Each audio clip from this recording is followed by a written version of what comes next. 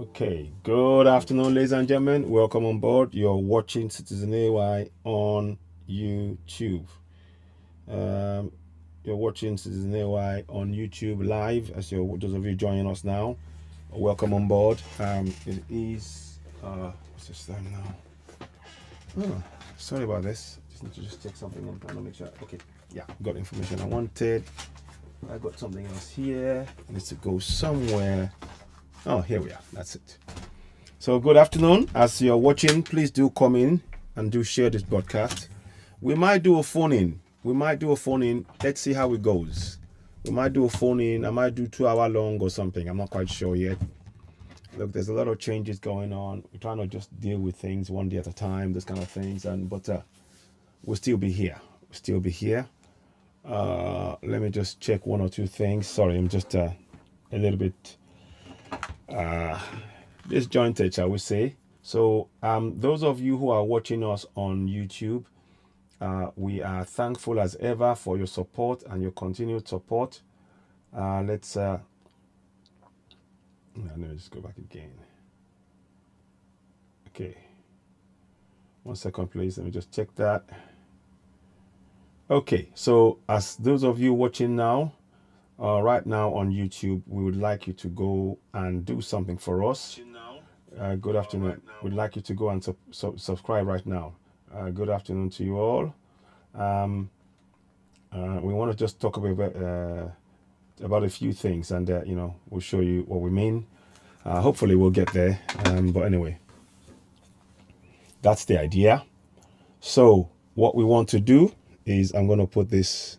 I might also go on Instagram. I don't know. We'll see. We might see if we can put it on Instagram as well, but I don't know if it's possible.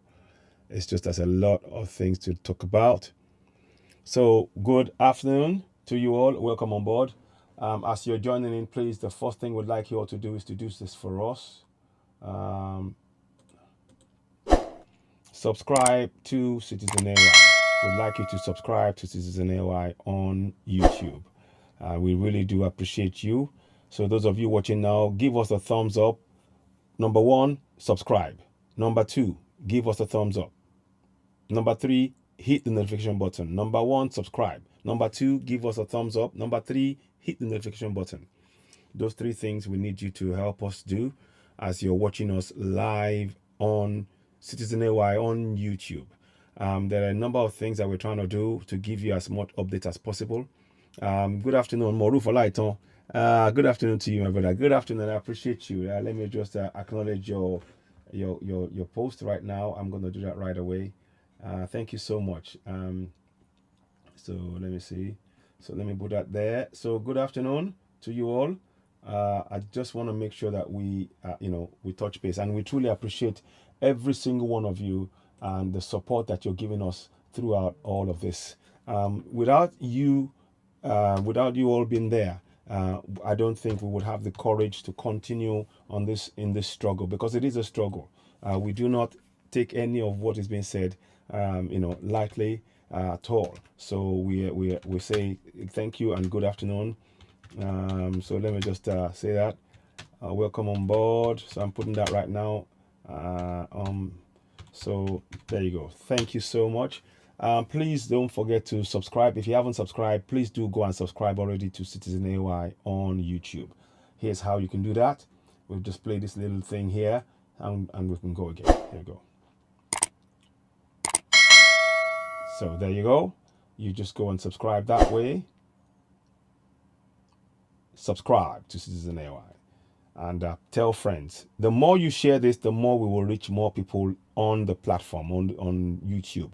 The platform needs to grow. We are grateful for your support. You can see I've posted something in here, and we will talk about that lately.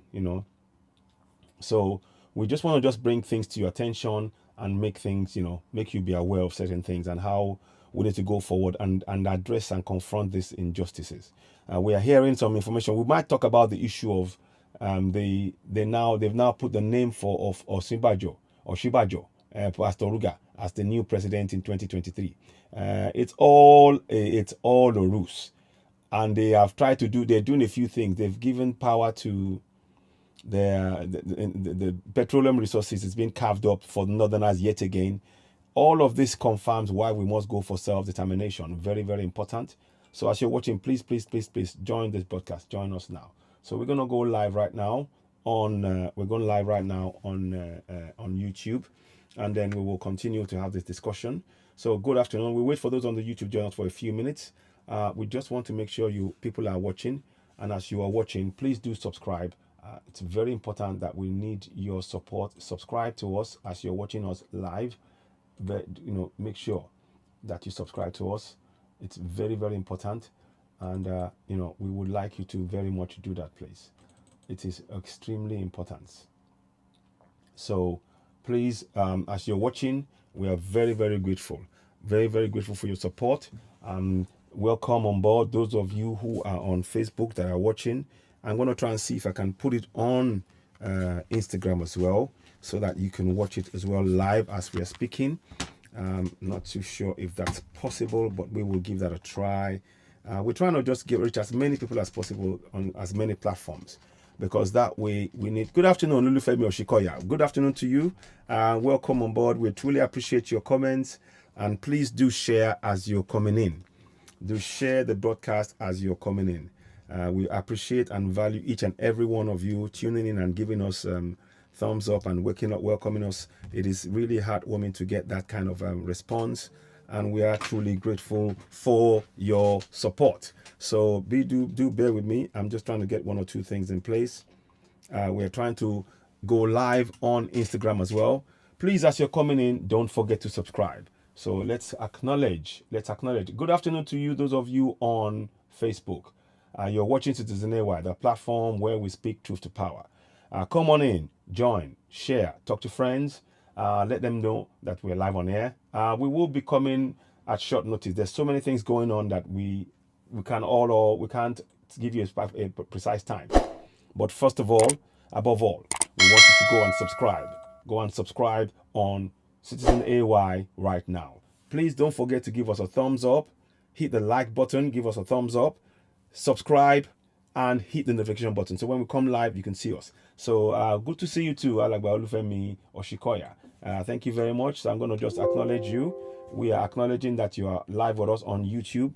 Those of you on Facebook that you are watching, we would very much like you to do the same thing. Tell family and friends to go right now, subscribe to us on YouTube. Subscribe to CitizenAY on YouTube.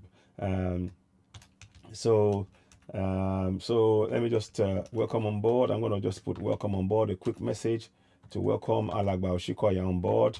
We will try and do as many mentions on both platforms as we're going along, but do bear with me if I don't mention your name. It's not because I don't want to, it's just that there's multitasking going on, a lot of things.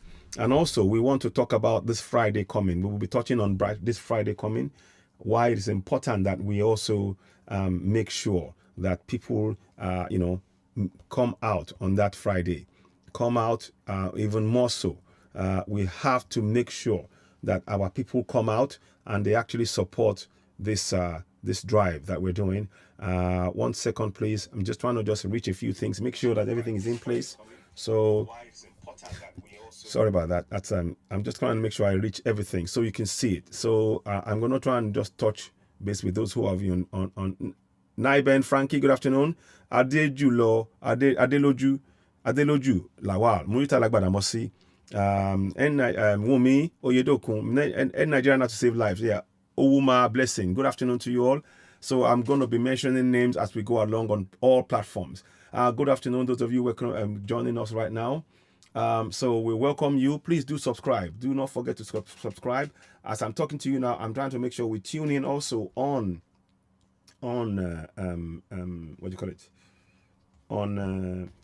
Instagram. So that's going to be going on live right the minute. So you can also watch Oduduwa TV, CitizenAY live on Instagram. We're going to go live right now. So I'm doing that as we speak. So you will be expecting that to happen. Let me see. Let me just put that down. Okay, fantastic. Okay, now I don't want to do that. I want to go to this one. So hang on a minute. Sorry, just give me a minute. Just trying to make sure I get the tuning and everything right so that we can go live. Okay, now So we're going to go live. We're going live now on Instagram. So let me just type that in and you can see that. We're going live on Instagram as we speak. So those of you who are live now. So we're going live. So we will have 3 different places in which you can see us. You can watch us live on YouTube. Good, Dolapo, Fashikwe, good afternoon to you. So, oh, sorry, I thought I put that in. So let me put that in again. So let me just type this one first. Sorry. Okay, now the next one I'm going to answer the Lakpo Fashikwe as well. So let me type that in. So those of you on Instagram, we welcome on board. You're watching CitizenAY on YouTube live right now. You're watching CitizenAY on YouTube live right now. So please do share. Come on in and join us. You won't be able to see the screen of what I'm sharing, but for now we are working on the basis of what we're doing here. I have to turn the screen around so you can see it. It's a bit fiddly, but I'm just going to be talking and you can watch. But those of you who are on YouTube and Facebook, you'll be able to see what we're showing. So I will try and see if I can switch the camera where possible for those on Instagram. It's going to be a lot of, because there's 3 different screens I'm looking at, 4 different screens, and you have to really focus on that. So welcome on board. Let me just put the Lakboard here. Please do not forget, like I said, please do share this broadcast. If you haven't subscribed to CitizenAY, go ahead and subscribe now. So we want to welcome those of you. As you're coming in, please subscribe, hit the notification button, and give us the thumbs up. Very, very important. Very, very important. Welcome on board those of you on Instagram that you're watching live. You're watching CitizenAY live right now. We are live on YouTube, we are live on Facebook, we are live on Instagram. 3 different platforms. We do appreciate you. We appreciate your support. We are also going to share this stream to go straight to the CitizenAY on Twitter, so that people on Twitter can also join us and watch and watch. So let's have a look. I'm going to do that, and I might even go on Twitter itself. But the problem is I don't know if then it gets a bit too much to try and answer 4 different things. Good afternoon. Okay, thank you. Yes, thank you very much. Yes. And Nigeria to Save Lives. Welcome, TJ.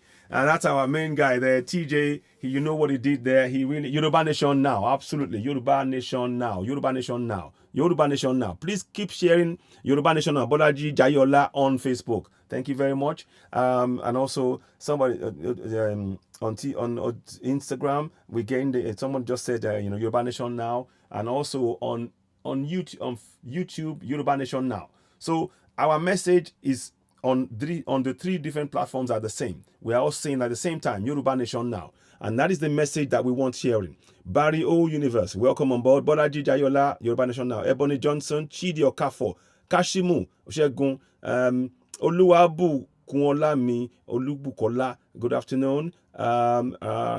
Ibrahim Bello, good afternoon. We are welcoming all of you all. Please do join and do share. If you have the opportunity to share the message, of course, please do so. Let me see if I'm going to just share it to 1 or 2 places on so that people can see that we're live on air. It always helps to do that, because you see, the more we can get people to join the broadcast live, the more we can actually get to the destination that our collective destination, which is self-determination and going for the right for to break away from contractual Nigeria. We should no longer allow ourselves to be slaves to anybody. And that is what we should really focus on, and make sure that that message cuts through whatever else all the lies. We all now know that the Nigerian government are a bunch of crooks, and they will do anything and anything, everything and anything to enslave you and I. So those of you watching on Instagram, we welcome you on board. Continue to share. We're live on CitizenAY on Instagram, on YouTube, and on Facebook. Those of you on YouTube, please continue to, as soon as you come in, subscribe. Those of you on Facebook, please, we urge you and tell your family and friends to join us on YouTube as well. Hit the subscription button, give us a thumbs up, and of course, hit the notification button as well. John Lekuawa, welcome on board. Now, we are going to do something. Before we go ahead, I just do one more of this and then we can crack on. So please make sure you do and subscribe to CitizenAY live on YouTube right now. Subscribe, hit the subscription button, hit the notification button, and of course give us a thumbs up. Thank you very much. Now the next thing to now do is to do I'm going to play two songs. I'm going to do one which again speaks to standing by Yoruba Nation now. It's a song I sang. I did a twist on "Stand by Me" by Benny King, and I did a twist, and I play that every time I come live on CitizenAY. So it goes something like this. Have a listen.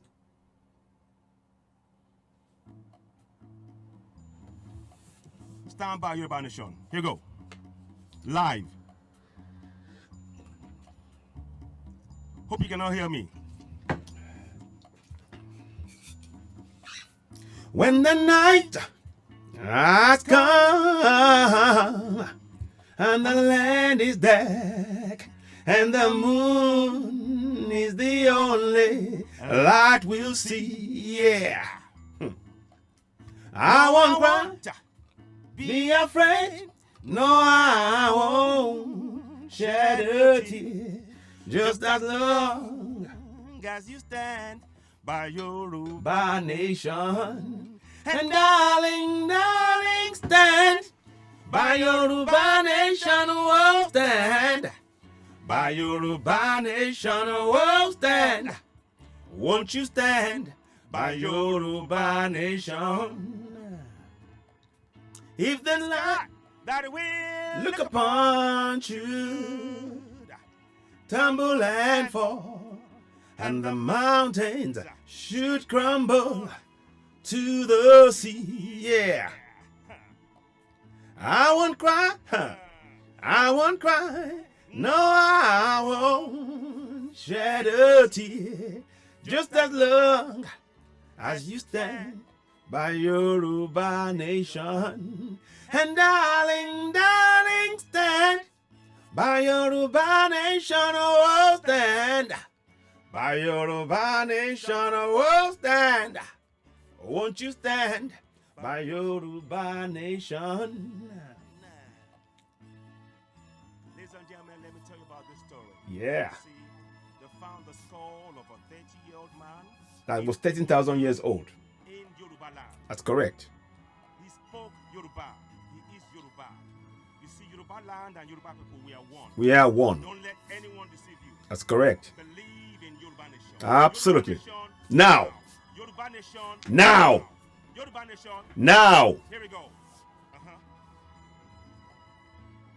And darling, darling, stand by Yoruba Nation, oh, stand by Yoruba Nation, oh, stand. Won't you stand by Yoruba Nation? Whenever you're in trouble, won't you stand by Yoruba Nation, oh, stand by Yoruba Nation, oh, stand. Won't you stand by Yoruba Nation? Whenever you're in trouble, won't you stand by Yoruba Nation, oh, stand by Yoruba Nation, whoa, stand. Won't you stand by Yoruba Nation? So there you go. That was a little drop of what we do. It's a song that I'm really, really passionate about. I want us to have that belief in Yoruba Nation. Sing it in however way that you feel. I'll be on in London tomorrow on the 1st of October, Friday. This Friday, we'll be at the Trafalgar Square. Bring whatever you need to bring. I'll be wearing a t-shirt. I'll be wearing this one. So you'll see it. I don't know if you can see it here. Oh, sorry. Okay, this one. So I'll be wearing that. You can place orders for that. So I'll be wearing that on the day. You can see that. Let me see if you can. So I'll be wearing that on the day. So I'll be wearing that on the day. So I haven't. I'll pull it on next time. I'll be coming out for the next few days anyway. I will be. Good afternoon. Good afternoon to you all. So those of you on Instagram watching, welcome on board. Those of you on YouTube, welcome on board. Thank you very much. Continue to share. Please share, love and like on Facebook. Give us a thumbs up. Very, very important. Now, before we go on, I want to play this really important song. And it's been really getting some really good hits on it. Since we played it on both Oduduwa TV Radio and CitizenAY. Oh, sorry, not that one. Not that one. Sorry about that. No, I do beg your pardon. Let me just get the song out. I thought it was that correct one. Oh, I know what's happened. I know what's happened. So let me go back again. CitizenAY. Yeah. Listen to this track.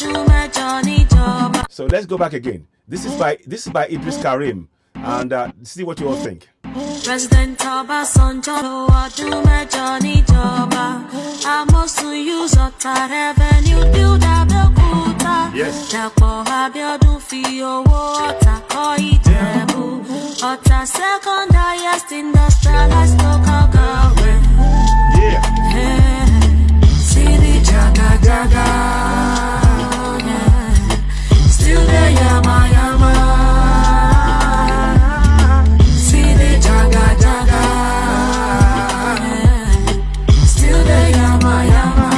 The first industrialized local government where they survived Nigeria. That's so. Otana the second industrialized local government where they survived Nigeria. Don't be lying. All government officials just they come there, they collect the money. See the road still jaga jaga. Yes, so everywhere still yama yama. Fashola super minister, tell me why you they look away from Ota. Buhari is only building railway where they carry and they go. I said don't be lying. Now wait. I swear I blame Obasanjo. For where? Senator Tolu or the B doesn't even answer anybody. That one? Hey. President Obasanjo Johnny Joba. Honestly, if Obasanjo can rule for 8, don't let him count the previous one. He has ruled. If he has ruled for 8 years, and this road is like this, he's a serious master. Yes, sir. Yeah. See the jaga jaga, still the yama yama. See the jaga jaga, still the yama yama.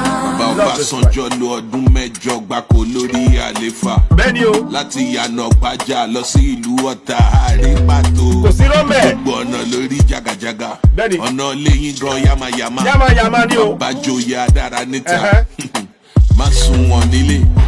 Tábà wo dáadáa tí a dẹ̀ sọ òótọ́ lórílẹ̀‐èdè Nàìjíríà. Ọ̀tà jẹ́ ẹlẹ́kejì local government tó pérégedé ní Nàìjíríà.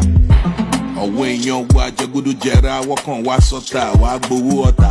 Tírọ̀bà lọ fógún ọdún ọjọ́ kan òótọ́ ṣì máa kájọ. Àwọn gómìnà wa ọlọ́sùn ni wọ́n ṣe ẹlọ́wọ̀nà kẹ́lẹ́ ẹlọ́wọ̀nà Ṣàgámù ẹwọ tọ́lù ọ̀tà ibi náà lè ti gbowó ibi náà ti gbowó. Dàpọ̀ Abíọ́dún fi owó Ọ̀tà kọ́ Ìjẹ̀bú. Ọ̀tà second highest industrialized local government. Yeah. Come on now. See the jaga jaga. Still the yama yama. Yama yama. Don't be lying. Seriki. See the jaga jaga. Still the yama yama. Still the yama yama. See, every year, new one budget to go for road. I be anything, I feel suit at the code. One let poster, one kiri adugo. After 4 years, want to support our vote. And go all our company and buy tax. On a Daisha, they call them bypass. So many bullshit we tolerate. On not even get power to the tolerate. And for one move born vita. You know be your brother's keeper. Well over 200, not take for 1 liter.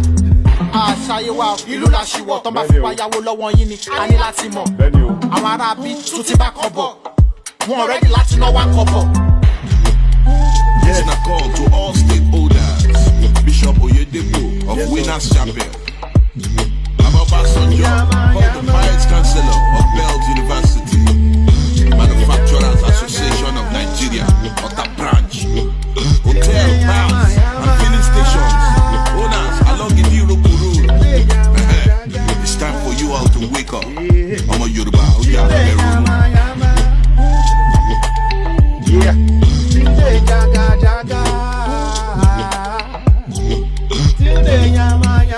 Now yama no be lie. We don't believe in one Nigeria. No, sorry, let me go stop that now. So there. We'll be doing we'll have a surprise at some point later on. I'm not going to mention the surprise. There'll be a surprise coming on CitizenAY. I can't give you exact time, but you will be the first to get the surprise when it happens. I promise you. So keep it locked on CitizenAY, the platform where we speak truth to power. Keep it locked here. Please do share. Share this broadcast. Make sure you subscribe. Make sure you tell your friends and family to subscribe to CitizenAY, the platform where our currency is speaking truth to power. That is the only currency we have.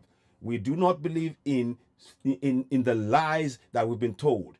We aim to expose those lies. Our currency is speaking truth to power. Our currency is in fact the truth. That is the only currency we deal in. Anything else is a counterfeit. It is counterfeit. So with that said, now we're going to proceed and go into this broadcast. Give me a minute. Please do continue to share. So before we go ahead, again, I want to urge you all, please go ahead and do that. Okay. Subscribe to CitizenAY. Thank you very much. Now, the northern,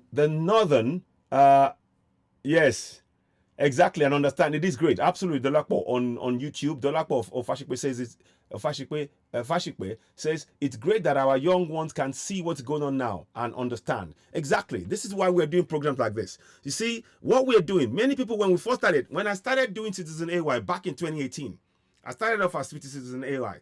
I've said it, I lost $20,000 to fraudsters in that contraption. I did. And I'm not going to, and there's a bank which I will mention later on that knows about this, but they don't want to release it. But that's their problem. When the time comes, I will mention the name. I've got the details. I'm keeping it in reserve. They don't know what's coming.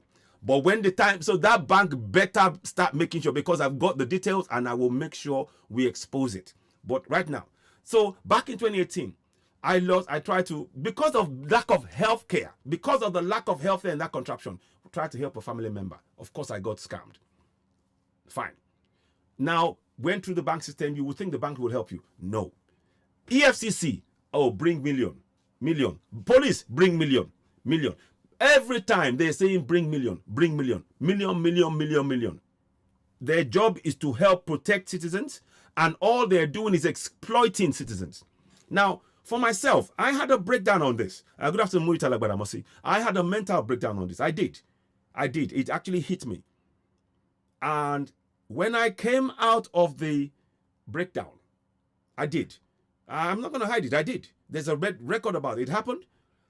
But when I came out of that, then I started seeing reports about people that were jumping into the lagoon in Lagos because they owed or they borrowed 100,000 naira, 50,000 naira, and they couldn't pay. So because they were coming to chase them for 100,000 naira, 50,000, they were jumping to the lagoon. So I thought, hang on a minute. These guys, you guys don't know what is going on. You don't understand. 100,000 naira is peanuts compared to losing $20,000 to fraudsters in that contraption. Now, there's a way the government could have helped me get the money back, but they don't. All of them were keen to exploit and take. What they planned to do was, okay, bring $1 million this month, bring another $1 million next month, till all of that money ends up back in the hands of the government. EFCC said to me, oh, listen, we don't interested. Okay, but at first they said they weren't interested. And they said, okay, bring somebody. So all of them were looking to exploit. It was at that point that I said, you know what? The people who are dying because of 100,000 naira, 200,000 naira, people were losing homes. People are still losing homes to fraudsters. Women have lost and families have lost because they were getting looking for medical help. They went to somebody, only for the person to say, "Okay, bring money." And when they kept asking them more money, so they will sell one house and then sell the next house and then sell the third house. They gave everything they had to the fraudsters, and the people that they were trying to help, their families died. And some cases have ended up in court. So that's what motivated me to go and create CitizenAY. CitizenAY was birthed in 2018 as a result of my own personal trauma in contractual Nigeria. It seriously impacted me. To lose $20,000 is no joke. It's no joke. And I'm not going to hide it. But the system allowed for that to happen. The system where there is no health care for your family and for your friends. The system where the police are going to exploit you because you've just come from the UK. The system where they see you as a cash cow when you come from UK, from diaspora. The system where the government are leaving the people they're supposed to serve in destitution, in impoverishment, whilst they take the money and go and give their girlfriends fantastic holidays in Dubai, in America, in wherever, and they send their schools to the children to the best private schools around the world. That system.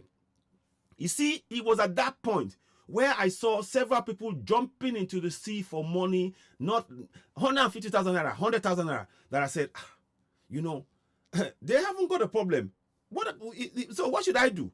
If they are jumping into the sea for 100,000 naira, me using $20,000 to fraudsters, because I believe they were going to help my close relative, and they swindled me and made off with it. Now, like I said, as I speak to you now, there is still a process in which that money can be got back. There is an avenue, because it went from one account to another account, and all they had to do is, if there's a fraud and it's been proven, they will return it. But they don't do that. And I'm holding the name of the bank down for now. For now. When the time comes, when I feel the time is right, then I'm going to put them on blast. I will put them on blast. It's not so much that I even want to get the money, but I want to make sure that we know that every single banking structure in that contraption is a fraud. Every single banking structure in that contraption is a fraud. So I'm holding now. I'm holding fire. I'm holding fire. They thought I've forgotten, but I have paperwork to back what I'm saying. I have paperwork, and they got the name, the account number, everything is there, and I will show it when the time is right. But for now, that is what gave birth to CitizenAY. And of course, you all know the story. We started talking about, trying to making changes in the elections, and all of that stuff, and which we did. And then, of course, we now started talking about, after that fraudulent election, we started talking about the Constitution. We started on this platform was where we started talking about Constitution, making people aware of that fraudulent Constitution. At the time, we thought the Constitution that we had was a true Constitution. We thought the Constitution was a Constitution in which the people had already. We assumed that there was a referendum in place that put this Constitution in place. But the more we read the Constitution, the more we read the supporting document, i.e. the schedule and all of that, the more we began to understand that, hang on a minute, this is not a constitution. No.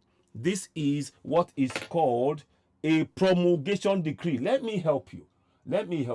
So I'm just trying to walk you through a journey to understand why we have arrived at where we are.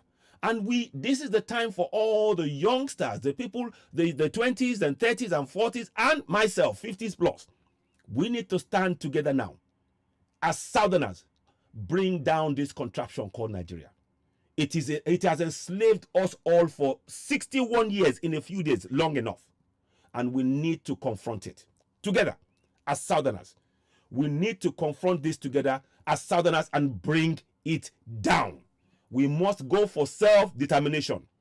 We have the right to self-determination. We have been enslaved by Fulanis who have no claim to any part of the South whatsoever. I'm telling you categorically. It's not even a debate. This is not, I'm telling you fact. You can take that to the bank in Europe, in America. Don't take it to the bank in contraption Nigeria, because they will just defraud you. That is all the banks do. The banks in contraption Nigeria, they are fraudsters. All of them are in it to make money. They don't care. They will make the money. Even if the money that they're supposed to use to provide to sort of give protection and assurance to bank users, they dip their hands into it. That's what they're doing. They don't care. They write all the rules. They can write all the fine rules, but when it comes to practicality of it, they all want money. You give us money, give us money, give us money. The whole system is fraud. So now let me just quickly get you this information that I want to bring you out, so you know about the Constitution.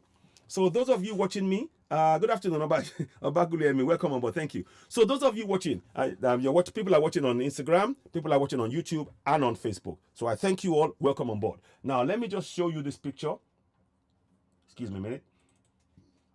So now, because it's very important, the reference point, you see, up until that point, I believed, like everybody else, I believed that the document I was looking at, I believed that the constitution that I was looking at was valid.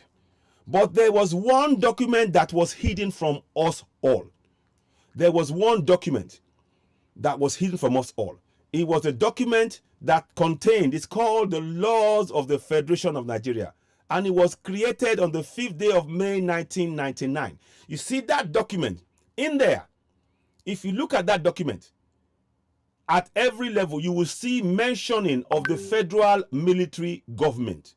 That gives you an indication that that document is a military document. It has no constitutional basis whatsoever. So, for example, I'll give you an example. Whereas the federal military government of the Federal Republic of Nigeria, in compliance with the Transition to Civil Rule Program in Decree 1998, has, through the National Electoral Commission, conducted elections of the office of president, vice president, governors, chairman, and all of that stuff. So you mentioning, the mere mention that they are military government tells you that this document is not constitutional, because a constitution is something that the people will vote on via a referendum to accept into law. I didn't know that as of 2018 when I was talking about the constitution. I thought we had gone through this process whereby there was a referendum, the people voted, and we all said yes. I didn't know that. But because when they kept telling us it's a constitution, so you naturally assume that we had gone through the correct process of procedure whereby we have an open discussion about the constitution, everybody contributes, and then we have a referendum whether we accept the constitution, whether we reject it. As time went on, we started finding out that this was not the case, and this document bears it out. It says here, and whereas the federal military government, in furtherance of its commitment to hand over democracy to democratically elected civilian administration, on the 29th of May, it inaugurated on the 11th of November 1998, the Constitutional Debate Coordinating Committee charged with, you see, listen to the words, Constitutional Debate Coordinating Committee. This is something that will impact the lives of at the time, maybe 180 million people, and you have left it to just a handful of people to decide, and you are telling me this is a constitution that we can believe in? It's a lie. See, all of this, I've shared it before, and I will share it with you again. The reason I'm pointing this out, you will need to go back to where the thing really, where they did the damage. This is where they did the damage. There's more damages they've done before, but this particular one, the 22-year-old damage, is what we are suffering from now. The 22-year-old damage that they've done to us. That is why many of us are in diaspora today, because of this fraudulent promulgation decree dressed up as a constitution.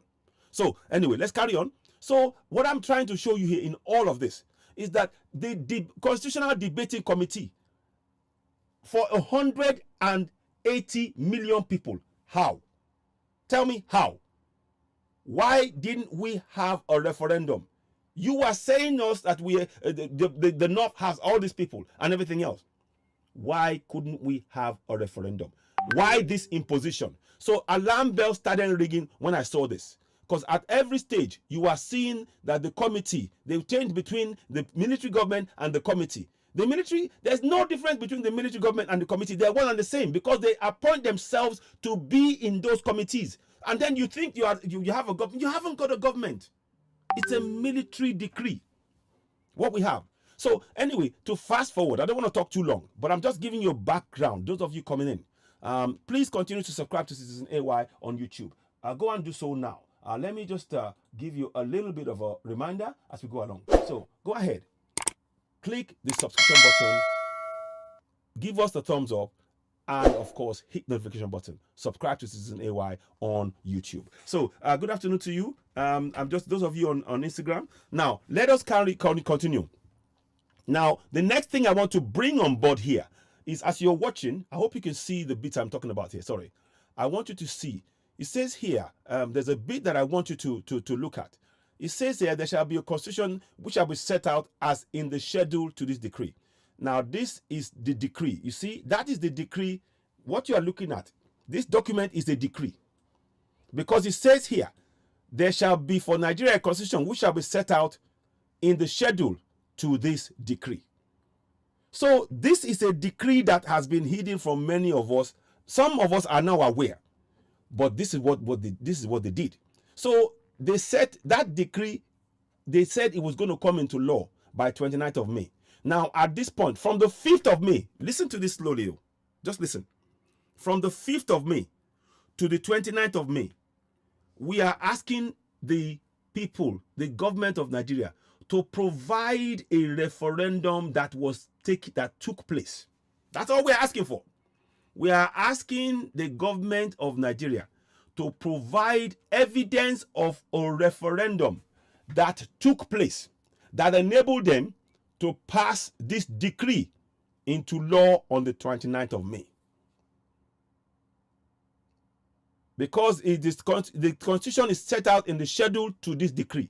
So they attached the constitution to the decree. By the 29th of May, with no referendum, it became law on us all. It became our constitution without our say-so. I hope you're all following what I'm doing here. Sorry. Oh, I know what's going on. Sorry. So, very, very important step to understand. The key thing I want you to understand in all of this is, as I'm reading this to you, I want you to look at this line solely. The government lied to us.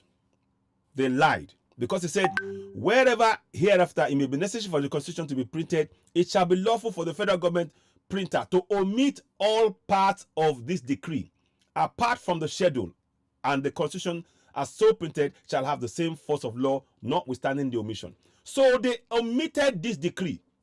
This decree was omitted from the constitution.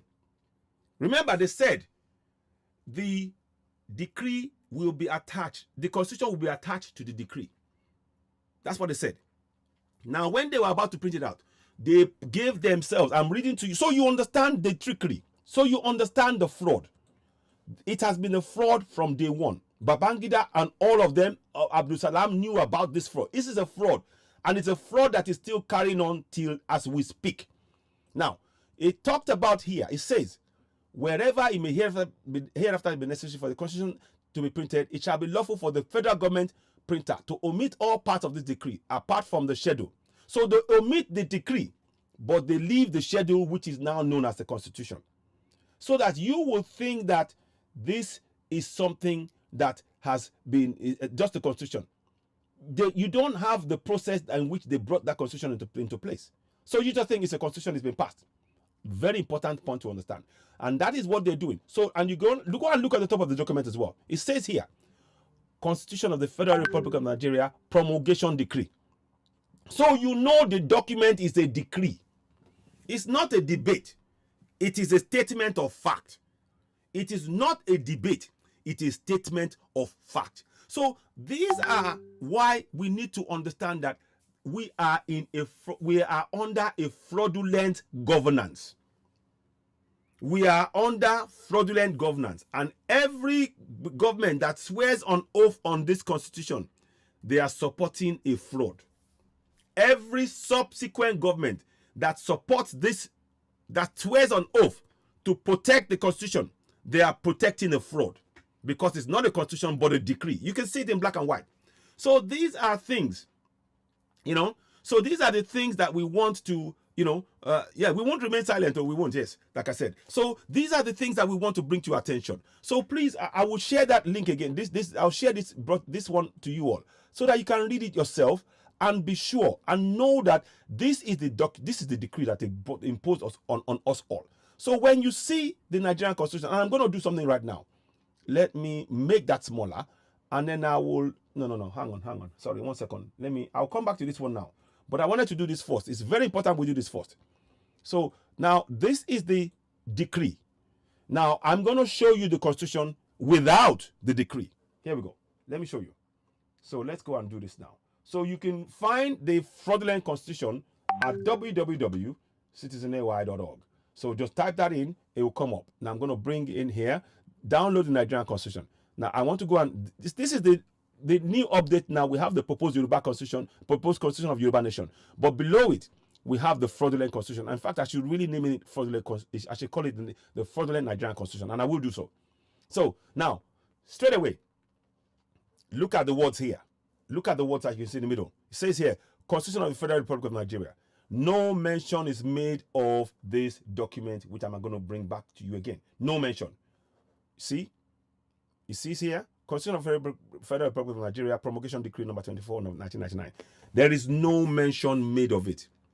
So you cannot, if you don't know it's there, and they say when you don't mention it, it has the same force of law as though it was mentioned. So they want you to accept the law, even though the paperwork to confirm how they came about the Constitution is hidden from you. It's a fraud. It is a fraud. If it looks like one, if it smells like one, it is a fraud. Ladies and gentlemen, please continue to share this broadcast. I appreciate you all. Continue to watch us. Good afternoon. Happy Mama joined. Thank you very much. Good afternoon. So I will try and show you. Let me flip the screen. Those of you who are on, I don't know. You can't see it. I have too much information, too much stuff there, so I can't do that now. I'm just telling you. You can read. I'll print out some stuff for you on Instagram later on. But it's better that you can hear me speak and follow what we're doing. So let's carry on. So now you can tell that that's a fraud. So I'm bringing this to your attention so that now you are up to speed as to how we got to where we are from 1999 to date. So you know that from 1999, the fraud, that Constitution has been a fraud that has been impacting our lives, that has chased many of us out of our own nation to become cleaners, to become people doing 3 jobs, people who are working as doctors and cleaners, social workers, health workers, working for old people in countries around the world because of this fraudulent Constitution.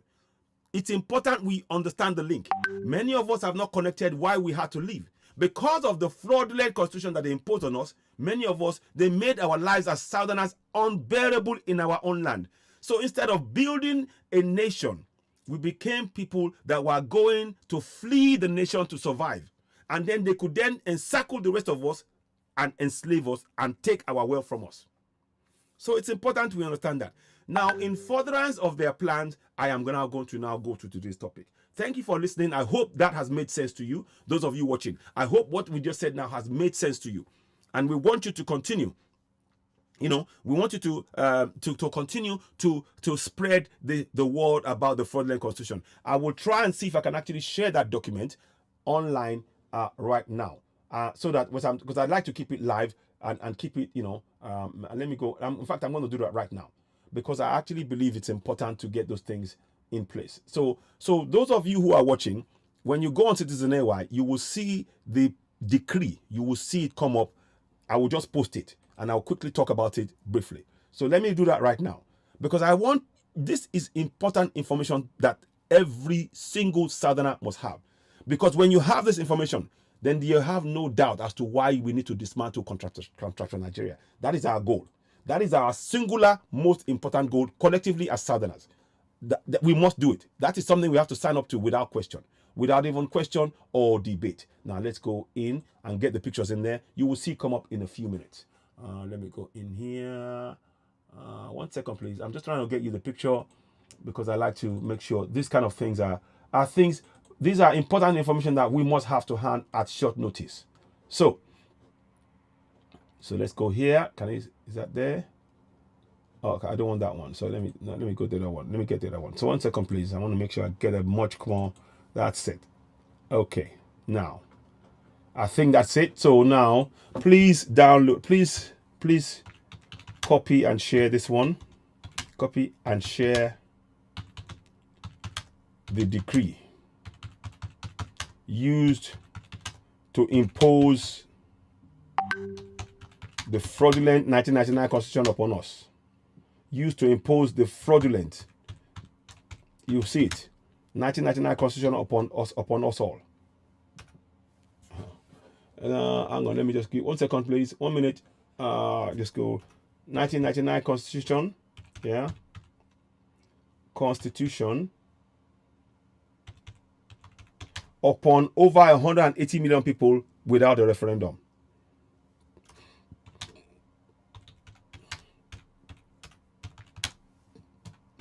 Okay, you will see come up in a minute. Citizens without a referendum. Without a referendum. Okay, so now, we're going to put RIP1 Nigeria and putting that down straight away because this is, and then now, CitizenAY. So please, when you see that, now you will see come up on CitizenAY. You will see come up.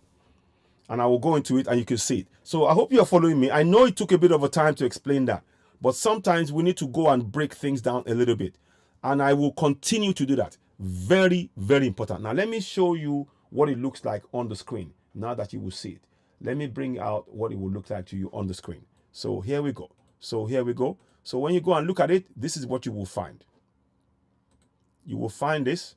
And it says, please copy and share the decree used to impose fraudulent 1999 constitution upon over 180 million citizens without a referendum. RIP1 Nigeria, CitizenAY. I stand by that statement. I am not running from that statement. I will defend that statement in any court of law anywhere on the planet. Yes, I will defend my statement. The evidence is what you're looking at right before you. So take that, copy it, share it. Please subscribe to CitizenAY, the platform where we speak truth to power. The platform where the only currency we have is the truth. That is our currency. Truth is our currency. That is it. Truth is the only currency that we deal in. Nothing else. The only currency we deal in on CitizenAY is the truth. The only currency we deal with on CitizenAY is the truth. That's it. So, someone said currency.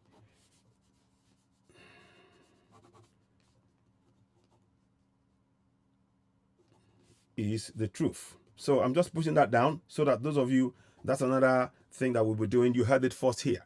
It's the only currency we deal with on CitizenAY. The truth. That is it. So, so that is what we want you all to make sure. In fact, I'm going to do something more to it now. Let me just put that down so you can have it there at the post.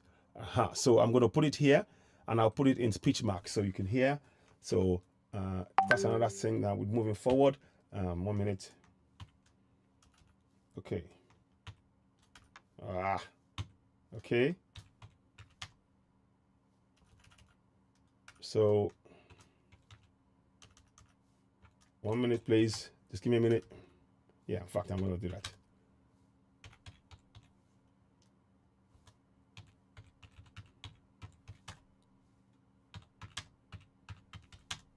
Deal in is the truth. The truth. So close speech marks. So okay, so now save. And of course, you know it's a platform where we speak truth to power. But currency, the only currency we deal with is the truth. That's it. That's the one currency. That's where you go anywhere, you can check that. And everything, we endeavor to make sure that we check things. And that's why we're saying this. So please do share that. Now, let's go to the business of the day. So that is pinned. You can copy and paste that document. That document is the fraud. That is what they use to pull the wool over our eyes. Our eyes are open now. Like I said, you look at the Constitution now, you know it's a fraud. So that's the document. And you see this, you see that there is a difference. It doesn't mention the promulgation decree anywhere. It doesn't mention it anywhere. And that is why we need to completely reject it. Now, let's go back now and do something else now. So, today, you are hearing the northern governors, they kick up a force. Yes, because they believe that they own. You see, they have this entitlement, this born to rule mentality. And they think when they speak, the whole of the South must shake to their voice. When the southerner, when the northern governor, Shetima and all of that, and Bala Mohammed and all of that, when they speak, the whole of the South must be quaking. We must be panicking. Oh, they spoken. Yay! The northerners have spoken. We have to do as they say. Oh, hey! For where? I beg, shut up. I beg, go sit down. I beg, go sit down. You talk, Chris? For which side? Now who born you? I beg, come out. You don't forget say you come from Futajalon. I be you think I don't know. May I show you? I beg, come on for road, sharp. Only. You know, make I you don't you say because they do quick English. If you think you think say you won't try that one with me. You don't miss road. You don't miss road. You hear? Make you hear where you don't miss road. You don't miss road. This generation, na Sorosoke with evidence. You hear them? This generation, we be the generation, we be the Sorosoke generation with evidence. Now, him we they do. Corruption, Mr. Corruption. Yeah, continue. We don't catch you now. You know, get place where you go hide. You hear me? You know, get place where you go fit hide. This one, you don't enter them. You know, go come out. You know, go come out. I go come use your own inshallah. You know, go come out. Me, I don't believe in that crap. But you. I dey tell you say the one way you don't enter so you know come out am you know come out from inside them because we no agree we no go agree we no go agree Fulani man back to Futajalon go back to Futajalon you hear them you dey hear them hear me well I know they fear nobody I know they fear no one now they fear that now why una dey kill because you no want make the truth come out and we no go tire. So please, I want you all to know. I'm telling you all, make una know this now where the Fulani Janjaweed, Fulani terrorists, now where they come from, Bidiso, now Futajalon. Their grandfather, Utmandanfodio, and parents then come from Futajalon. Make we all know that. So make we remind these people where things say when they talk, hey, if Fulani man talk, hey, everybody go panic. Hey, Fulani don't talk, oh, hey, make we bow. Oga, hey, shut up! I beg, come on for road. Not from my side. Shut up. Make we show you how we they deal with the Fulani from how on. Make we begin to deal with them like so. I don't vex more. I beg. I know you know me, I don't like to, but I know, I just don't, it just don't too much. These people, they think, say, they get, now they own the place. And we have to tell them, say, them parents, them great-grandparents, now Futajalon then come from. Make them go back there. Make them go back Futajalon. You know, here I'm so. So that now so we want to remind them. Say make them go back Futajalon. Make them not try that nonsense with us. We be the Sorosoke generation, with evidence. We be the Sorosoke generation with evidence. You know go fit try this nonsense. What you don't do with our baba we don't chop. Some of the baba we don't chop. They don't fit talk. And they don't chop. They don't chop. They don't fit talk. We know what way we don't want your money. Now our money you they give us. In case now our money, the money where you steal from Southerners, you can't they dash one or two and can't they try to suppress us for out. I beg to come off for road. Come off for road. Make I show you how we're supposed to deal with these people. Make I show now. We're supposed to be dealing with them like this. I go show now. Make una just wait. Make una wait. I know this one don't pass. You know, say these people, they don't put my list, my name and others on the list. Then they look for 3,964 people because we they speak truth to power. Because we they deal in the currency of truth. They not like them. They won't try silence us. And then you know go walk. You know go walk. We know they fear nobody because we they speak truth. Now una no fit talk truth. Now lies, killings, oppression, suppression, that now una business. That now waiting on the dealing every day. We don't tire for this nonsense. Make we talk with it. Make we speak them as a day. I be a lie. Make it. I just ask. I be a lie. I just ask you. These people they know. Make I show you. I go come show you that one again. They come. Just wait. Now I don't nearly reach the place. Hey, you see, Nigeria is a fraud. No be lie. They don't like when you put that. They don't like them. But now so we go talk them. Now so we go talk them. Make I come show now. So now where we did, not that one. I don't want that one. I want this one. Where you go? You go soon see him. It go come now. Make I wait. You go. It just the. No be that one. You see this? Well, these people they don't miss road. Make I just show you. Now how we supposed to deal with them this way? Watch it. You see him? You see him? That now how. You see? That now how we supposed to deal with them.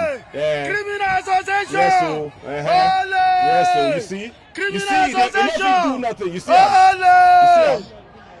you see, make you play him again. Make you play him again. That's not how we supposed to deal with these people. That's not how we supposed. You see, you know if you do Mr. Big Man, take some. Oh yeah, take carry. You know if you do him, make you go do him now. Come do him. Come do him. Come do him. If they burn you well, go try him.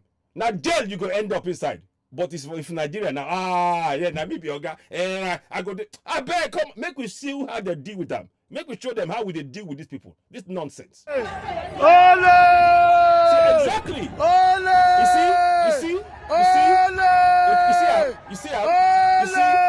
see, say you know if you do anything. You see, how powerless it is. See how powerless the man be. Criminal association. You see, that criminal association. Criminal association. Make I remind you, the man where you see so. As you say, see him. I want make you remember, say the man, now from here he come, now from Futajalon. I want make you remember that one. Make you tell everybody where you know. Make you tell them, say, Fulani, now Futajalon. Futajalon now for where? Now for Guinea. That now where they come from. They no get land for Yoruba land.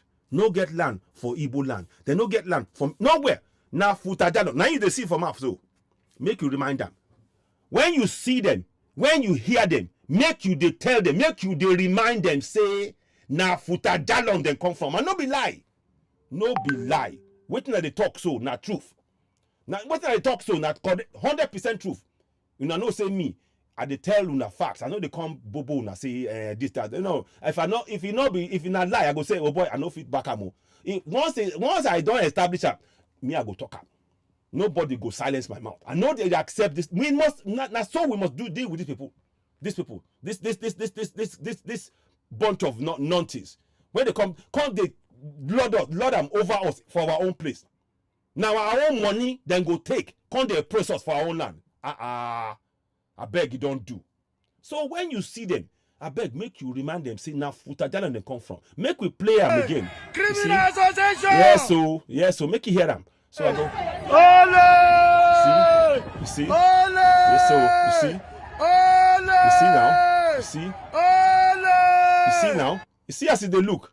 He they pain you, eh? I see say they pain you. They pain you. I see I'm saying they pain you well. Say, chai! To say now for Nigeria and make you try this nonsense, he go to say for inside. You see, he just they look. Enough you do nothing. Nothing. Watch. You see him? You see him? You see him? You see him? You see him? You see him? You see him? You see him? Criminal association. You see him? You see him? He look away because he no fit do nothing.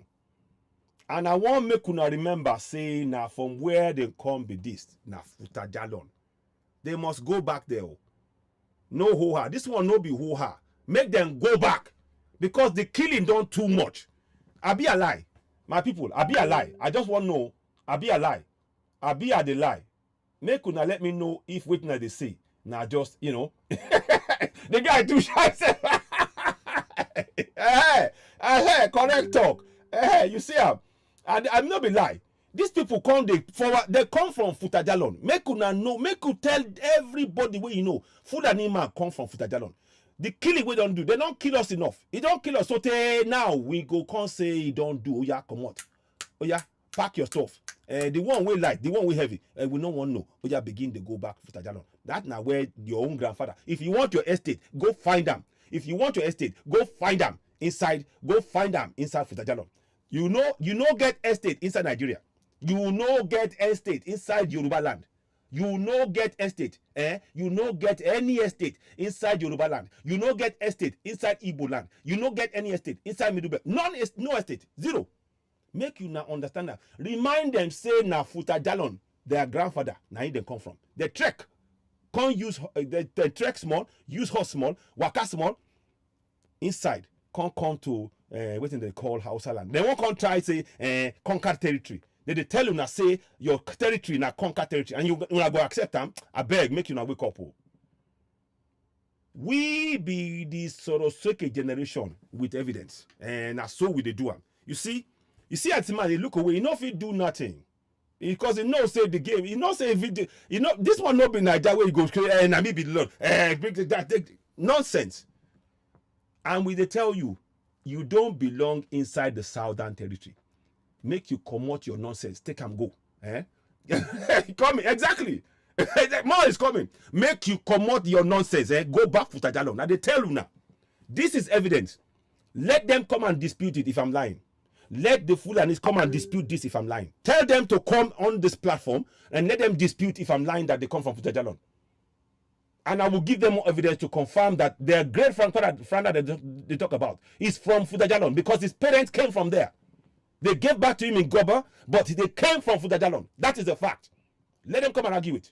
So we'll park that there. So now, I just wanted to just put that as a marker point. So please remember that. Very, very important that you remember that. That's how we have to treat them. Our mentality has to be prepared with the facts. When you know the facts and you tell our people about those facts, they can tell them on ground. Fulani man, no, you're not from this part, too. You are from Futajalon. Go back there. Start saying it to them. Start saying it. Psychologically, you are weakening them. Because when they tell you Nigeria is ours, in Nigeria, we believe in one Nigeria, and one Nigeria, we are born to rule. No. If you want to rule, go to Futajalon, not in Nigeria. Not in contraction Nigeria. We are no longer part of contraction Nigeria. We, the South, we are going. And if you want to keep the name Nigeria, take the name and go to Futajalon and go and call yourself Nigeria there. But you are not going to make the South, Yoruba land, Igbo land, Middle Belt land, you're not going to touch. You don't have any claim to it. We are telling you now, we're the ones who own the land. You need to understand that. So that's the narrative we want to go into. Now, the reason I did this because I wanted to break down. I don't want to just approach. If I come and say to you, oh, the North are saying, oh, they believe they own the oil, you won't get the context. Now you've understood the context of what I'm saying to you now, that they come from Futajalon. So anything that you hear them say now, they are panicking. I want you to understand that, you see, the psychology, we have to expose them. You see, they've hidden everything behind. You see, you see that lawani that they weigh, that they put on your head, it is to cover the truth. I'm telling you, when they tell a southerner to come and wear lawani and cover so you look good, and they put it is all to cover the lies, to make it real. They want to make the lie to look like it is of higher might. It is nothing. What is the point of putting on a lawani when a Fulani man is going to impose lies on you and it's going to put 68 exclusive lists on you and impose that lie on you? What is the point of it? I want to know why. So when you see the lawani it's a cover of lies. It is all lies. They are covering the lies. So we need to stop this. Those of you going to collect the lawani as a southerner, you need to wake up. These guys, they want your land. Let me show you something. Let me show you something before I go ahead. Let me show you something before I go ahead, because I need to, it's important when these things come up to address it. I want you to listen to the words that I'm putting on the screen now. Comprehend it. Every single southerner, comprehend what is being said here. Comprehend it. It is not a joke. I don't come here to make joke. I don't joke when it comes to this. I may laugh, but I'm dead serious about this one. Particularly when they are now putting us on a watch list, so that if we go home, they're going to come and they will arrest you because we speak truth to power. Remember, our only currency that we're dealing is the truth on CitizenAY, the platform where we speak truth to power. Now, listen to this. I want you to listen to this. It says here, the new nation called Nigeria should be an estate of our great grandfather. Keep in mind, as I'm reading this, I want you to have this in your mind. Let me see. Oh, sugar. Oh, no. Sorry, 1 minute. Where's the stick? Gone. Okay, 1 second. 1 second. Okay, I think I got it back. Oh. Looks like it's raining all of a sudden. Okay, it is. So now, let's do this now. So now, as you're listening to the words that I'm saying, keep in mind, when he talks about the estate, in your mind, I want you to start putting in your mind, start replacing Nigeria. When he talks about, when Amadou Bello, who's a Fulani man, when he's talking about estate, start connecting that estate back to Futajalon. He has nothing to do with you as Southerners. You need to free our minds from this. We have to free our minds. Because when we free our minds, then the words mean nothing. Once the words mean nothing, our actions will be different towards them. It's all about psychology. It's all about psychology. That's why I'm putting Futajalon there. Anytime it says the new nation called Nigeria should be an estate of our great grandfather Uthman Danfodio, I want you to remember that Uthman Danfodio comes from Futajalon because his parents are from Futajalon. So his estate should come from where? Futajalon. Nothing to do with the south. Nothing. So let's read on. So let me read from the top again. And then when I do that, I want you to have that in your mind. Our mindset. This is why the words that we're saying is very, very, very, very important. The words that we use are very, very, very, very, very important. And how we pass the message on. I am passing on a message that I'm asking you to pass on to somebody else who will pass on to somebody else. Let it reach millions of people. This is a very important message because the pictures, it cleans your mind from the lies. The picture you see now you can connect Amadou Bello with Futajalon. You know when he's talking about his grandfather's estate, you start telling yourself and your people that that is Futajalon. And start telling them to start saying it to every Fulani man they meet. That no, your estate is not in the south. It is actually in Guinea, Futajalon. That is where you belong. They've lied to you. Start playing, you start playing with their mind. Because they know that they come. Every one of them know they come from Futajalon. They tell them their history. They talk about Amadou Bello. And there's no, Usman Danfodio. And there's no way you won't talk about Usman Danfodio without mentioning that Futajalon is where they come from. But they hide that from you all. They hide that. So let's read it again. Now, I want you to, when I'm reading this, fix, anytime it talks about Nigeria, replace it in your mind with Futajalon. I will say Nigeria, but in your mind, you put in Futajalon. Because that's what they do to us. That's what they're doing to us. When they say our grandfather's estate should be Nigeria, they are lying to us and they want us to believe the lie. And we need to now cleanse ourselves of the lie. So when it says the new nation called Nigeria, in your mind, Futajalon should be an estate of the great grandfather Uthman Danfodio. Fine, just go to Futajalon. You're not part of our land. Start telling the kids that we must ruthlessly prevent the change of power. We use the minorities of the north as willing tools, and south, again, listen to the words, south as a conquered territory. This is a man that signed the independence document, that was witnessed the independence document with Princess Alexandra present, and they handed over power on the 1st of October, and is making this statement 12 days after the independence. 12 days. 12 days. Look at the date on it. We got independence on the 1st of October. Yeah? We got independence, so-called independence, on the 1st of October. And within 12 days of that independence, this man is making this highly dangerous, highly explosive, highly... I run out of words to explain how damaging the words, how threatening. These are threatening words. To say that we in the south are a conquered territory, and no one of our own southern leaders have thought to look and understand the meaning of south as a conquered territory, what it means. That is why I'm putting Futajalon. Remind them that Amadou Bello and his so-called grandfather comes from Futajalon. Remind them that. Remind them that. And I'm going to do something more. You will see, I'm going to do something. In fact, I am going to do something, but it will be a surprise. You will see it happen. And when you see it, you go, CitizenAY said that was going to happen. Watch, I will do it. I'm going to do that, and it will happen shortly.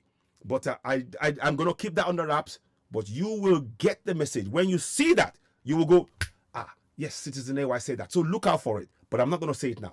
It's bets, it's under wraps, and it will come out, bang. So let's carry on. So now, they see the South as a conquered territory. That's you and me. That's our ancestors. And the people who are dealing with these people, taking money, they are not reading those words. Within 12 days of independence, within 12 days of independence. Let me show you a video, if I can find the video. I want to break this down, really important. And I will come back to the other video. That video is not long, but the messages that I'm trying to pass here is that we need to take control of our own narrative in our own mind as Southerners. If we free our minds, our body will do the rest. You hear me? Once we free our minds and we start telling them, start pushing back the narrative against them, our body will do the rest. I'm not going to say more than that. Now, let's go and do something here. Let me go and get you that video where the Princess Alexandra in 1960. I'm going to bring that to you. I want to show you the video quickly. So, Princess Alexandria in 1960. So, let me just put that down. Alexandria 1960. Let me see you here. So, I want you to see, to know that this man was there. Because that's the point I'm trying to make here. Alexandria 1960. Nigeria. Independence. So Nigeria independence. Watch this now. I want you to watch that. Because you need to connect all of this stuff. See, what they've managed to do is to separate this from our minds. They've managed to separate this from our minds. They have cleverly managed to separate everything out. So we have never been able to put it together. What I'm hoping to do that by putting all of this together, we can fix in our mind and understand the trickery they've done to us, operate on us. Now, let me put it here. I want to do it here. And let me see if I can find that. Do you know where your vehicle Sorry, goes a minute. So, and I will play that again. So, now.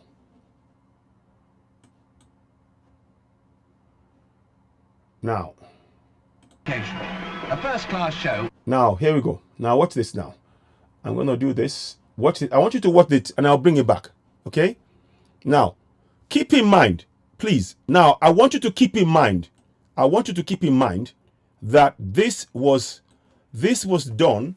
I want you to keep in mind that what you're watching was 12 days before this man, who was at the same venue, made a statement saying, seeing the South as a conquered territory. Keep that in mind, please. Keep that in mind. Now, let's watch. Let's watch. Here we go. Alexandra with Sir James Robertson, the retiring governor. Now, can you see that picture there? James Robertson, the man who fixed the census. James Robertson, the man who fixed our census. The mess that we are in today, the man that you see there, he forced the guy called Ian Smith, I think it is, to lie about the numbers of people in the north. They counted goats, sheep, cows, everything else. They counted cows. They don't have sheep there. They counted cows among the people. They inflated the number to give control of that contraption to the Fulanis. That's what they did. So you have two people who do not come from our part, who do not come from Yoruba land, Biafra land, Middle Belt, Yoruba land, Igbo land, Middle Belt. You have people who come, those two people, they don't come from that. They are Fulanis from Futajalon, and of course the colonials. They have nothing, there's no connection whatsoever with our land. But both of them have the same objective, to take the land over. Are you following me? Their objective, the colonials, they have no connection whatsoever, only to come and take our land. The Fulanis from Futajalon, again. So they have a common interest, taking control of our land. Taking control. It's important we understand all of this. I'm breaking it down. I'm breaking it down so that we all understand. And please share, share. When you're getting this information, what you're getting is information to open the eyes of our people. Stop wearing lawani. The lawani is covered in lies to keep you from knowing. They want your head to not reason. Stop wearing it. It's nothing to do with you. They are from Futajalon. It's all part of the lie. Let's listen now. Now watch now. That's James Robertson. Go and type it. I'll type it up for you, but let me finish. Let's come back here first. The general must have enjoyed the whole jubilant atmosphere of the occasion. Let me just, one second. I want you to listen. Watch this now. So thousands awaiting the climax and resolved to relish every minute leading up to it. Princess Alexandra, with Sir James Robertson, the retiring Governor-General, must have enjoyed the whole jubilant atmosphere of the occasion. A first-class show was put on for the benefit of spectators. You see? You see? Entertainers fairly let themselves go, tumbling head over heels with delight. Let's watch. Let's watch for a little bit more. Celebrating, however, as we all know, can be a bit exhausting. The princess was received with yells from the kids. The friendly charm had quickly made her very popular. It was as the representative of Her Majesty the Queen that Princess Alexandra of Kent returned in the evening. She was about to hand over. Now, look at those who are, you see, there is something called symbolism. Let me reverse that again. But many of us don't understand. Symbolism is a very powerful tool used by both the colonials and the Fulanis who are heading the motorcade. It's all subtle signals. We are in control. Watch this. Let me go back again. I want you to watch that. Now, watch the top of the motorcade. Watch now. Representative of Her Majesty the Queen, So now, Princess see? Alexandra of Kent. And what are they wearing around their head? Can you see? It's all about symbolism. We need to understand, if we're going to defeat these guys, if we're going to take our land back, we need to understand every single facet of their makeup. We need to understand that. We need to understand it. I don't care who's watching, but this message is for Southerners. If you're a Northerner and you're watching, good. Watch. Watch. But we want the Southerners to know what they are facing. Let's watch on. So you can see now, the Lawani thing. You see that? It's all subtle signs. It's all subtle signs. When you see these people as wearing that, what do you want to do as a Southerner? Oh, I'm a top and the top. I want to be them. So what? I want to put a Lawani. That's all to suck in all our leaders. These are all, look, you don't think about this. You don't realize how much psychology that these guys are using. We think we think they don't know anything. They know a lot. They know a lot, you know? Yeah. They are. They're very, very, they don't want us to have it. Now, let's go again. So, Turned in the evening. She was about to hand over Nigeria's constitution. And presently, quoting the Queen's own words, she was to wish Nigeria a great and noble future. See, that man, James Robertson, go and we will have a show about him. We're going to have a show, you know. That man, we will have a show, you know. Exactly. Thank you, Paul Olajujoye. That man was the man who imposed the census on us as having an impact on us till today. James Robertson. Remember that face. I want you to remember that face. Now let's carry on. Okay. This was the moment. That is Princess Alexandra. All of this stuff, the Queen didn't come. So it made, all of it is all subtle. The Queen could have come down. But they had to make it seem unimportant.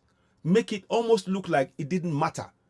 But the deal that we're signing on that day, the impression they are making on that day is impacting you and I as Southerners till this very day.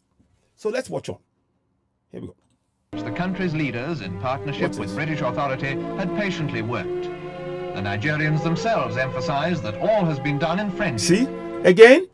Again, that image, the Lawani wearing, that's the leader. That's the one that's been chosen. That's the new leader for you guys. You must comply with. They are the ones in charge. Without even having a discussion, this is what they're doing. Already. It's symbolism. Symbolism. Everything.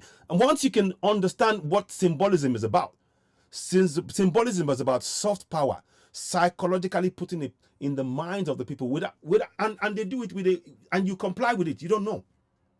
You don't realize that it's a symbol of we are the ones in control. For you to get power, you need to go through us. That's what symbolism is about. Let's carry on. And that friendship will continue. Now, in there, Ahmadu Bello is sitting there somewhere. Let's get closer. Meanwhile, top-ranking Nigerians, wearing their finest robes, watched in dignified silence as the climax of Independence Day was reached. Now, I need to find in handing there. over the document. So, this guy is Tafawa Balewa. Yeah? That's Tafawa Balewa right there. So, you can all agree on that. So, they handed over the document to, and where's Tafawa Balewa from? Where is he from? According to them, the north. We know if he's a Fulani man, he's from Futajalon. Let's just bring that again to make sure we remember. Remember, if he's a Fulani man, he's from Futajalon. We need to punch holes in all of their carefully laid plans. By doing what I'm doing now, we're punching holes into it. When the children see that, we are now giving them the facts. We are erasing the lies from their mind. That's what we're doing. We are erasing the lies from the minds of the youth. This is about making the youth know the real story. The real story. Okay? Are you understanding me? Thank you. Now let's carry on. So I'll play that now. Let me put that off again. I know it's moving a bit fast, but please try and follow me. And you can watch the video back again slowly. Now, here we go. So, to the federal Prime Minister, Al-Haji Sir Abubakar Tafawa Balewa, Her Royal Highness handed over sovereignty to a new nation. You see? Now. The Union flag flying for the last time. Princess Alexandra was present, of course, for the final ceremony that took place on the stroke of midnight. Now. This was the dramatic takeover by the new nation's own green and white flag. Next day came the state opening of Parliament. Princess Alexandra, wearing a white embroidered gown and a diamond tiara, entered the chamber where 350 senators and representatives and many guests had assembled.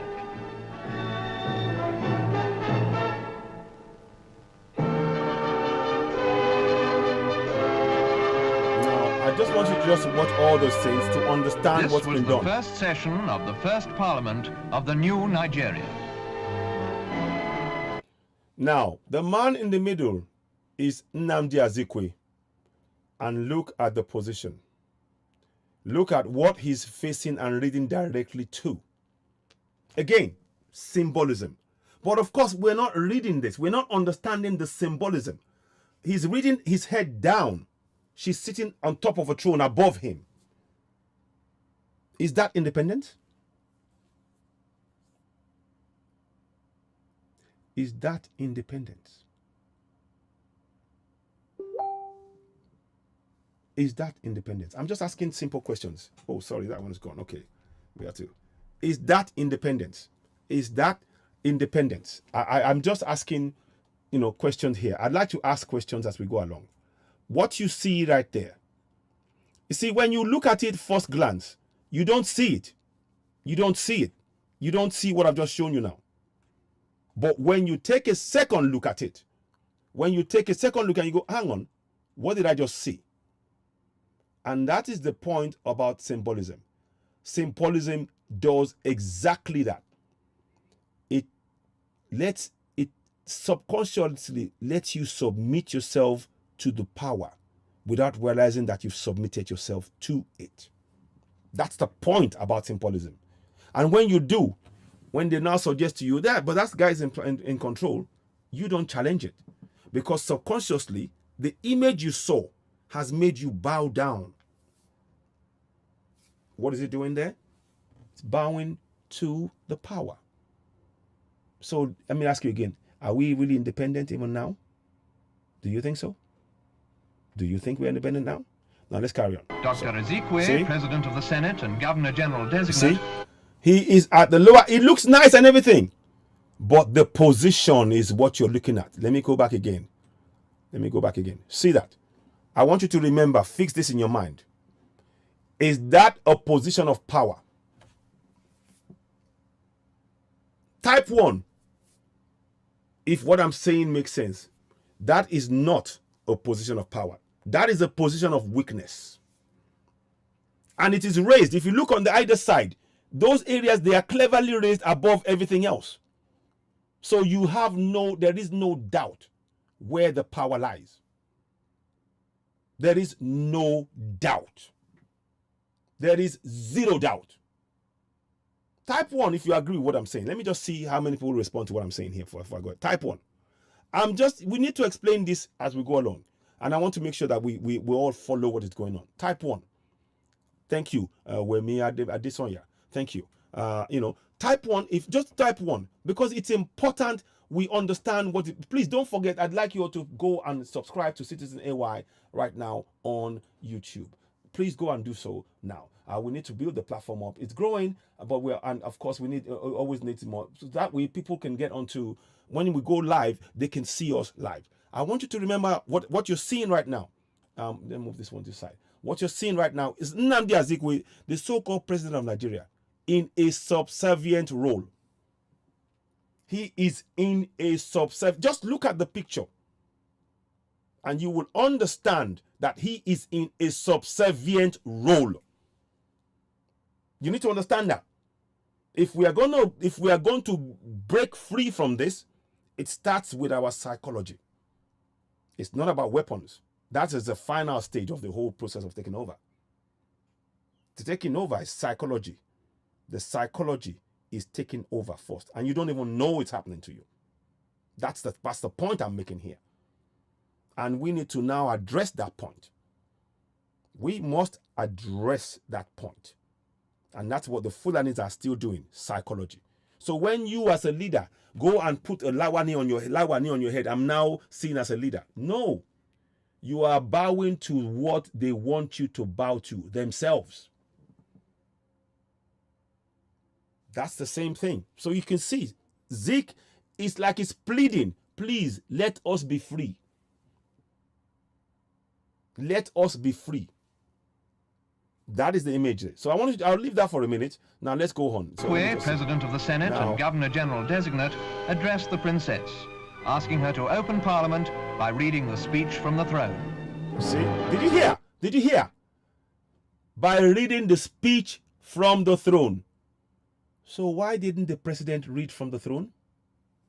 Let's go back again. Remember, this is, oh boy. Let's go back again. Let's go back again.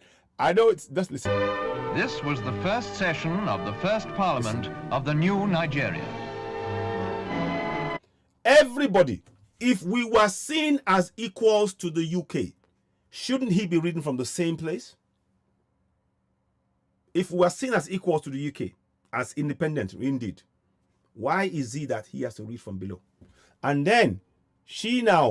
Dr. Azikiwe, President of the Senate and Governor General Designate, addressed the Princess, asking her to open Parliament by reading the speech from the throne. Did you hear that? Reading the speech from the throne. Really? And you say we're independent? Are you sure? Are you sure we're independent? I know we're not, but I'm asking you, are you sure we're ever independent even now? I'm just asking you. What do you think? I don't know anything, but I'm asking you. Okay, so let's play that a little bit more. Now let's go, and then I'm trying to... Now, remember, so you can see all of this is designed to put so the UK have never really left the power. They've simply passed power on from themselves to the next foreigner, the next Fulani who's imposing on the natives.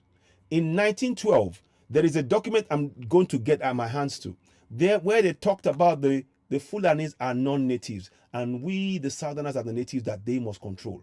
This is, I kid you not, those are the words they used. I will get that document to you. So you need to understand what is at play here. That's why I'm breaking this down, piece by piece. Now, let's go forward a little bit more. So now I'm going to stop that. And I wanted to just roll back to the point where there was, and I want to see if, I can't make out his face, but I wanted to see the place where Tafawa Balewa and Ahmadu Bello was sitting down. I want to see, there's a place that I can see. Nigerians wearing their finest robes watched in dignified go back. Let me go back a second. eyes that all has been done in so friendship, let me just make sure. And that friendship will continue. Now, I'm not sure if it's there, but I'm going to find one more video. Let me find one video of him. So again, so remember, that was on the 1st of October. Within 12 days of that, Ahmadu Bello makes a statement effectively saying that even though we are an independent nation, they now see us Southerners as conquered territory within 12 days of the so-called independence. I want you to think about that what that means significantly, and the impact of that action on us till today. Now, Let me just do one thing quickly, if I can. I need to find that information and bring it to you. Where is it now? I need to find. Okay, there is a way I can do this. Let me just check this now. 1 second. I'm just gonna go and do this. Below the Independence. Let me just go here. So let's do this I want to bring it to you because we need to place him where he is.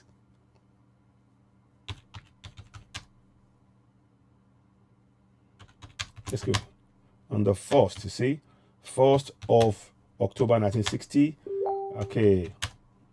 So let's go here. Let's do that now. And I just need to bring these things to your attention. So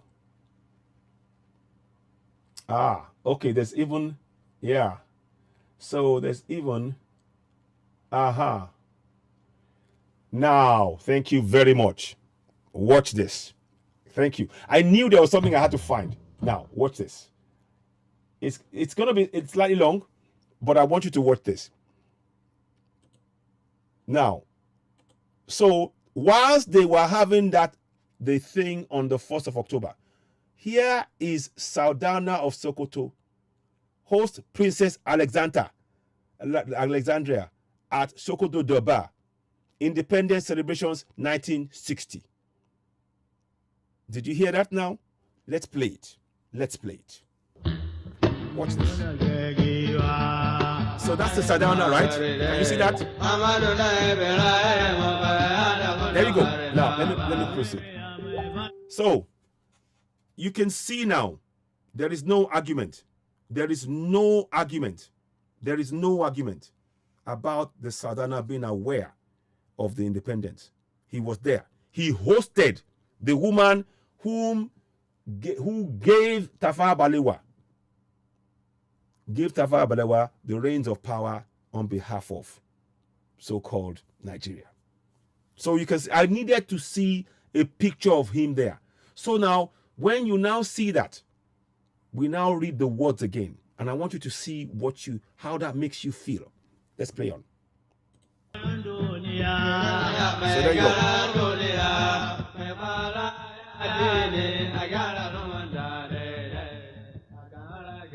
Oh, sorry, that wasn't him. There he is. Sorry, I do apologize. That's him there. That is him there. You see that? Now, let me get a picture of him out. Hang on. So you know it's him. I want to be absolutely clear about this. I don't want any chance of anything being misunderstood. Look on that face. I'm sure you can agree that face and that face are similar. You can see that. Can you see that? That face and that face. It's important that this is done. It is very important that we understand. Once you can place her and him, now listen to those words again, which I will read after this. Now let's listen to the video. So here we go. Let's listen.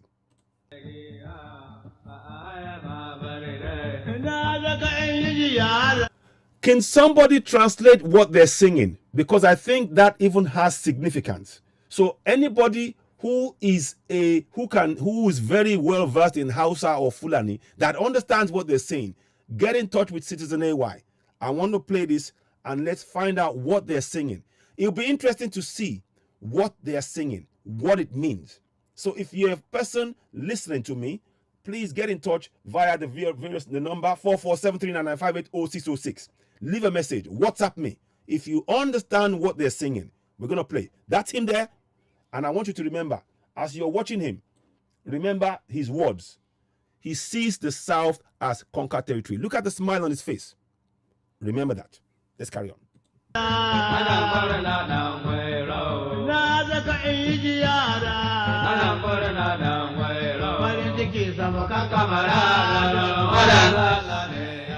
You see?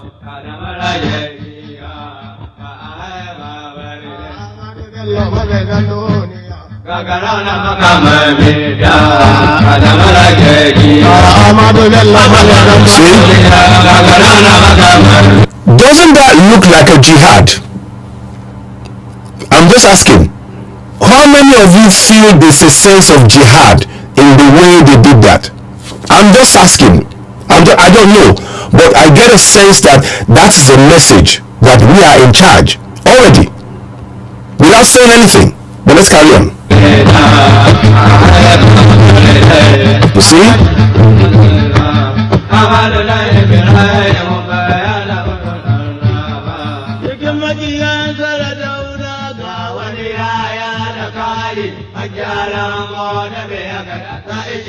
Oh, what happened there? What happened there? What happened?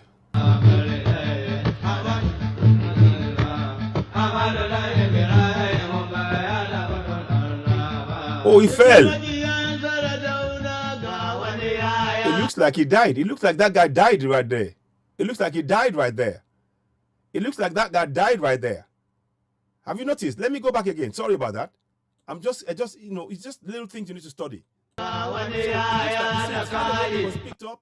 And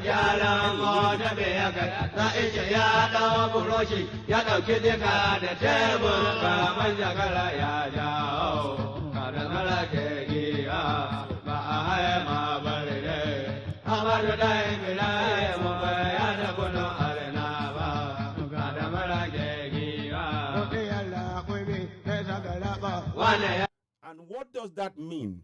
What does that mean? Anybody who knows what this means? And we need to, I don't know what it means, because now we need to understand that when they talk about one Nigeria, to those of us in the South, their understanding of one Nigeria is very different to our understanding of one Nigeria. So we need to understand all of these things, what it means. We need to break all of this down. That's why we need to go back and research things. And that's why I'm bringing this kind of thing, this kind of show on. So we talk about it and really expose these things. So we know, you know, we are building a picture now. It's indisputable that they want to dominate and oppress and suppress by all means. Let's carry on.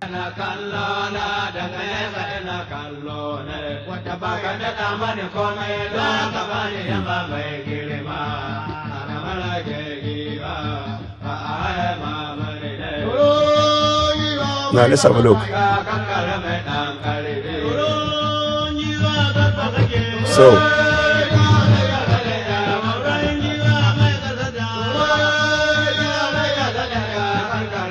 So can you see there? That is the Sultan of Sokoto. Now let me put the words that he wrote.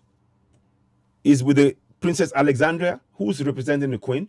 Let me put the words he wrote. So you can, there is no doubt that is aware. So the reason I'm doing this is because first I wanted to be sure, was he aware that there is an independence going on when he said this? Now, he's next to the Queen, the designated person speaking on behalf of the Queen. So there is no doubt that he's aware. He is in his private residence with her. Now let's listen to the words he said. I wish I could find a video that spoke about that again. Now it says here, the new nation called Nigeria should be an estate of our great grandfather, Uthman Dan Fodio. We must ruthlessly prevent a change of power. We use the minorities in the north as willing tools, yeah, and south as a conquered territory. Those are his words. And never allow them to rule over us, and never allow them to have control over their future. Ahmadu Bello, newspaper, Parrot newspaper, October 12, 1960. 12 days after independence. 12 days after independence. What's happening to us now? What's happening to us now? We are slaves in our own land as Southerners.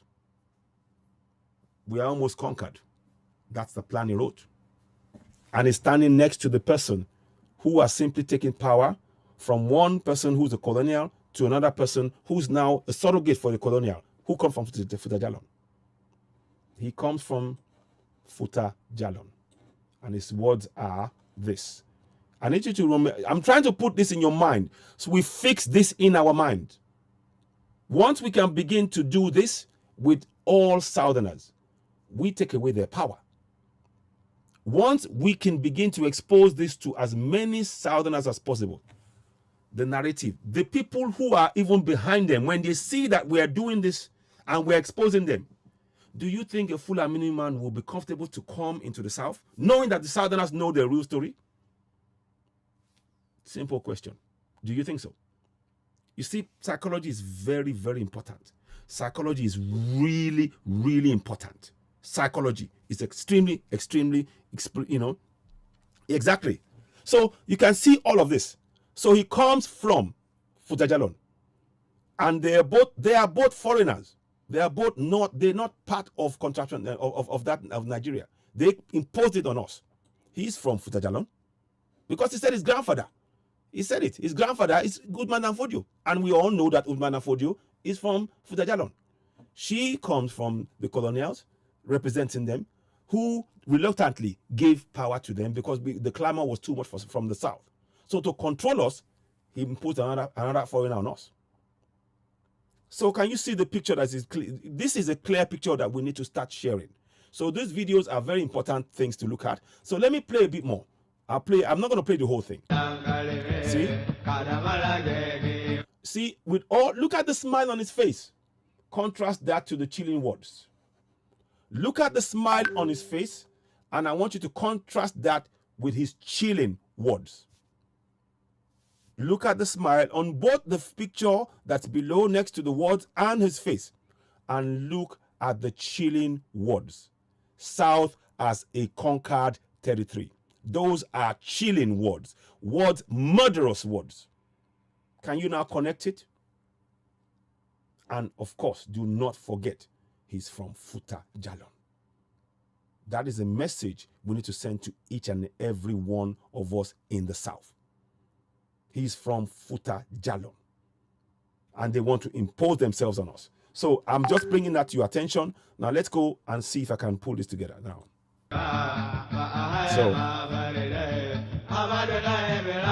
So they're going to go to quarters and things, and so let me see. So I'm not gonna. See? I'm just trying to see. So anyway, so that picture, I'm going to pause it now. I'm going to pause it there. I'll leave it there and we'll come back to it. But the reason why I wanted to do all of this was to make sure that we told the story as it should be told from a Southern perspective. We have to tell the story from a Southern perspective to our generations right now, so they understand the lie. Within 12 days of the independence, Ahmadu Bello was planning the conquest of the South. Within 12 days, not even 2 weeks gone before they were planning to take over, and they are almost taking over as we speak in 2021. It's you and I who need to unravel all of this and go for self-determination. Very important. Now, thank you very much for sitting through that. We can play that again. Those of you who are watching, you can play that again, and you can, I'm sure there is a lot of points that people can take from that. Now let's go, and please, I urge you once again, subscribe to CitizenAY on YouTube. We really do. You're subscribing and helping us on YouTube will be of great help. If the more we want that platform to grow, it's growing, and we need your help to continue. When you give us thumbs up on there, it reaches more people, and that's very, very much important. And of course, whatever you can do to help us grow the platform is very much appreciated. We will start mentioning some companies and businesses on the platform when we do live performances, like live shows like this. And we want people to sponsor that, or we will do something, Amen. Ye Maxi, thank you. So, and you too. So, we would like you to support us in that. So, if you have a business that you want to promote, we can mention them, and we have a fee structure in place that we can help and mention your business. That way, you can reach more people, that kind of thing, and both on OduduwaTVRadio and CitizenAY. So, we're trying to, help our southern businesses, in particular, southern businesses that are keen to employ, particularly if you're employing Southerners in the South and beginning to have access to, in some way, with some resources that you can use to, to actually create jobs, to empower people, to free them from this enslavement that the Fulanis have placed us in. So we are looking for businesses that are going to build within their own economy, within their own communities. We're looking for Yoruba businesses, Igbo businesses, Middle Belt businesses that are going to be employing Yorubas, Middle Belt, employing their own people to have a future, to have a job, to be able to pay for their family, to be able to protect themselves, all of these things. So that is the connection. We're not waiting till we get the independence, to get the referendum and get independence, we need to start now. Start promoting our own local businesses in the South among ourselves. So we can do a business area, the trading business area among the Southerners to grow our economy. These are things that we must do going forward. But there's nothing wrong with start promoting it right now. So that's why I'm saying we're throwing out this the plan and urging you, thank you very much, Maxi. Thank you. I appreciate you. Thank you so much. Thank you. God bless you too. Yes, thank you. Thank you. I appreciate you. Thank you so much. Thank you. Thank you. Thank you. It's humbling when I hear that. I hope we can shed the light on the lies and we'll expose it, and that's what we're doing. And the fact that many of you are connecting to that and you can resonate with you, it means that we're speaking truth. That's all we can do. The best thing I can hope that you will share this information as you get in it, because it's important that information gets out there. So with that said, thank you so much. Thank you. Now let's go and look at this the next thing. Let's read this. Somebody said that there's a contra thing, Thank you, Maxi. Thank you so much. So now let's go and do this now. So listen to this. Staying in the northern region, where northern governors have kicked against the value-added tax laws enacted by the governors of Rivers and Lagos State, which got the support of other southern state governors. The northern governors met in Kaduna today alongside traditional rulers in the region. They say if every state is allowed to enact VAT laws, multiple taxation will arise, which will lead to increase in price of goods and a collapse in interstate trade. The northern governors agreed to wait until the Supreme Court pronounces judgment. On power shift to the south in 2023, the northern governors noted that some of them are in support of the move for peace and unity reasons, but they condemned the position of some southern governors who insist that power must go to the west. Yeah. That some northern state governors had earlier expressed views for a power shift to any three geopolitical zone in the south with a view to promoting unity and peace in the nation. Notwithstanding their comments, the forum unanimously condemned the statement by the Southern Governors Forum that the presidency must go to the south. The Northern State Governors Forum considered the ongoing national debate on collection of value-added tax, VAT, as responsible leaders. While we are concerned by the fact that the matter is sub judice, we, however, for the purposes of educating the public, make the following observations. A.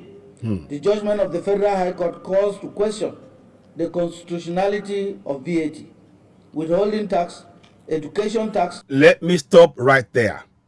It is not in the Constitution. Let me show you. Let's go.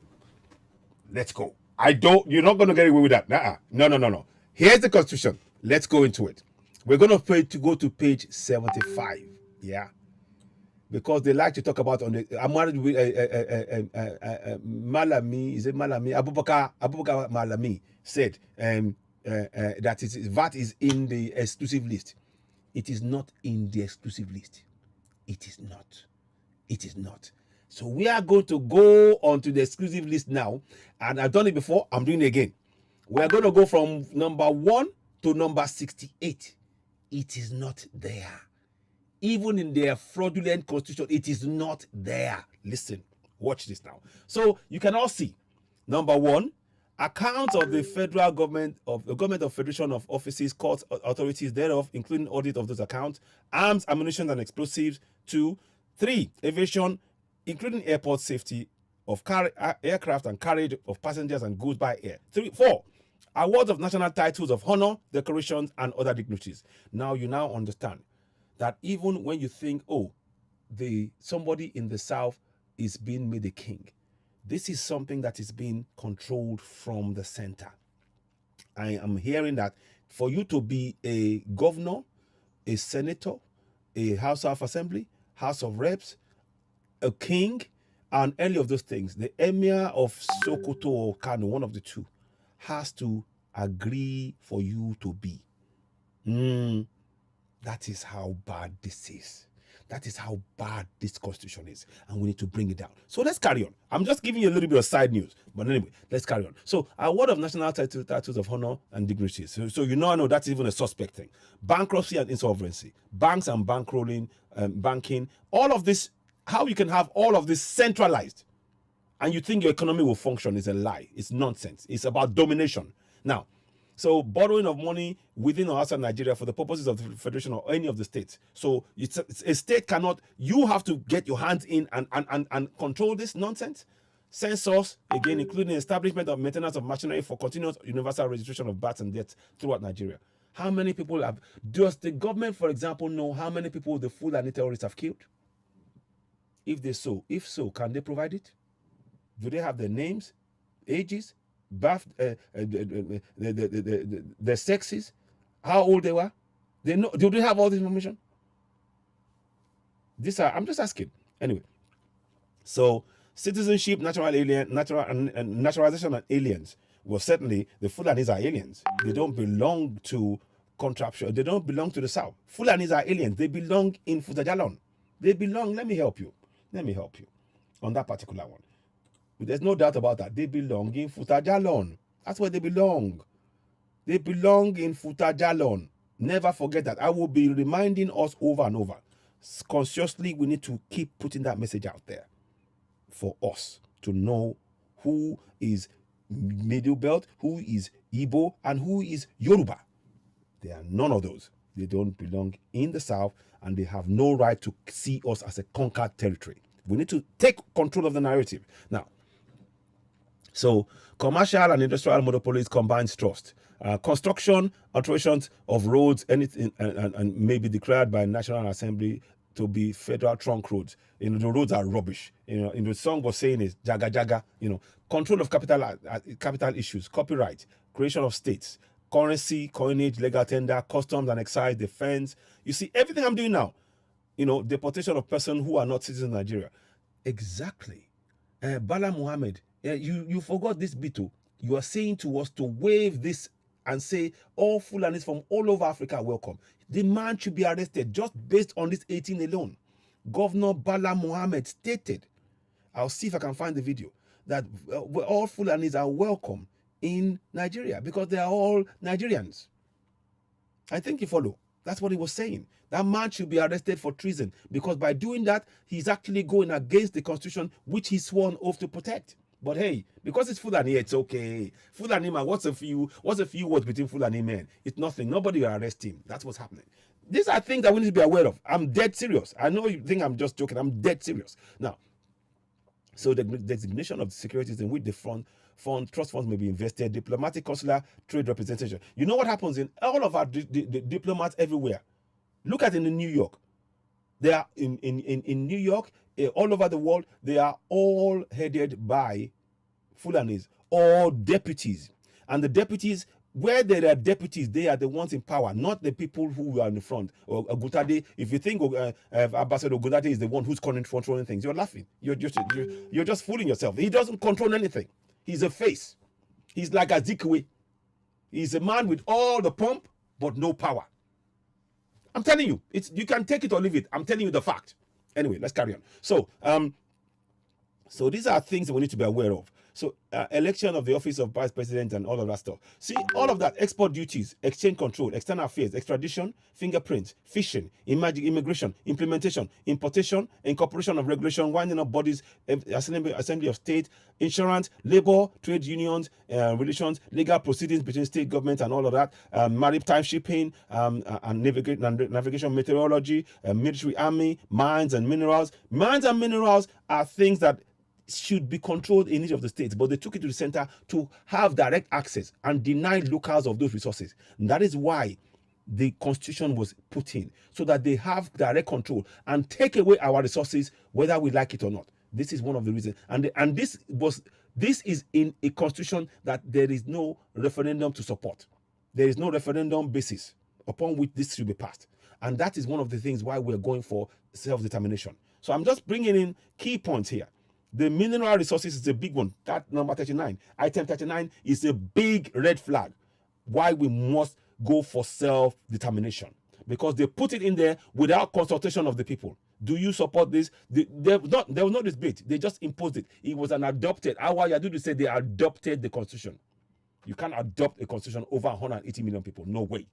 So anyway, I'm sorry I'm running through this. So military, mines, national parks, nuclear energy, passport and visa, patents, trademarks, pension, gratuities, police and other government services established by law, posts, telegraphs, power of the National Assembly, privileges, immunities of members, prisons, professional occupations, public debt, federation, public holidays, public relations of federation, public service, quarantine, railways, regulations of political parties, service of execution of the state civil criminal process, judges, decrees and orders, stamp duties, taxation of incomes, profits and gains, except as otherwise prescribed by the Constitution. It doesn't talk about VAT. Number 59. I'm just trying to make sure that we all understand. So when they are talking to us that it's in the Constitution, it is not. I'm just making sure that we are. So 60, there you go. Establishment of regulation of authorities of the Federation, any part thereof, to promote, enforce, observe objective directive principles, so on and so forth.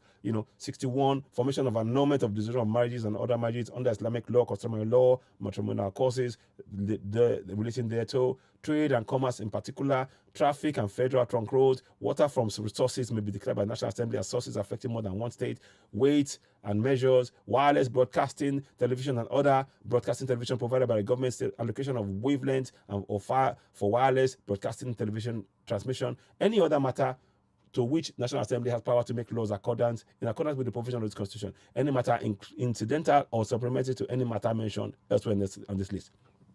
I'm sorry I went through that fast. But the point I'm trying to make here is nowhere in that list is there anything on VAT. And you have got the evidence. We went through that. Does that make sense to you all? Is what I'm saying making sense to you all? Yeah. Yes, I will be doing that. CitizenAY. Yes, I'm looking. Yes, exactly. Some of the things I'm going to have to do a bit more digging on that. Yes, all right. I'm going to be doing that. Yes. But we have some information about, there was an amalgamation, not the 1914 one. That one is like a cover. It's a smoke screen. The real amalgamation was done in 1912. And that information I'm waiting to have access to. Once I have it, I will bring it to your attention and we will discuss that at length. And of course, we're looking for more information as well. So thank you very much for that. We will be doing a lot more work on that. But you can all see from what you are seeing here, those of you watching with us live, you can all see that there is no doubt that there is nothing about VAT. When this guy says what he said here, let me go back again. Listen to that. Listen. To question the constitutionality of VAT. So, as far as the VAT, it doesn't talk about it in this Constitution. It is not on the exclusive list. Nowhere else does it mention it. And we've gone through the list of the VAT now. Nowhere is it mentioned. It's important we bring those things to your attention so that you know what is going on. It's important that we talk about it from that point of view. So let's listen to the rest of the broadcast. But I'd like to challenge things immediately because we shouldn't let them get away with any of this nonsense. Carry on. Withholding tax, education tax, Niger Delta Development Commission, National Information Technology Development Agency, 13% derivation, National Economic Development Council, and many other currently levied and collected by the federal government of Nigeria and the Federal Inland Revenue Service. B. Rivers and Lagos State government had enacted their own VAT laws, and the Southern Governors Forum have expressed support for this course of action. C. VAT is being confused by these state governments as a sales tax. If every state enacted its own VAT law, multiple taxation will result in increase of prices of goods and services and collapse in interstate trade. Really? Interstate trade? Are you sure? Really? Can you see who made these guys God? Remember, who made them God? Many of them come from where? Don't forget, they come from Futajalon. Many of them come from where? They come from Futajalon. So when they are making pronouncements, it's important we get the narrative right. We should be saying it, that the Fulanis come from Futajalon. This is a message that should be in every southern school. The Fulanis come from Futajalon. They are not from this part. The Fulanis come from Futajalon. If we start saying that, and they know that they're not from that part, that actually, they claim to our people, they will do the rest themselves. The rest, the people on ground, I kid you not, there are over 180 million of them. They will do the rest themselves. We don't have to say more than that. Once you start establishing and connecting them to Futajalon. Because they see, they want to, as soon as they talk now, they want the whole of the South to be panicking. Oh, they've spoken. Oh, we have to admit, we have to abide. Oh, we have to comply. Oh, no. How many are they? They're not up to 50 million.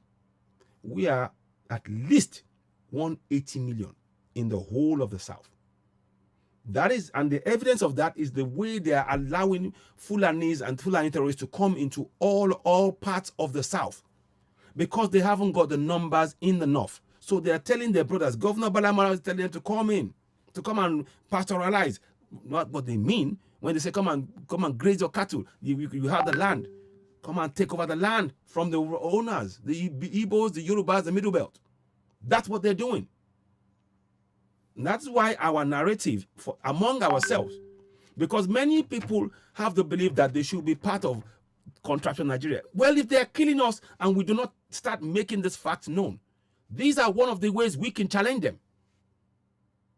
Quite apart from going for self-determination, we need this information. Firstly, they're not from this part. If they want to do anything about having the right to be part of the institution of making a decision, the first port of call for them must be Futajalon. They don't belong to this part. They have oppressed us long enough in our land. And we have the right to go for self-determination. We want no part of it. They are telling us that they see us as a conquered territory in our own land. That is not something we should even get into debate with. If you see me on my land as a conquered territory and you are a guest, out you go. That is it. It's as simple as that.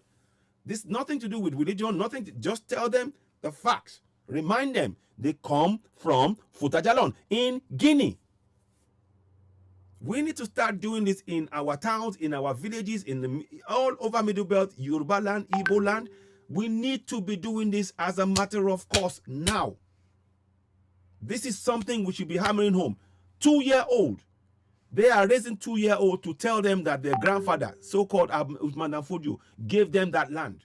We need to raise our own 2-year-old to raise them and say, look, your ancestors have been living in Yoruba land for minimum 13,000 years. And the Fulanis came in 1800s. That's 11,000 years before them. Minimum. Are you following? We need to take control of this narrative in the South. It's not going to be about weapons alone. It's about psychology.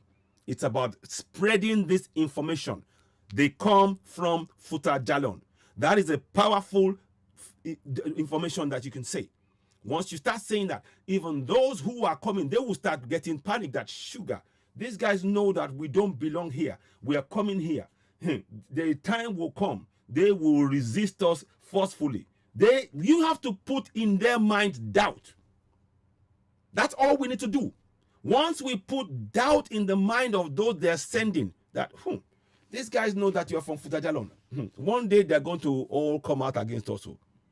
Once you put the doubt, do you think they will go forward? We're in a battle. Do you think so? Yeah. Yeah. Of course. Yeah.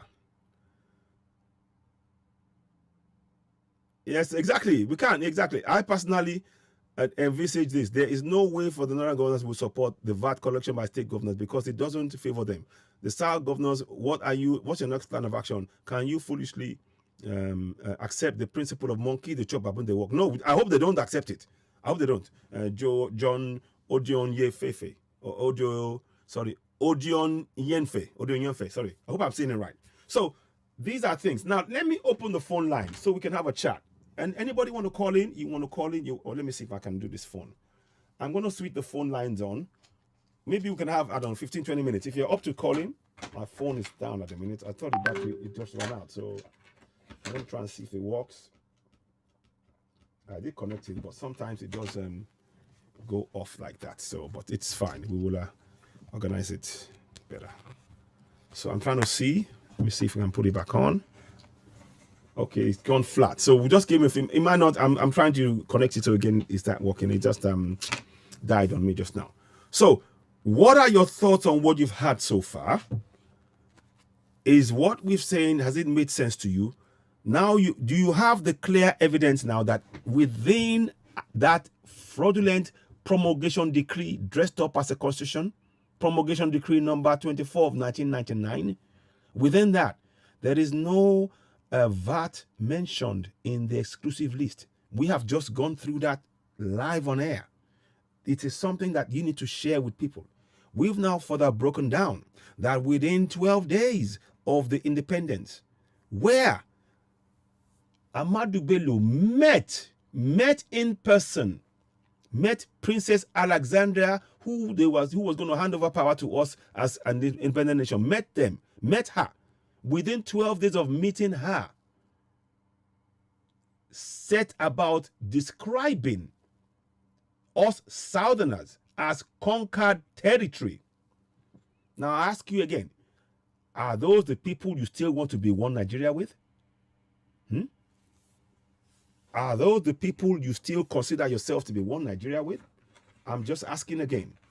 So those of you who are talking about one Nigeria, the video, if you doubt it, watch the whole video from the beginning. And then you then ask yourself, with the evidence placed before me, why should I believe in one Nigeria? That's the question I want you to ask yourself.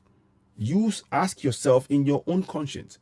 I don't care whether you're in government. I don't care whether you're out of government. But if you have supporting one Nigeria, watch this video and ask yourself this question. With the evidence that I have, that it was clear that Ahmadu Bello was present, saw the Princess Alexandra, to whom and from whom the power, the nation, the so-called independence was got on the 4th of October 1960. And by the 12th, he now makes a pronouncement stating that we, the South, are conquered territory. If you can still say that we are one Nigeria, despite this evidence, something is wrong somewhere. That's all I can say. Something is wrong. If you can still say that competently, something is wrong somewhere. Let me also play you something which I saw earlier on, and I wasn't going to do that, but I'm going to quickly, let me see. Let me see. 1 second, please. I want to just bring this up. Okay, yes, I'm going to bring that up 1 second. I want you to also listen to this. People will say, oh, this and that. They will talk and everything else, but I want you to listen to this. Nonsense.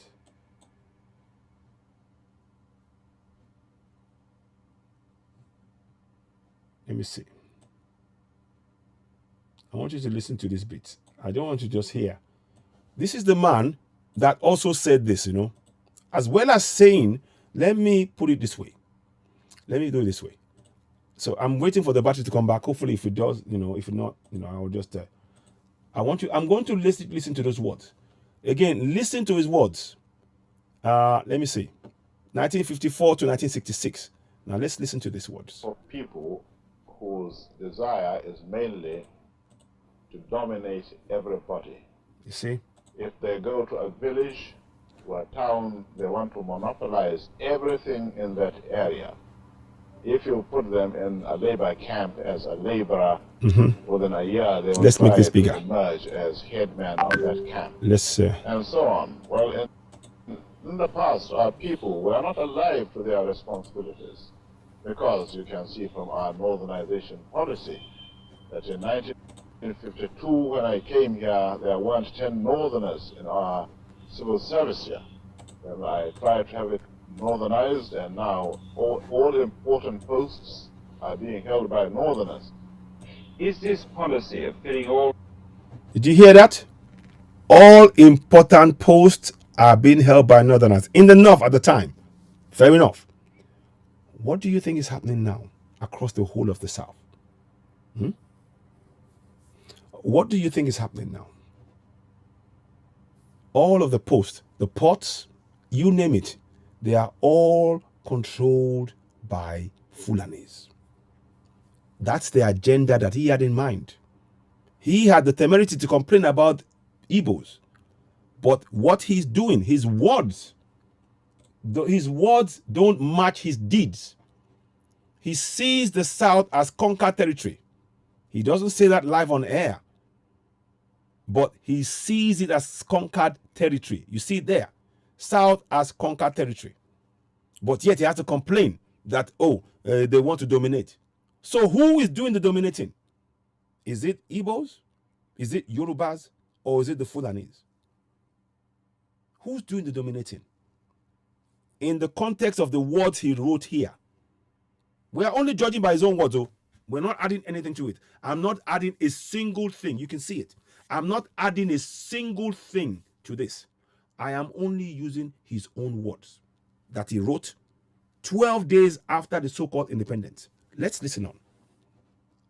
Now, key posts in the North, solely with Northerners and not with other Nigerians, a temporary or permanent one? In actual fact, what it is a Northerner first. Did you hear that? A Northerner first. What is the policy of this Fulani government? Northerner in every position. Let me make this clear. Let me help you. Let me make it. I'm going to pause it there so that those of you having doubts, if you're having doubts, we are trying to give you certainty about what we're saying. Let's hear. Let's listen. I'll just show you an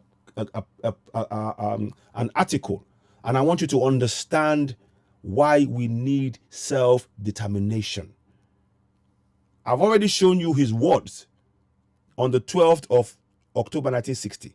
I'm telling you what he said in a live interview within the same period. He talks about that the Igbos like to dominate. Who is doing the domination? Is it the Igbos? Is it the Yorubas? Or is it, in fact, the Fulanis? You be the judge. I don't know anything. Now, let's do it like this. Sorry. Sometimes you have a brain freeze and you forget things, but I want to just show you something. He's complaining of the very thing he's doing about others, and is putting them and using it as a cover to carry on and perfecting that nonsense. Now let's go here. There we go. I want you to look at this one. I'm just bringing little subtle information for us to wake up to. Remember what he said. Now, I want you to look at that. He said that the Igbos like to dominate and take over the place. Fine. Now, look at this now. Buhari's men plot to capture Nigeria's petroleum sector with controversial appointments. Is that not the same agenda with Ahmadu Bello? Let's think for a minute. Is that not the same agenda as Ahmadu Bello? You can call in now. Actually, the phone line is on. If you want to call in, I've managed to get it up and running. So if you do want to call in, you can call in now. Let me see if I can get it. I might have missed a few calls, but let me just check. You can call in now, and we can have a bit of a discussion. I mean, I've missed a lot of calls. I can see that now. 11:03. Okay, no, I'm not. So if you want to call in, you're welcome to call in. Let me just make sure I get this right. So let me just check that. Beg your pardon, please. 1 second. Bluetooth on. Okay, sorry. You'll just do that now. Okay, so now, if you want to make a phone call, please do call in on 44-7399-580-606. And if you want to contribute or discuss part of the discussion, we got about another, half an hour to an hour, maybe, depending on how things go. If people do want to call in and discuss and explore this more, then we can do so. If not, we don't. It's fine. But I'm just trying to show you. Buhari's men plot capture of Nigeria's petroleum sector with controversial appointments. So, in the context of what he's saying, that the Igbos are the ones who like to dominate, there are seeming concerns in Nigerian petroleum sector and the National Assembly over the appointment of 2 regulatory agencies established by the Petroleum Industry Act. Insiders have told Premium Times, with fears that powerful individuals are exploiting access to President Muhammadu Buhari to capture the country's more important upstream sector. President Muhammadu Buhari on September 16 forwarded 2 letters to the Senate President Ahmad Lawan seeking the confirmation of 2 nominees to the Board of Upstream Regulatory Commission and Nigerian Midstream, Downstream and Downstream Regulatory Authority. Both 2 Lord Mayors separately told Premium Times that there are concerns that the competencies and backgrounds of the nominee chief executives are unfitting for their respective agencies. Sarki Awalu, currently director of the Department of Petroleum Resources, with decades of upstream experience, is nominated as chief executive of the Midstream and Downstream Commission, and Gbenga Komolafe, group general manager, division of oil marketing of the NPC, as the chief executive of the Upstream Commission. Mr. Komolafe had previously held senior managerial positions at Pipelines, Petroleum Marketing, Equalization and Pay Funds, and Petroleum Products Pricing Regulatory Agency. The agencies merged with the downstream section of the old DPR to form the new Midstream and Downstream Authority. In addition to his role, the former NNPC marketing, Mr. Komolafe Insider said, is more suitable to midstream and downstream. As PPR is general manager, he was created for having successfully coordinated the seamless supply of petroleum products nationwide with multiplier sectoral effects of the Nigerian economy. That's talking nonsense. Anyway, I'm just giving you the picture. Now let's go back to the video. Listen to this now. If you can't get a northerner, then we take an expatriate like yourself on contract. Mm-hmm. If we can't, then we can employ another Nigerian, but on contract too. This is going to be permanent, I should say, as far as I can foresee, because it will be rather dangerous to see the number of boys who are now turning from all our learning institutions, coming out with having no work to do. And what is happening right now? There are millions of Southerners who coming out of our institutions with no job to do, and Buhari says that he's only interested in the North. He's only interested in those who voted for him. Northerners, listen. I'm sure whichever government of the day might be, it will feel rather embarrassed, and it might even lead to bloodshed. Doesn't this damage the idea, sir, of all people in all regions in Nigeria being fellow citizens of one country? Well, it might, but new to our region, but how many northerners are employed in the east or in the west? The answer is no. If there are, there may be 10 laborers employed only in the 2 regions. Can you please give me an account? So, anyway, I just wanted to put that there. I'm not going to go into that one. I want you to just look at who are in control now. See? Just go back again. Let me play that again. So let's go here. From all our learning institutions coming out with having no work to do. I'm sure whichever government of the day might be, it will feel rather embarrassed, and it might even lead to bloodshed. Doesn't this damage the idea, sir, of all people in all regions in Nigeria being fellow citizens of one country? Well, it might, but... Can you see his answer? Well, it might. That is what is playing out today. Buhari appoints 20 out of the 20 posts are to Fulanis. There is no fair representation of the Southerners in the government. There isn't. He disregards the so-called constitution that they imposed on us. Let me read you a section of that constitution. Let me get a section of that constitution out for you.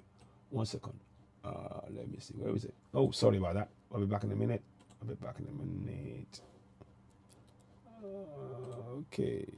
Okay, so here we are. Now let's put this back up. Okay. Okay, good. Now let me read you a section of the Constitution. I think it's section 16 or something like that. Let me read you a section of the Constitution. So let's go back to page number 8. Let's go 8. Okay.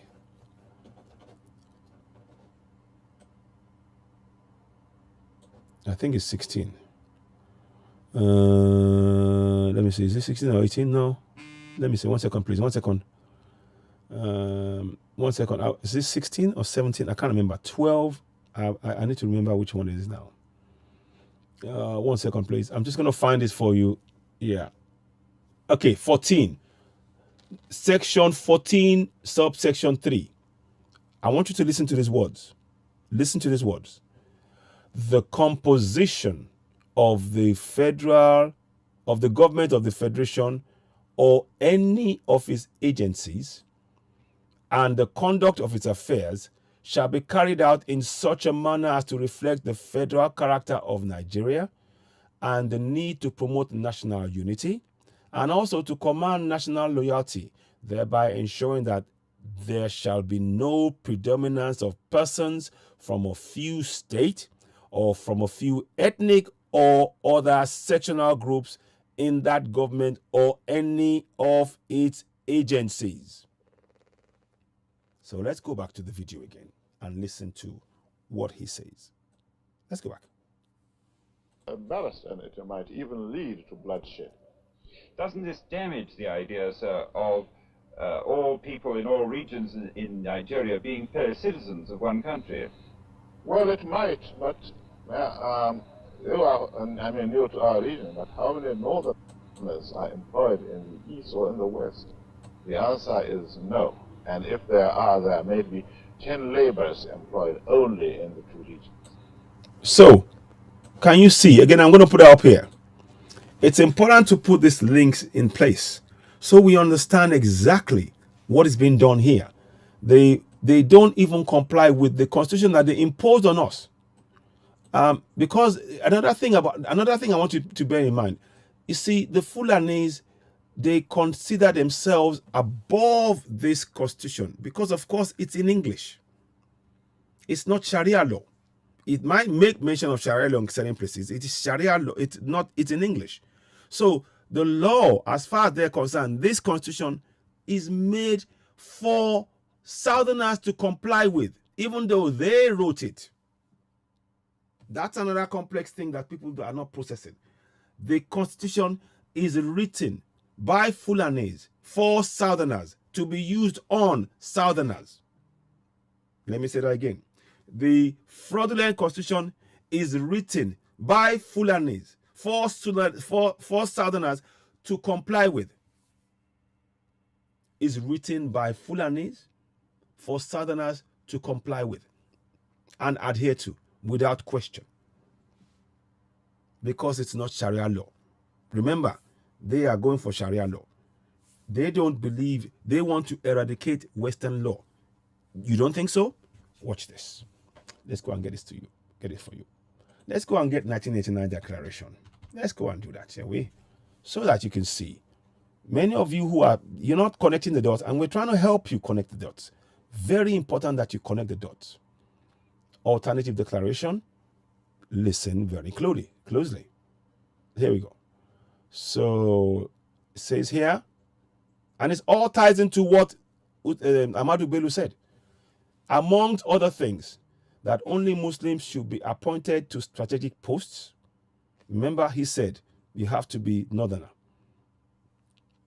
Non-Muslim religions should be eradicated. Nigeria should become a federal Islamic sultanate. And Western law should be replaced with Sharia. So, with that said, now that you have that information, you can now begin to see where this is going. They are going towards Sharia law. They wrote the Constitution to be implied, enforced, and applicable to Southerners.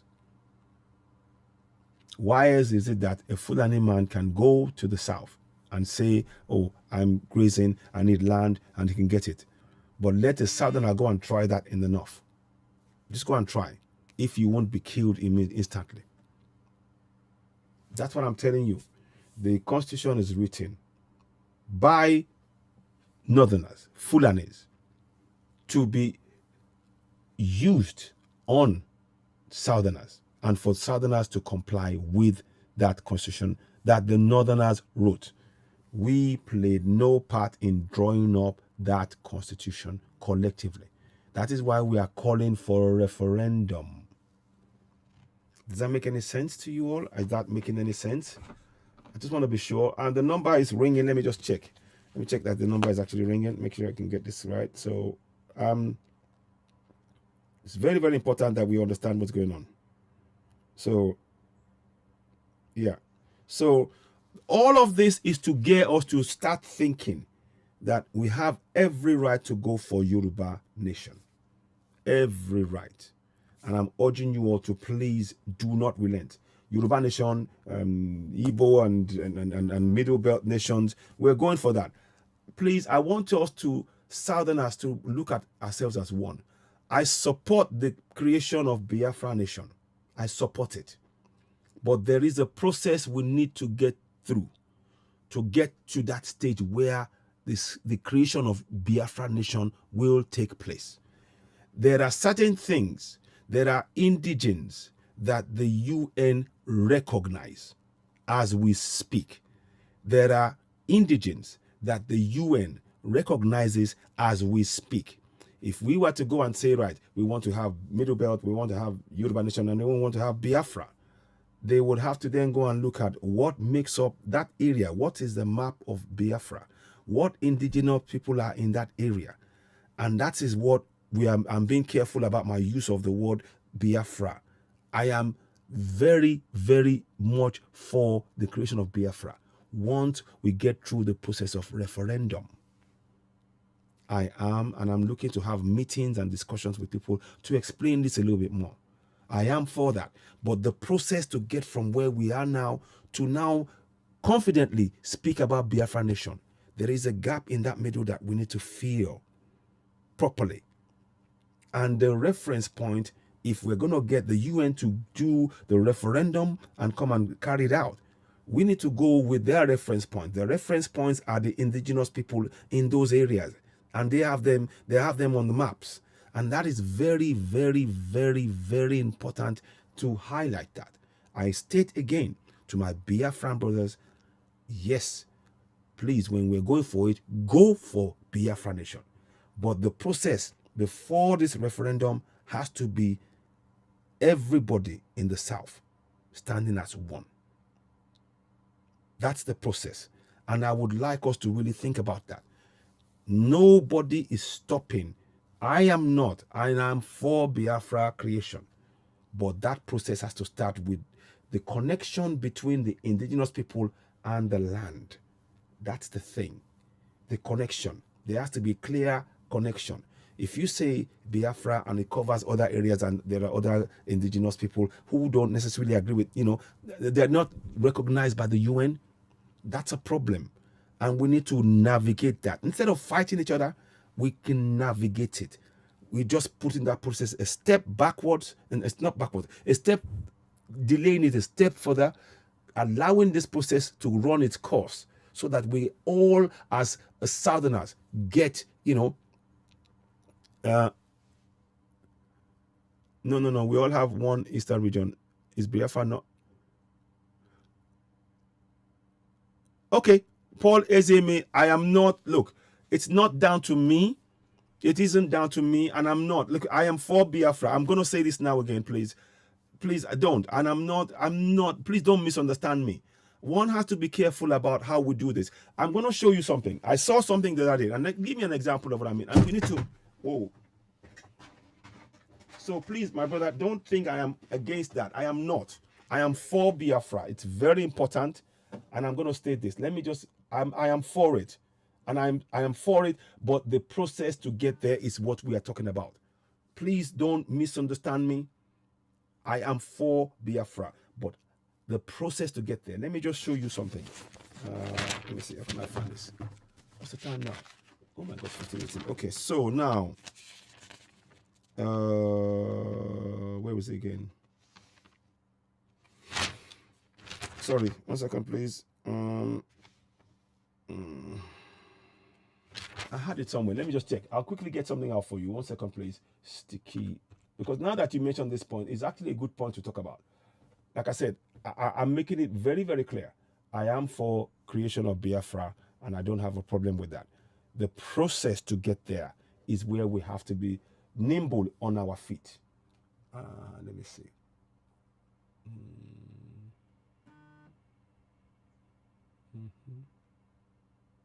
Let me see. 1 second, please. I'm just gonna get this for you. What's it again? No, that's not it. UN. I'm looking for.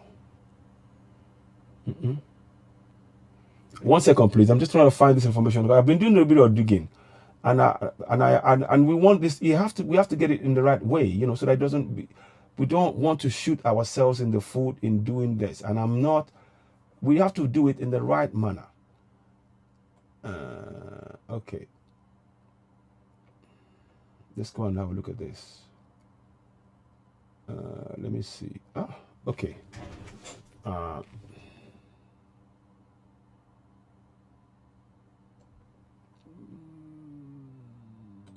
me see if I can find this. Is that it?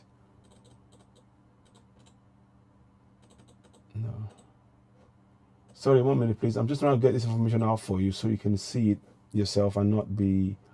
I'm not trying to do anything other than just reflect the truth as it is. I'm gonna have to do another show because I have it, but it's got to be very clear how we do this. It's only a suggestion, and it's a way for us to bring this together. We need the whole of the South to stand together and go for the referendum.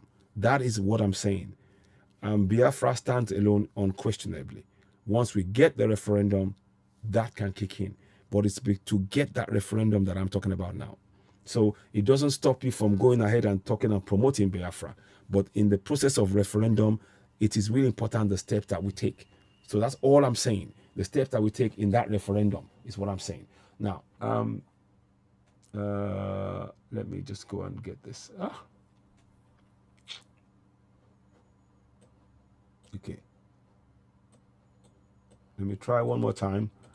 And see that now. UN Indigenous People. Okay, let me try something here. UN Indigenous. Okay, yeah, good. I've got it. Now, I'm just going to read a little thing to you about this. It's just an idea. It doesn't talk about the UN Declaration on the Rights of Indigenous People. So let's go into that a little bit. And I just want to hopefully you can.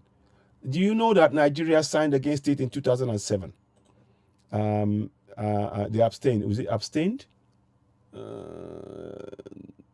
So 4 against. Australia 144 voted in favor of, 4 against, and then 11 abstentions, including Nigeria. Now, we don't know. There seems to be some sort of debate about that and all of that. But it doesn't matter about whether or not we are still abstained. But what is important is that the rights of the indigenous people is what is going to form the basis of how they go about the self-determination. So they will look at, for example, the names of those people, the indigenous people, and the records they have in terms of those people. They will have the record, they will have the names, and then they will say, okay, each of those indigenous people in blocks. Because what will happen is that Biafra can go and do that and say, okay, we're going to go now and do that. But it takes a longer process. And there could be discussions about, but hang on, this and that. But if it's done as a block, if it's done as a block, you can find that the UN can easily go, okay, these are people, the EBBO, the EFIC, the IJO, the Ishan, all of those things, those indigenous people, they will have representation right now. And that representation is what they will now base the referendum on. If we were to go into, just say that we go as Biafrans, there might be issues around that. I'm only suggesting I'm only suggesting. I don't have the answers. We've been talking to a few people. We're trying to work out how that works. Please, I am for the creation of Biafra. I state that again. But the steps to get to that creation, to get to that step, we first have to get a referendum in. Now, to go directly to referendum from Biafra is going to be a tricky issue, from what I understand so far. That is all I'm saying. Please don't misconstrue my words. Please, I am for Biafra.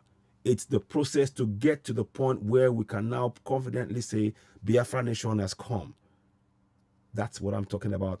And that is where the referendum comes into it. So please, just, you are hearing me. Simon, please, and others. I've been trying to reach Simon, but I know he's busy. Just hear me. I am for Biafra nation. The referendum bit of it needs all of the South to be one. And that's where we have to really understand that once that is done, there's nothing stopping the creation or going for and promoting Biafra nation. But because of the indigenous rights that they talk about here, the United Nations Declaration on the Rights of Indigenous People was adopted by the General Assembly 13 September 2007. So the years later, the United Nations Declaration on Rights, years later, the 4 countries that not voted reversed their position, now support UN declaration. Today is the most comprehensive international instrument on the rights of the indigenous people. Now, please, I want you to look at that word. Please, I want you to look at that word. I'm going to make it bigger. Let me make it bigger. Let me make it bigger. Let me make it bigger. Let me make it bigger. Let me make it bigger. Let me make it bigger. So I want you to just focus on that word. It establishes a universal framework of minimum standards for the survival and dignity and the well-being of the indigenous people of the world. And it elaborates on existing human rights standards and fundamental freedom as they apply to specific situations of the indigenous people. That is what I want you to focus on, please. Look at that. I want you to look at that and read that. So that's why when I said Isha, Ijo, Igbo, all of these things, the UN will look at it from that point of view. They will not be looking at it as Biafra as one. And it is important when we get in that referendum that process is allowed to go through, then Biafra can begin in that way. That's only a suggestion. It's only a suggestion. I don't have all the answers. And it's a suggestion because we need the whole of the South to be one block. If we say Biafra goes and gets in the referendum, and then the other person say, okay, they're going to go and get referendum, what will happen is within that Biafra side of things, there will be other places that may not be, hang on, you left me out, the names and all of those things. And those are the records that the UN has. They have the names of each of the indigenous people, not Biafra. So within Biafra, you will have various indigenous people. But if we went as a whole of the South, those people are already recognized. It will make the process of referendum faster. That is only a suggestion. I support Biafra. I will state it again. I support Biafra. I will state it again. I support Biafra. But look at the words I'm reading to you, please. Look at those words. Please look and listen to those words. Today, the declaration is the most comprehensive international instrument on the rights of the indigenous people.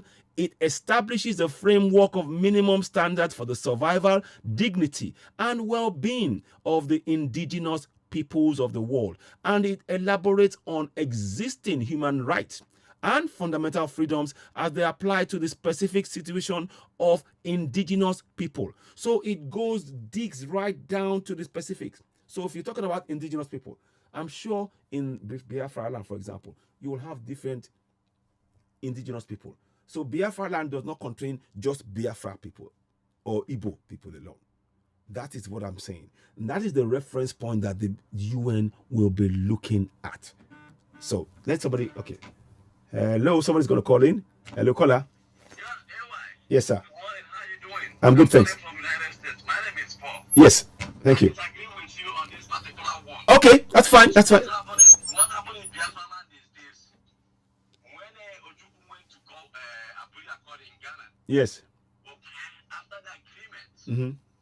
Okay. Mm-hmm. Then when they came back to Nigeria. Mm-hmm. Okay, the one refused to honor the agreement. Yeah. Ojukwu said, if this is the case, I'm going to declare Biafra. Mm-hmm. Okay, what did the one did? He divided all this region. Yes. That's when you get all these states. That's when all this confusion started. Okay. So you can't come in here, somebody divided your family, and there are evidence that somebody divided your family. You say you're going to do this. That's why we ask for referendum. Okay. If they want to go with us, that's fine.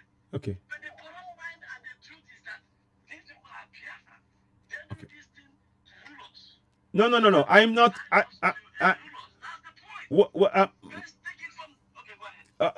Sorry. What's your name, please? What's your name first, please, so I can. Paul. Thank you. Listen, I'm so grateful you spoke, and I'm really, I'm really glad that we can have this open and honest discussion among ourselves as Southerners. Now, the only thing first thing I will say is this: there is no issue about the division of into states. We're not talking about states now. We're not talking about states at all. And that's the first thing I have to understand. We are talking about recognition of the... Let me let you know, something leads to the division of that state. No. I'm not talking about... I'm talking about the indigenous people, as recognized by UN, not in terms of states, but in terms of their language, in terms of the area. When they were breaking up, when they were doing the... When they were... I understand. That's... Let me say something. Okay, go ahead. Okay, if Yeah. you come to a family now, okay, Mm-hmm. you without mentioning the mom, the dad, Yes. and the siblings. Okay. Okay, you can't just take my sibling out. To Achieve your aim. No. You come in now and say this one say. UN, before they do anything, they will look at the beginning of the what happened. Okay. These people, they knew that these people are Biafran. It's not in dispute. So please, Okay. Get to other topic. Leave this Biafra issue alone. Okay, that's fine. I'm not trying to. Okay. Please, I'm begging. I love you. I love your program. Okay. I know you work with Nana. I don't have any problem. Okay. Nena's come, instead of saying that this is Biafra, they're saying Lower Niger. Okay. I can't come to West. I know that this is Yoruba. I call it Lower West. It doesn't Okay. work. Okay. So let them stop all this division. Okay. So is there a way, what I was looking at, is there a way to if you're going to resolve this referendum on block, what do you suggest we do then? Because we were trying to go. It's only referendum. Nnamdi Kanu said it. Okay. If they say they want to go with their borders, fine. If they say they don't want to go with their borders, it's okay for us. Okay. Please don't divide us. No, that's Paul, please. I don't. And again, I said it, and let me be very clear. And I look, because I really like my Biafran brothers, and I will tell you more about that later on. There's more to this than I can say at this point. But what I can say to you is this: I am for Biafra 100%, and I am. You can see on my platforms. You can see when we talk. I talk about Nnamdi Kanu. I'm putting pictures up. And I'm not doing that for a joke. It's not a joke. I'm going into meetings. I'm having discussions. I'm with Simon Ekpa. So I'm not joking. I am not belittling for 1 second. I'm only looking at how we can achieve the referendum on block and suggesting, could we look at that as something that we can do only for the referendum part of it? By all means, the entitlement for Biafra is something that I support wholeheartedly. But in terms of the referendum and how we get that for indigenous people, I'm only saying that the UN might go to referencing the individual groups at that point. That is all I'm saying. I'm not talking about breaking anything up. That's it. That's it. Okay. Okay. Of course. No. No, of course. Okay. Yeah. Okay.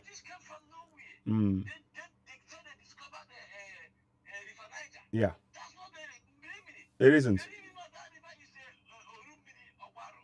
Wow.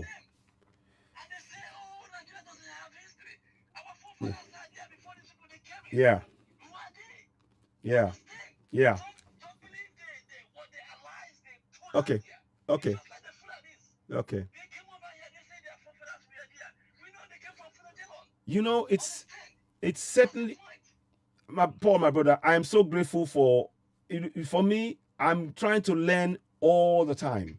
So for me, I look at information and I think, okay, that is very relevant.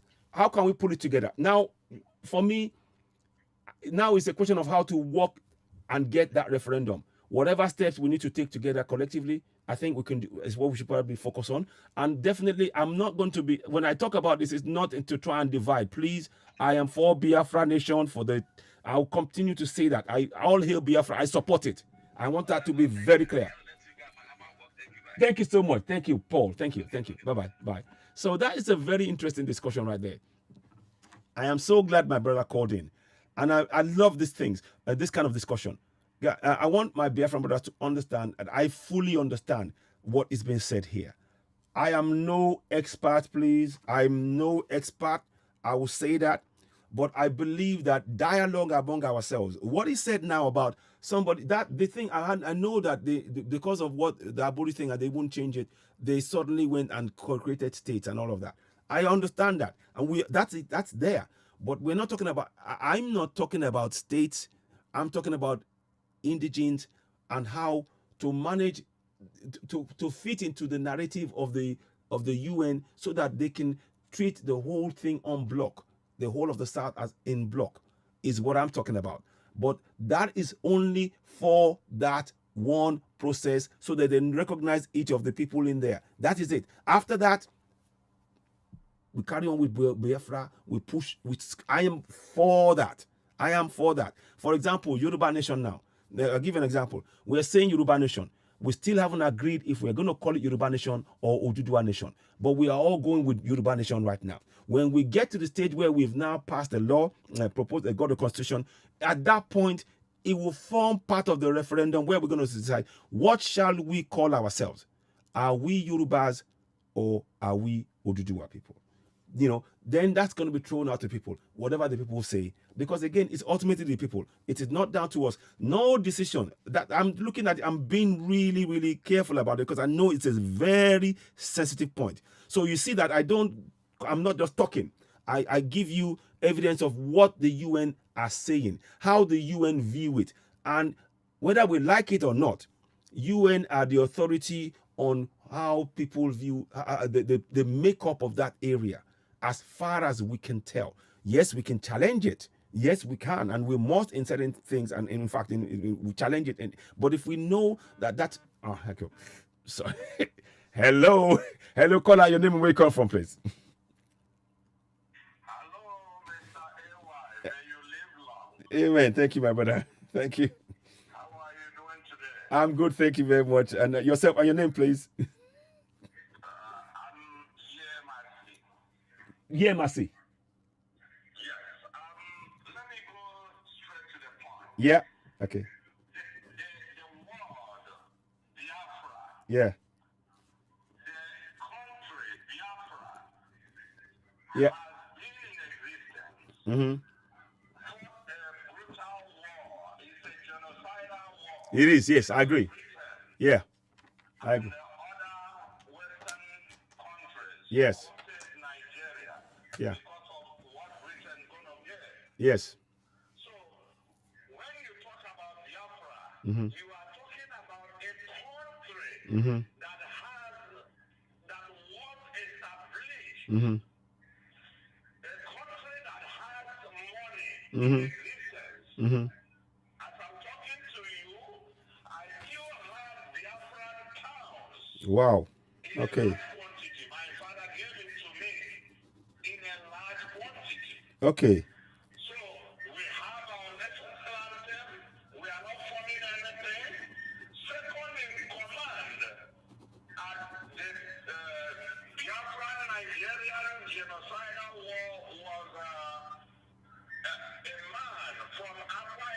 Mm-hmm. So these are things when you are talking about going back to call indigenous men before we rise up to, no, we have passed that stage. Okay. Okay. And in the United Nations Charter, Mm-hmm. any country that fought a war after a couple of years, 50 years, I think to get about, they're supposed to be free.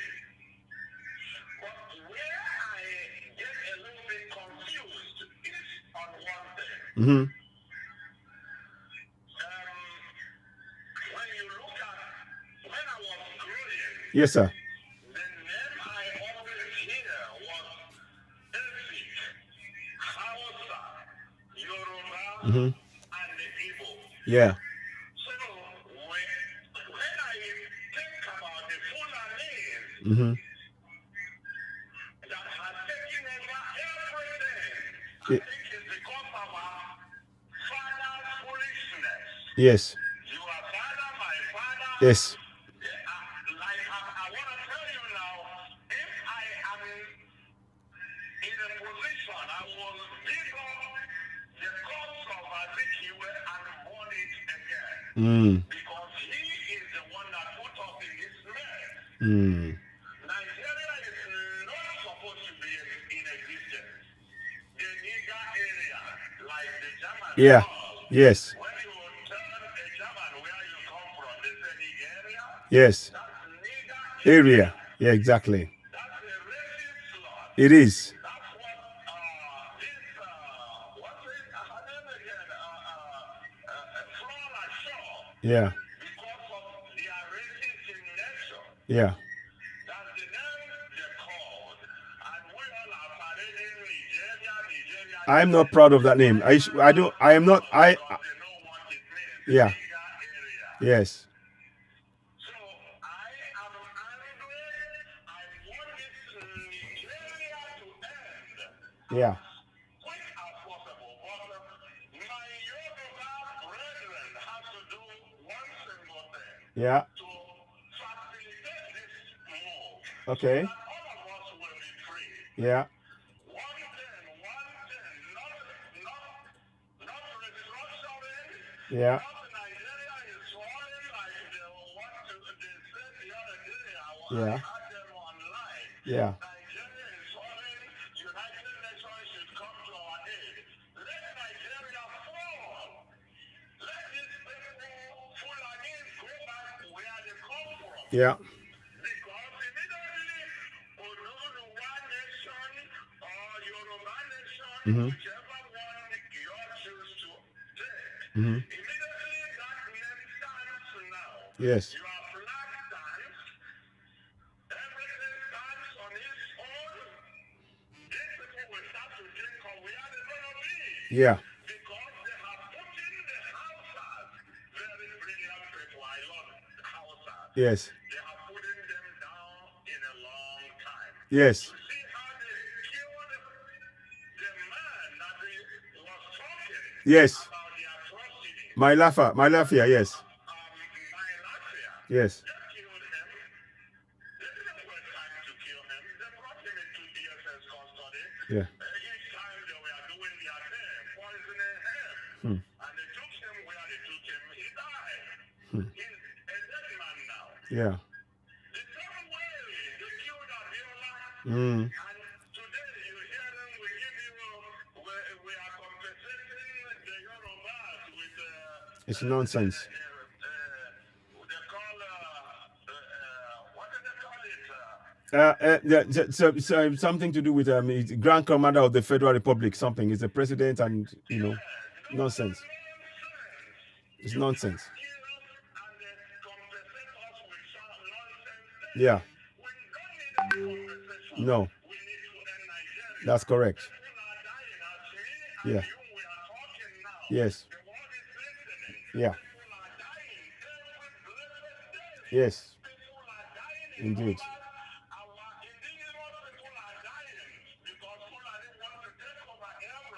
Yeah, exactly. Yeah. Indeed. Indeed. No, they won't. No.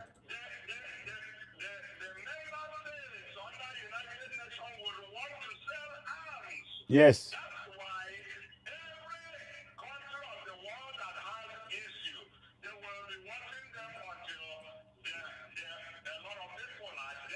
Yes.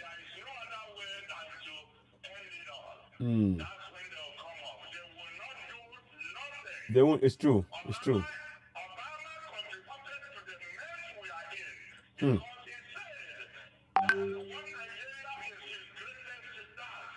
Yeah.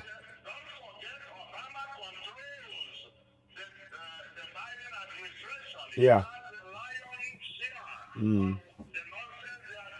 Yeah.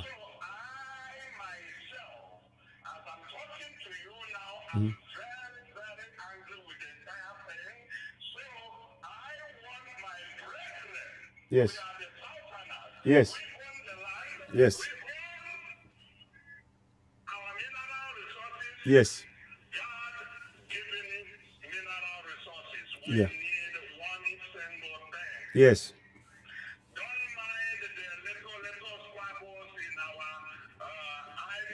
Yes. Yes.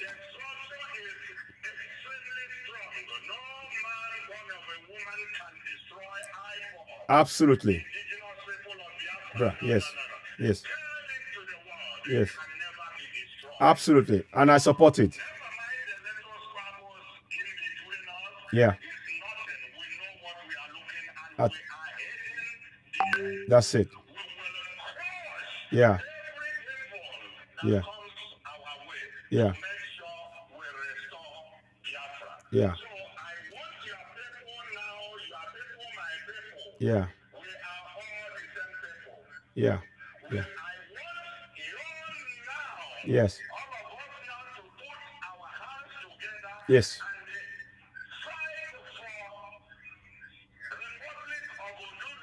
Yes.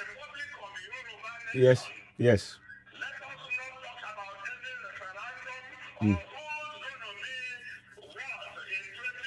No, we're not.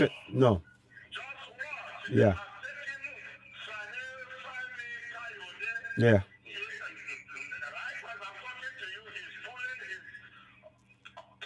Yes. Oh, it's sad. It's sad. It is. Yes. It's. No. Yeah. They did. Indeed. Indeed. Yes.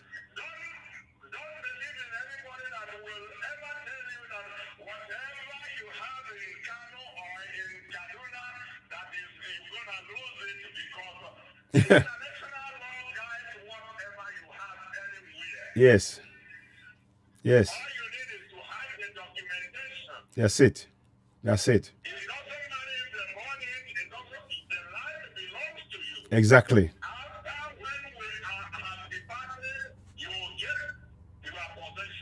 Exactly. Exactly.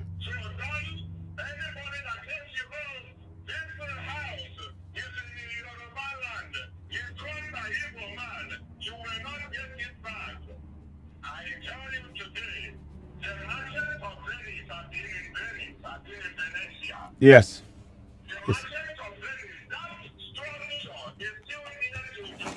Yes. Yeah. It's true. It's true. I agree. Mm-hmm.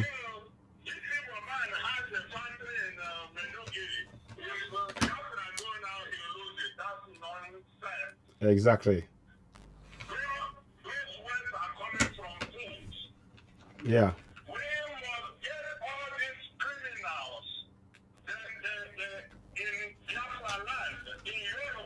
Yeah.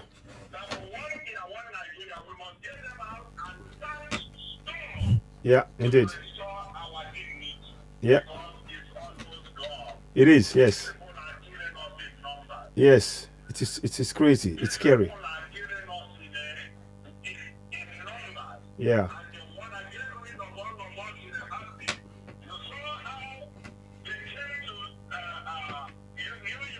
Yeah. With bunch of money that they borrowed from China, Yeah. started sharing to people. Yeah. So that they are sharing to Americans that get money from their government. Yeah. Free to support one Nigeria. Yeah. And these people don't know what is Nigeria. They don't know It is. anything about Nigeria. It is shocking. Sorry. It is. So I am calling on my brethren. Yeah. Yoruba people. Yeah. To stand tall. Yeah. I agree. Support Kayode. Don't support anything less than Yoruba nation. Absolutely. Absolutely, my brother. I pray for you. Amen. You too. You too. Amen. Yes. I pray for Chief. I can't remember his name again. Professor Akintoye. Banja Akintoye. Yes. May he live long. Yeah. May he see Yoruba nation Yeah. Okay. rise to the greatest. Yes. In the mighty name of Elohim, Amen. we are praying. Amen. Amen. Say well. Yes. Stand tall. We Thank will you. restore our dignity. Amen. Amen. God bless you. God bless. Thank you so much, sir. Thank you. Thanks for calling. I appreciate you very much, sir. May God bless Biafra. All hail Biafra. All hail Biafra. Yoruba nation now. Absolutely. Amen. God bless. Thanks. Bye, bye, sir. Thanks so much. Bye, bye, bye. That's such a lovely call. It's so heartwarming when you get a call like that, because that comes from a place of passion for their land. And you know, the thing he said that it's got Biafran pound. Oh, somebody's calling in. Hello, caller. Hello. Yeah. Yes, you're speaking to CitizenAY. That's correct. Yes. Hello. Good afternoon. Good afternoon. I want to congratulate you and thank you very much for what you are doing. Thank you. I do follow your program live. I'm calling from Biafra land. Wow. Yes. Thank you. Thank you. All hail Biafra. All hail Biafra. All hail Biafra. I want to tell you that Yoruba nation is going to be restored. Yes. Nothing is going to stop Oduduwa Republic. Yes. Yes.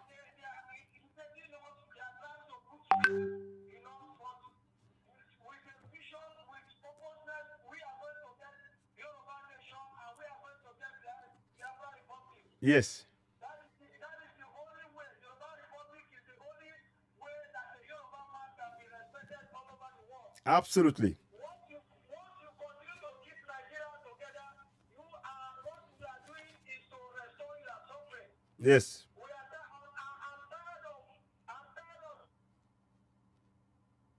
Oh, network. We cannot continue to be in a nation where human rights is treated like foul. Yeah. So I'm encouraging you. I'm going to pray for you. Amen. I'm going to pray for all freedom fighters. Amen. Amen. Keep on and don't lose focus. Yes. Thank you very much. Thank you. Thank you, my brother. I appreciate you. Thank you so much. Bye now. Bye. Bye. Oh, that is I'm in 3 calls right now and I am made up. I am made up. I love my Biafran brothers and I will be able to explain more later on, but just trust me. I am there. I am Yoruba nation and Biafra nation. We are one, no doubt. And we will continue. The other topic I'm talking about, it's just as far as we all work on, I'm working fully to go for Yoruba nation. Make no mistake about that. That's what I want. That's what's going to happen. And I believe that family, you know. So we need to just be, aware. Now, before I go, before I wrap up, if anybody's going to call, you can make 1 or 2 calls. One of the things I want to talk about is on the 1st of October, there is going to be a rally in the UK and indeed around the world. Around the world, there is going to be a peaceful protest. In New York, in UK, in Italy, in France, in Germany, in Belgium, in Australia, in Spain, in Italy, in Brazil, all over. All over the world, to ensure that we come out and hold the flag for Yoruba nation and the other nations. Hold it out aloft and sing our national anthems. Sing it with pride and say we are going for Yoruba nation, and say we've had enough of contractor Nigeria. Contractor Nigeria is bribing foreigners in foreign land to wear one Nigeria t-shirt to try to bribe us to believe to stay in one Nigeria. That is the evidence enough. Don't take my word for it. Let me get the video out and you can watch that and see for yourself. See this video yourself. Let us do this and make sure. So on the 1st, which is this Friday coming, I'll be in London with others as well. We will be there live. Let me just get the video out and you will see exactly what I mean. Let's have a look at how we can put this together. Please, those of you watching, I urge you to subscribe to CitizenAY on YouTube now. And I thank you for your continued support. Let's do this like this. 1 second, please. I'm just going to get you. There's a video that I want you to really watch and understand. Ladies and gentlemen, another thing I want to say before I start the video. Please be very watchful. There are some people who are calling, who will call your WhatsApp and say, oh, there's a meeting going on. We want you to join the meeting. You will get a link. Once you get the link, click on it. Do not click on the link. What they are doing is they've managed to get your number, and what they want you to do is to resend the to reset your phone to accept the new link they're going to give you. When they drop the phone, they will call imitating your number. So when you see the message, it will say accept. Do not accept. Under no circumstances must you accept, because if you do, they will have access to your files, your information on WhatsApp and everything else. So please, some people have been calling about that. I experienced it, but I was quick to the mark and I was able to understand what they're doing. And they've been calling me ever since. They call me as soon as I see the call and I just drop it. Don't even answer it. Don't engage with them. Just drop the call. Ignore it. The only way you will get a message about a meeting should be inside the platform that you're in. There shouldn't be a private call calling you direct. If you're having a meeting in a group, the only way you should be able to get the message about that group having a meeting should be via the platform you're in. If you're getting a message about the group that you are in from outside of that, something is wrong. Alarm bells. Don't click on it. Don't click on the link. I strongly urge you not to. So we have to be very, very clear about that. And that's what I'm trying to state here. So I've seen the number of calls people have been saying. Some people have called them, and because the government they're trying everything. These guys don't sleep. They're trying everything they can to undermine what we're doing. So please, I'm urging you, those of you watching now, as you're watching, please make sure that you follow that advice. If you get a call saying there is a meeting, come into the meeting. And if you are a member of that group, you should be getting the message only from inside that group. If anybody's calling you from outside and saying, come and join and come and click this link, no. The link should be made available for you within that group. And if in doubt, call the leaders of the group. Is there a meeting? Don't click on the button, because that's what they try and do. They talk to you. Oh, hello, good afternoon. Yeah. How's things? Yeah. What you're Yoruba Nation now? Yes, they will do that. They mimic everything. Oh, yes. They'll even use the names that we're familiar with. They will use some names that you're familiar with in terms of groups. So that lulls your sense of you drop your guard. Their plan is to make you drop your guard. And once you drop your guard, you will click the button. So never click the button. Please, please, please. Those of you watching now, that is a strong piece of advice I would urge you all, myself included, that we take that message, share it, tell family and friends. Because the government is trying very hard. What we are doing is hitting them hard. Again, as I speak to you, we are on the list, myself and others, we are on the list of people who are wanted if we come into Nigeria today. That's what's happening. Because they are what happened at the UN, where we exposed their lies, and I'm going to show you the video. I want you to watch this video, then we can talk a little bit about it. Watch this. If it doesn't catch up on all the one Nigeria folks, this is where they are giving them clothes. They give them clothes, they hire them for $50, and they give them clothes. As you can see,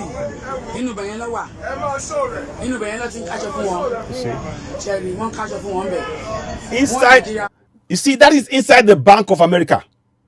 You realize that? Let me go back again. They're giving them clothes inside the Bank of America. Watch this. Watch. Let me go back again. Now, watch the sign. Watch the sign on the wall. Go watch the sign. See? Can you see there? They are giving them clothes inside the Bank of America. What do you think about that? They are giving people clothes inside a Bank of America building. Can you see that? That's what it is in there. So they're using that building to hand out clothes to non-Nigerians to pretend to be Nigerians. And they're giving them $50 each. I kid you not. That is what is going on, and that's what you're witnessing as you're watching the video. Let us do something a little bit about that. I want to make sure that you're following what's going on. So let's play on. So you can see in there, says Bank of America on the wall. To the right, as you're looking, top right, middle, well, about almost, you know, where the white sign is. Now let's play on. One Nigeria folks, if you are not in catch up for one. Most of these people gone see, they're all waiting. They are not Nigerians, and they've all gone to hire them. And this is the same government that is now telling us that we are on a wanted list should we go to Nigeria. Same government. Let me show you that list. I want to come out of this one for a second. I want to show you that list. Where is that list? I don't want to do that one. No. Let me go get the list for you. 1 second. I'm going to get this out for you now. No, not that one. Okay, let's get this done. I'm going to show you. Okay. Okay.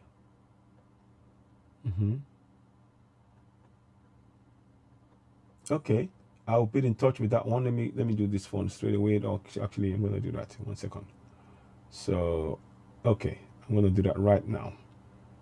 Okay. Okay, now 1 second, please. I just want to do something quickly.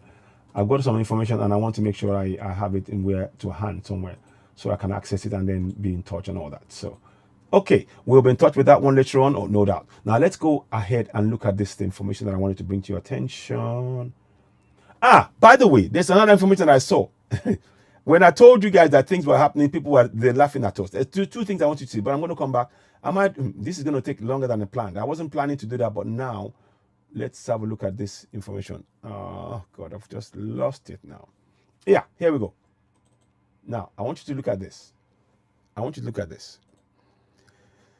Trap set as Buhari government places 3,964 Nigerians on a watch list. The names of 3,964 Nigerians are with the international airport in the country for immediate arrest.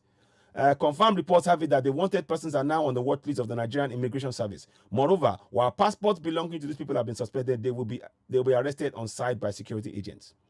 The federal government, through Nigerian Immigration Service, has placed 3,964 Nigerians on the watch list. So that's what they're saying now. So the likes of myself and others, we can't go home. The NIS annual report suspect index as, you know, anyway, I'm just showing you, you know. So these are the things that are important to know. 3,000. Meanwhile, the federal government are happy to pardon Boko Haram terrorists as they're killing Southerners on a daily basis. Happy to pardon them. Anyway, that's just for information. Now watch this. Nigeria is a terrorist, though. Nigeria is a terrorist country. You are paying money. If you want something like this to happen to you, you can claim Nigeria. This is exactly what they are doing in Nigeria. They are killing people. They're killing people. The government of Nigeria is terrorists. Yes, they are paying their money. If you want this thing to happen to you, you can go and get that. Go get your money. Go and get that money. If you want something that happen here to happen to your family, go and get that money. Nigerian government is a wicked government. Nigerian government is tyranny. Nigerian government is Nigerian government is tyranny. What they do, they kidnap kids, they kidnap children, they kill women. Okay? Yeah, they kill people. Nigeria is a terrorist nation. Yeah. Nigeria is a terrorist nation. This is what they are doing. Yeah, if you want this to happen to you, your family, collect your money. Terrorist. Buhari is terrorist. You see? Yeah. They kill children. So what they do is they come here and they pay you to protest against us. That's what they do. They pay you to protest against us. Bloody money. They pay you to protest against us. They sponsor the terrorists. They sponsor Boko Haram. They sponsor Israel. Remember a few years ago, these people kidnap all these children in the school in Nigeria. These are the people sponsoring them. Exactly. These are the people sponsoring terrorists. So when they come to you and they pay you, it's because they want you to protest against us. We are coming out and we are saying the truth. We are exposing them. This is what they are doing to the Yoruba. You are collecting money. You are not in Nigeria. You are collecting money. And they are using Bank of America. Yeah. Bank of America to do their evil. Right here, they are using Bank of America to do their evil. It's painful. If you don't think this is where they share the money, they share the clothes. Inside the Bank of America building. Nigeria is a terrorist. And they can go into Nigeria for one.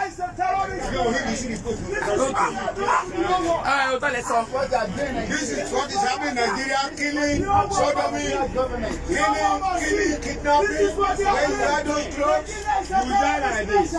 Wear those clothes so that you can die like this. Wear those clothes so you can die like this. Look at all of them. Terrorist country. Nigeria is a terrorist country. Nigeria is a terrorist country. Nigeria. Terrorist country. And Nigeria to save lives. And Nigeria to save lives. And Nigeria to save lives. You are wearing your cup. Nigeria is a terrorist country. Terrorist country, Nigeria. Nigeria is a terrorist country. Those of you wearing those clothes, and Nigeria to save lives. And Nigeria to save lives. This is what is happening. You can't even go on vacation to Nigeria. If you go on vacation to Nigeria, they're gonna kidnap you.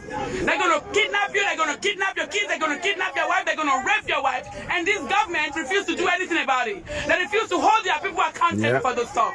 We come here, we protest against this evil nation, and they hire you guys and they pay you guys. Nigeria is a slave. Is a puppet. Nigeria is a puppet. And your family, if you don't collect your money, your bulldogs in front of you. This is how they set children and kill children to make money. Terrorists go collect your bloody money and you die like this. Nigeria to save life. They are giving them money. They are giving them money and put uniform in their face. This is exactly what is happening. Yes, so this is where they give them money, right here. That's where they give them money. That's where they give them money. Yeah. You see? Inside the Bank of America. And Nigeria to save lives. And Nigeria to save lives. And Nigeria to save lives. And Nigeria to save lives. And Nigeria to save lives. And Nigeria to save lives. And Nigeria to save lives. And Nigeria to save lives.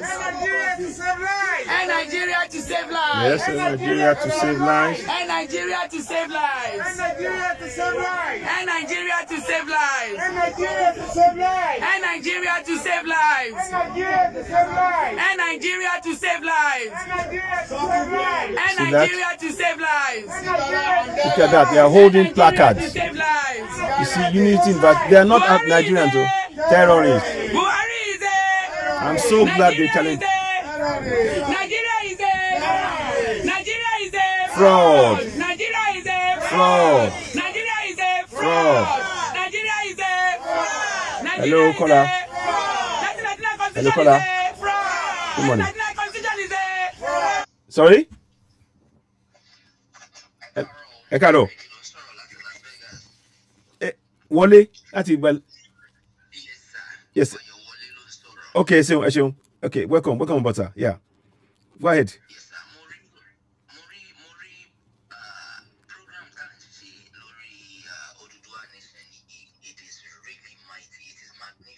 Yes.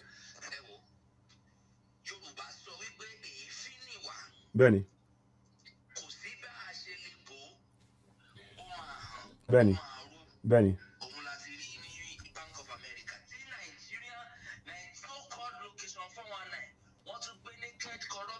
Ben, what to go America? It is.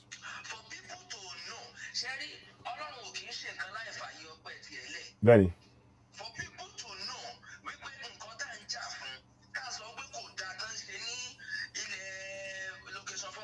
bẹ́ẹ̀ni lọ gbé wo Amẹ́ríkà ìṣẹ̀lẹ̀ lọ gbé jáde ìṣẹ̀lẹ̀ gan lọ gbé jáde.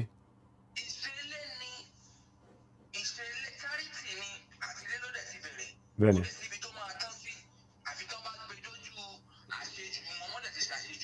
Bẹ́ẹ̀ni. Àmín. Yes. Ẹ ṣeun. Mo dúpẹ́ lọ́wọ́ yín. Mo dúpẹ́. Bẹ́ẹ̀ni. Bẹ́ẹ̀ni. Bẹ́ẹ̀ni.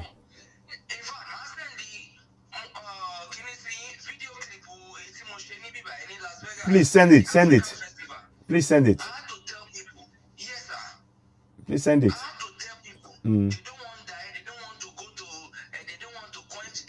Yeah.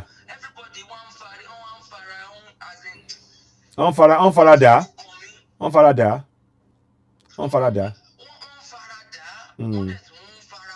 Bẹ́ẹ̀ni. Àwọn náà dé di bẹ́ẹ̀ni. So, ẹ ṣeun. Mo dúpẹ́ lọ́wọ́ yín, ẹ ṣeun gan ni. All right. Yes.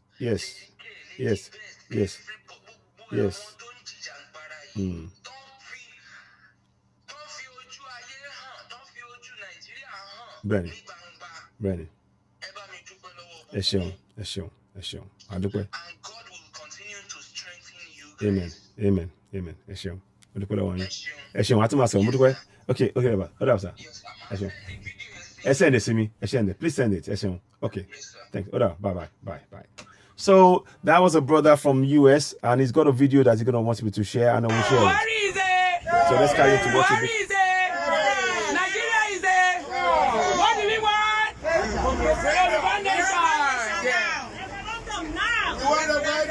Yes, sir. This is where they go in and they pay them and they give them the shirts and everything. So we're not here. We are just here to educate them that they need to know what they're doing. We are just here to let you know that you need to know what you're doing, because every time you come here, you carry these placards, you are supporting evil. Every time you come here and you carry these placards, it's blood money. Because these people, they are evil. This government is evil. This is the government that they use to suppress us in Africa. They are ripping. We have mineral resources, we have oil, we have gold, we have everything. These people take it and they put it in their pockets. I don't have to be here in America. I don't have to be here. You don't have to be here. We can build Africa. We can build ourselves. But these people right here, they will never let it happen, because they want to put all the money in their pockets. They want to steal all the money, and on top of that, they want to kill everybody and take over the land. These people, they are terrorists. They are the ones sponsoring Boko Haram. Go Google it. They are the ones sponsoring ISWAP. Go Google it. They're the ones sponsoring kidnappings. Go Google it. This government is evil. This is the evil government. Can you see what they're putting stronger together? You want to die like this?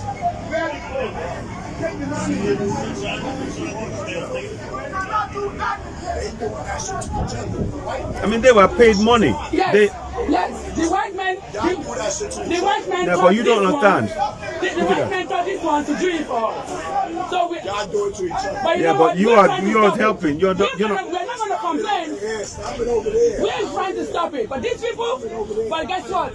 Yes, they send us over here. We don't want to be here. They send us over here. They're the ones selling us into slavery. They're the ones selling you into slavery. They're selling us into slavery. When you collect that money, you are selling yourself into slavery. We are trying to change that. We're not going to complain. We're not going to complain. We're not going to keep saying that, but we're going to change it. We want to change it. But you collecting the money and they don't want to change it. They're not changing nothing right here. All these are for sale. These are for sale. Wow. These are dead. Look at that. They all receive money.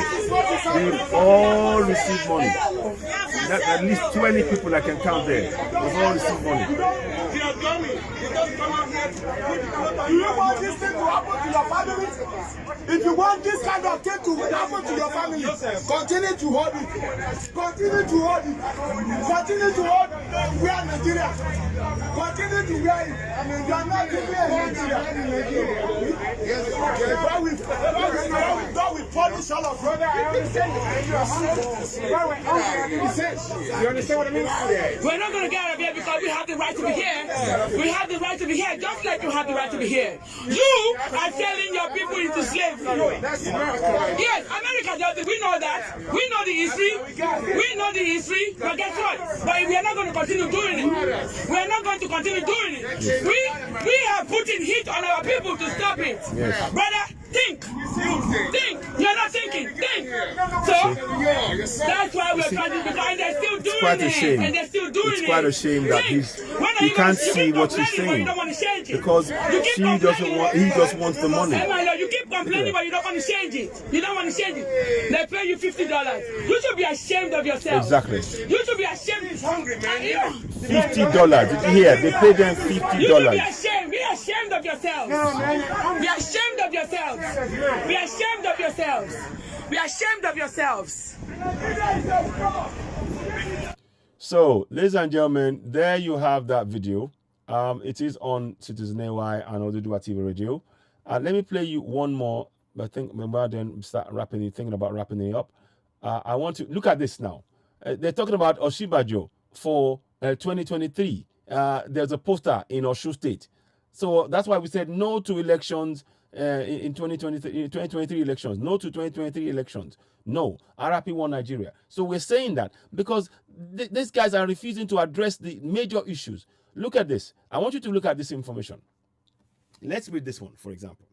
This is something, months ago, I spoke about it will come a time they will start going into the homes of the people in the South and start kidnapping them. Look at this. Breaking news.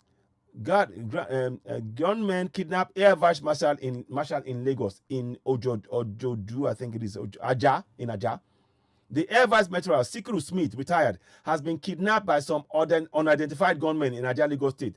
The retired general was whisked away in a waiting speedboat and sped away in early hour of Tuesday, according to the Independent. According to an SOS voice note shared by his driver, Corporal Odiji, the retired AVM engaged in a struggle with the gunmen before he was subdued.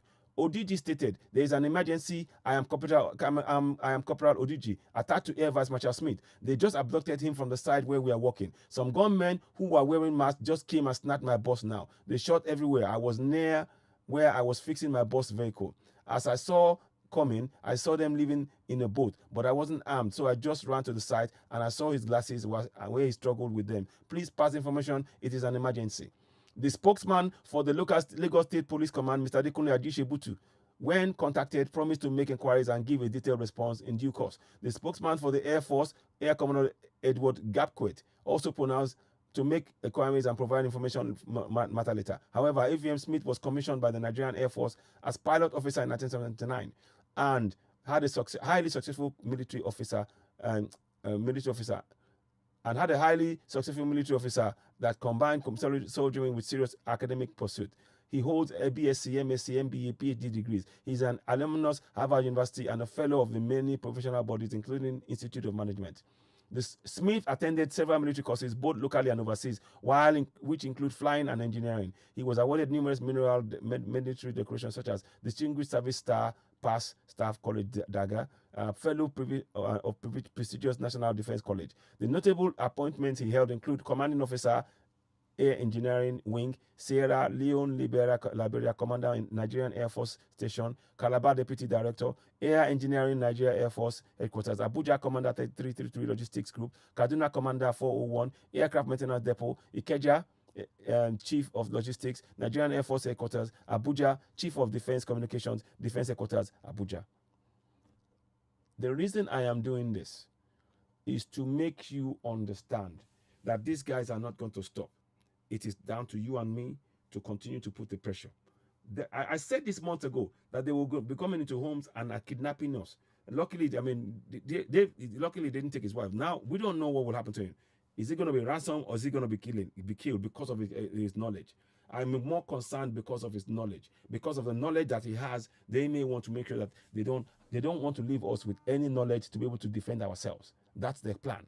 And I'm sorry to say that may well be the end in terms of him, because that's what they're trying to do, to neutralize any attempt we may be able to try and protect ourselves. Here's another thing I want you to read. Whilst you're thinking about that, think about this. The government of the day, again, carry on. The brother to the late president, company of the late brothers, responsible for pamphlets advising COP members to befriend their kidnappers. So Yaradua, a retired colonel and a chieftain of ruling All Progressive Congress, registered and used Watchcon Security Company Limited to land the contract from the nation's paramilitary service, according to CAC filings. Abdullahi Musa Yaradua, younger brother of the late President President Umar Yaradua, is the contractor engaged in the National Youth Service Corps to compile its security advisory to corps members, People Gazette report. Yaradua, a retired colonel and a chieftain of the ruling All Progressives Congress, registered and used Watchcon Security to land the contract from nation's paramilitary service, according to CAC filings. And if you look in there, it says here, be at your guard in your immaculate environment and remain suspicious all the time while moving within the urban centers. Avoid isolation. Take only basic requirements while traveling. Do not accept offer of lift to unfair family places. Dress moderately while on journey, especially by road. Delete all financial business transactions. Identify secure. I'm trying to find out. Identify secure places. So, oh gosh. Let me take this call. Hello, Sister Boki, how are you doing? Hello, I'm on a live broadcast. Hello, I'm on live broadcast right now. I don't know if you. Hello. Hello. Mr. Ayo. Yes. Hi. Hi there. So what's happening with the money? We've sent that up. I've tried sending it various ways, and I'm stuck. Okay, let me look into it. Let me call him back again. Let me find out. I'm gonna. And then Mr. Refute is still trying to get hold of you. He said he's calling, but he can't. You're not picking. Okay, I'm terribly busy and I might have missed him. Let me call him back. It's not for, I will call him back. I'm on a live broadcast now. I will look into that, okay? And I'll deal with that. Thank you very much. Thanks, Bookie. Thank you. Bye. So that's a call. I need to probably rush off and deal with that. So let me see what it says here. It produced controversial security protocol that recommended corps members should prepare ransom and in anticipation of a possible abduction before traveling on Nigerian roads. The controversial document titled Security Awareness and Education Handbook for Corps Members and Staff was produced in 2020 as the 13th revised edition in tertiary education graduates taking part in the paramilitary program. When traveling in high-risk routes such as Abuja, Kodina, Abuja, Lokoja, or Kodene, or Aba, Port Harcourt Road, then alert your family members, friends, and colleagues in order to have someone to hand or pay off ransom that could be demanded, the document said on pages 58 and 59. It also advises corps members and NYC staff members to establish a personal relationship with abductors as soon as possible. The protocol also directed corps members to immediately establish a personal relationship with abductors, as this may help guarantee their safety. NYC issued in a statement to deny the manual as fake news after it circulated on social media.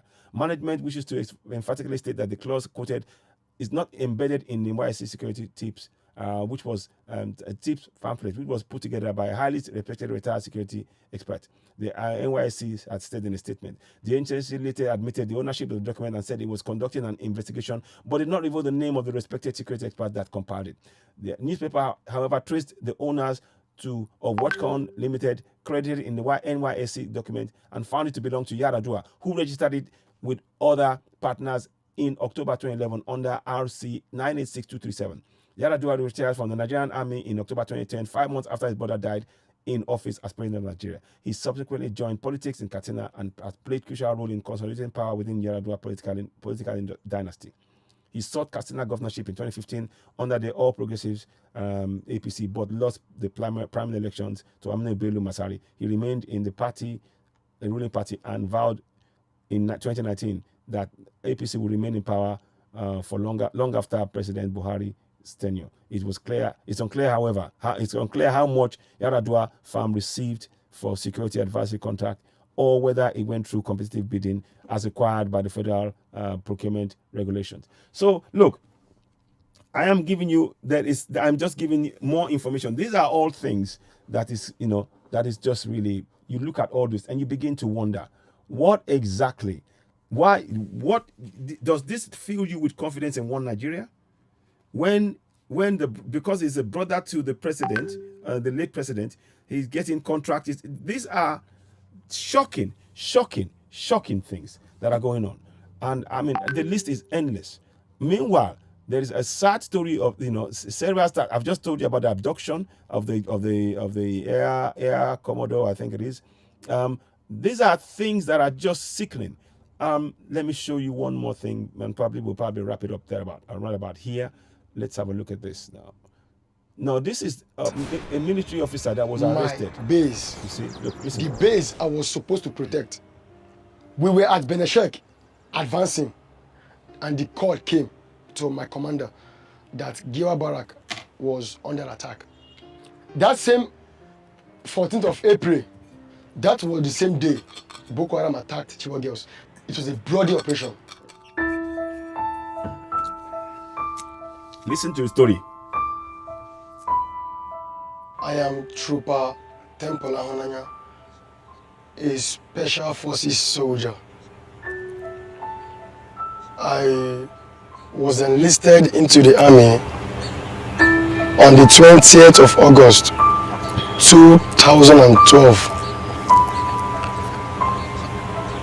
After my enlistment, I passed out from training on the 17th of December. After that, I was transferred. I was posted to 101 Battalion, Kanji in Niger State. Months after that, I was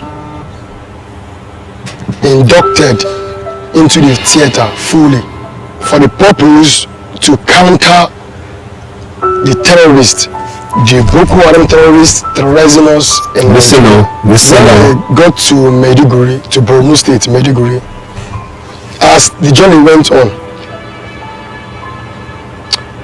my first task in Borno State was town patrol. After my first task, I was deployed straight to Damboa local government. The first attack that happened in Damboa was when we overpowered Boko Haram terrorists with our inferior weapons. As time went on, I met with my commander, my loving commander. I said, sir, when we went for our first attack, I noticed my weapon used to jam. The weapon is jamming, it jams. So he said to me, weapons jam, there is an alternative. He said I should make sure that I service my rifle on daily basis, like every morning.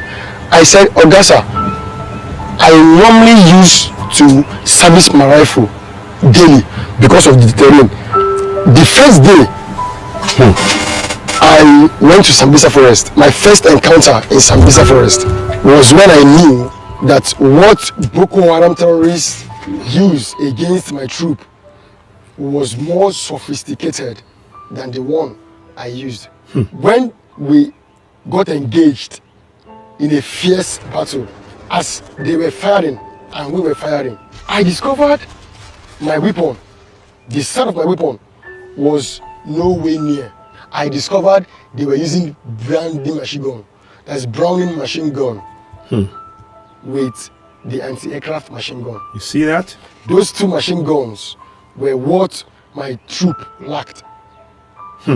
Because the highest weapon we had, the highest machine gun we had, was the MPMG machine gun. The Browning machine gun has an effective range of 1,800 meters, while its maximum range is above 7,000 meters. That is the BMG for you. Then the anti-aircraft machine gun has an effective range of 12,000 meters.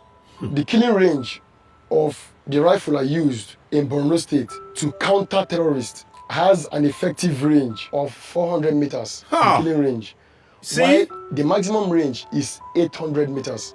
So with my own rifle firing at a killing range of 400 meters and 800 meters maximum range. How am I expect to overcome in the battlefield? My first deployment was Town Patrol. Second deployment was in Damboa. Third deployment was at Bali. All these places are dangerous terrains. Again, I still said to my commander, I still appeal to him. I appeal to him that please, we don't have nurses in the battlefront. We don't have doctors in the battlefront. We don't have first aid kit in the battlefront. How do we expect to help ourselves should in case anyone gets injured, like bullet injury? As time goes on, after Damboa, we moved to Bali. Bali is an open ground, a rugged terrain, but very open. As time went on, the complaint became rampant. Not only me alone, soldiers began to complain. Because my boss told me that weapon issue has been one of the greatest challenges facing the army ever since. So when we started losing men, we lost men. Brave men died in the battlefront. My next deployment was at 21 Armored Brigade, Giwa Barracks.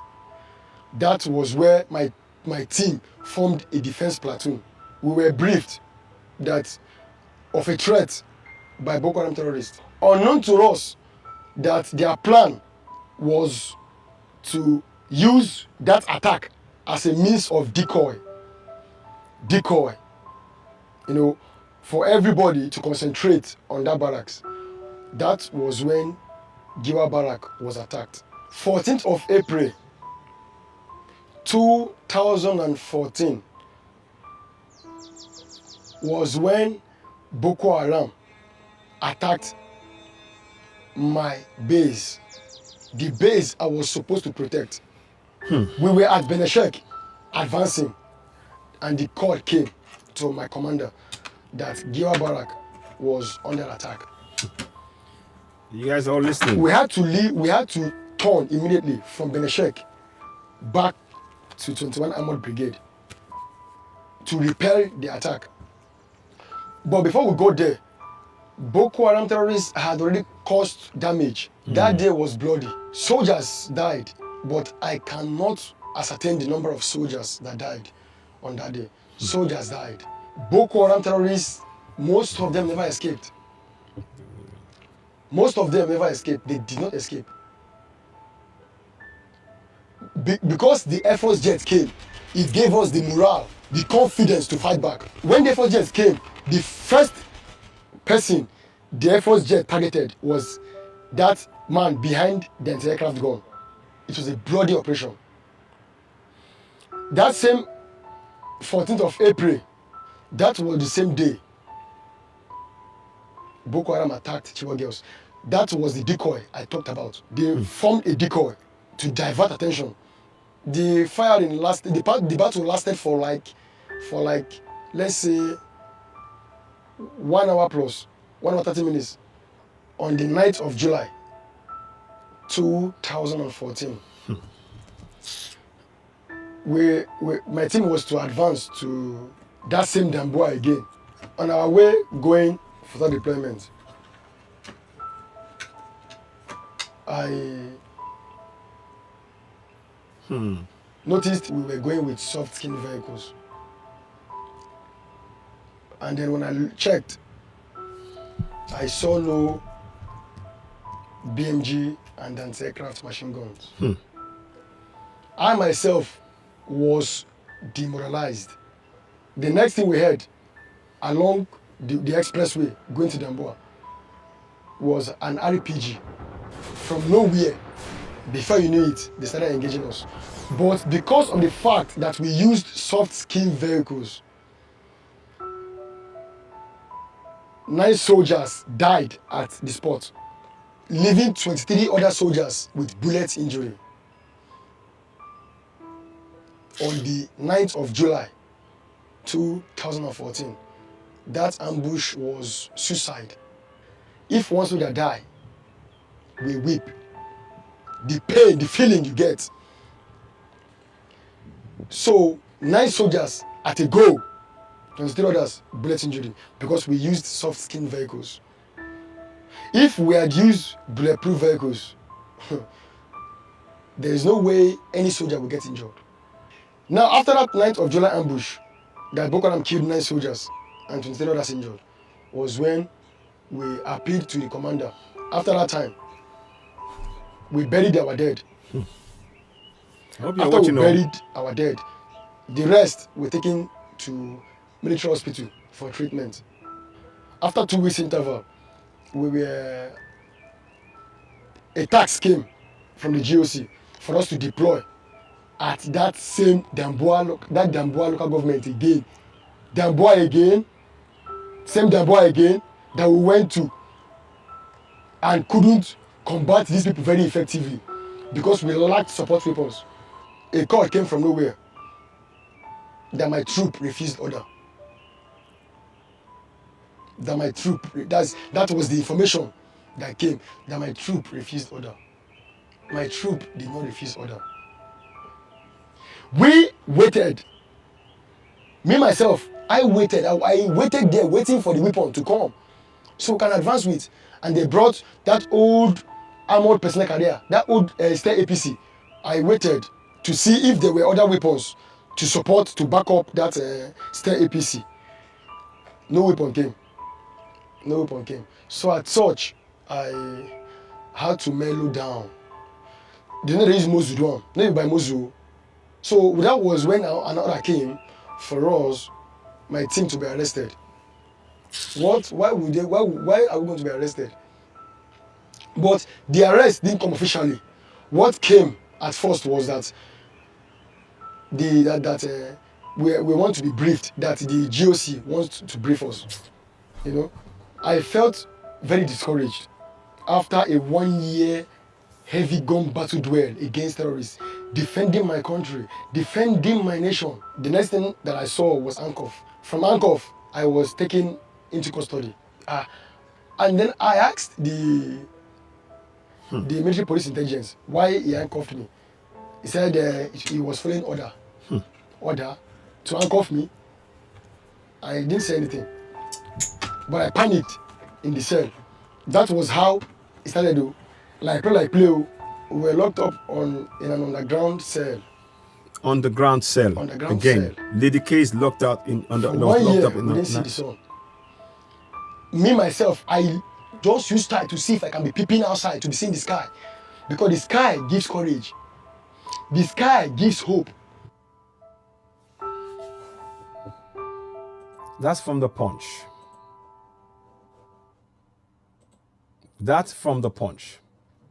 Ladies and gentlemen, I'm just listening to the words he said. I'm going to play you one more. I'm so sorry about this, but I want you to see a woman weeping because they shot her husband dead. It's going to be in Yoruba.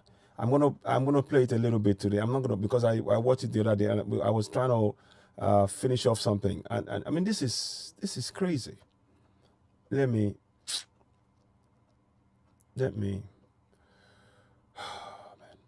It's painful. It is painful. Actually, maybe I won't even. No, let me show you this one. This is another one that I want you to see. In fact, I'll do this first. And Nigeria to save life. And Nigeria to save life. And Nigeria to save life. We think he might be an ambassador working and Nigeria to save life. He's outside the Nigerian embassy. Directly opposite the back of America they were using. Nigeria commissioner in New York. Nigeria Usani, Ikilofini. Nigeria commissioner. Nigeria commission in New York. Ikilofini. Nigeria commissioner to represent in here. And consular in here. I don't represent you in here. ẹ lọ bẹ̀rẹ̀ lọ́wọ́ wọn sẹ́ ó jáde wọ́n láti ní ọ́fíìsì ni Fúlàní ni sẹ́ ẹ wá wo. So we don't know if it's consular or not, but he came out from the office, from that office. So Nigeria to save life. Let me just, I'm going to just check it. I don't want to, these are the kind of things that we just want to bring you in. Now, watch this. They killed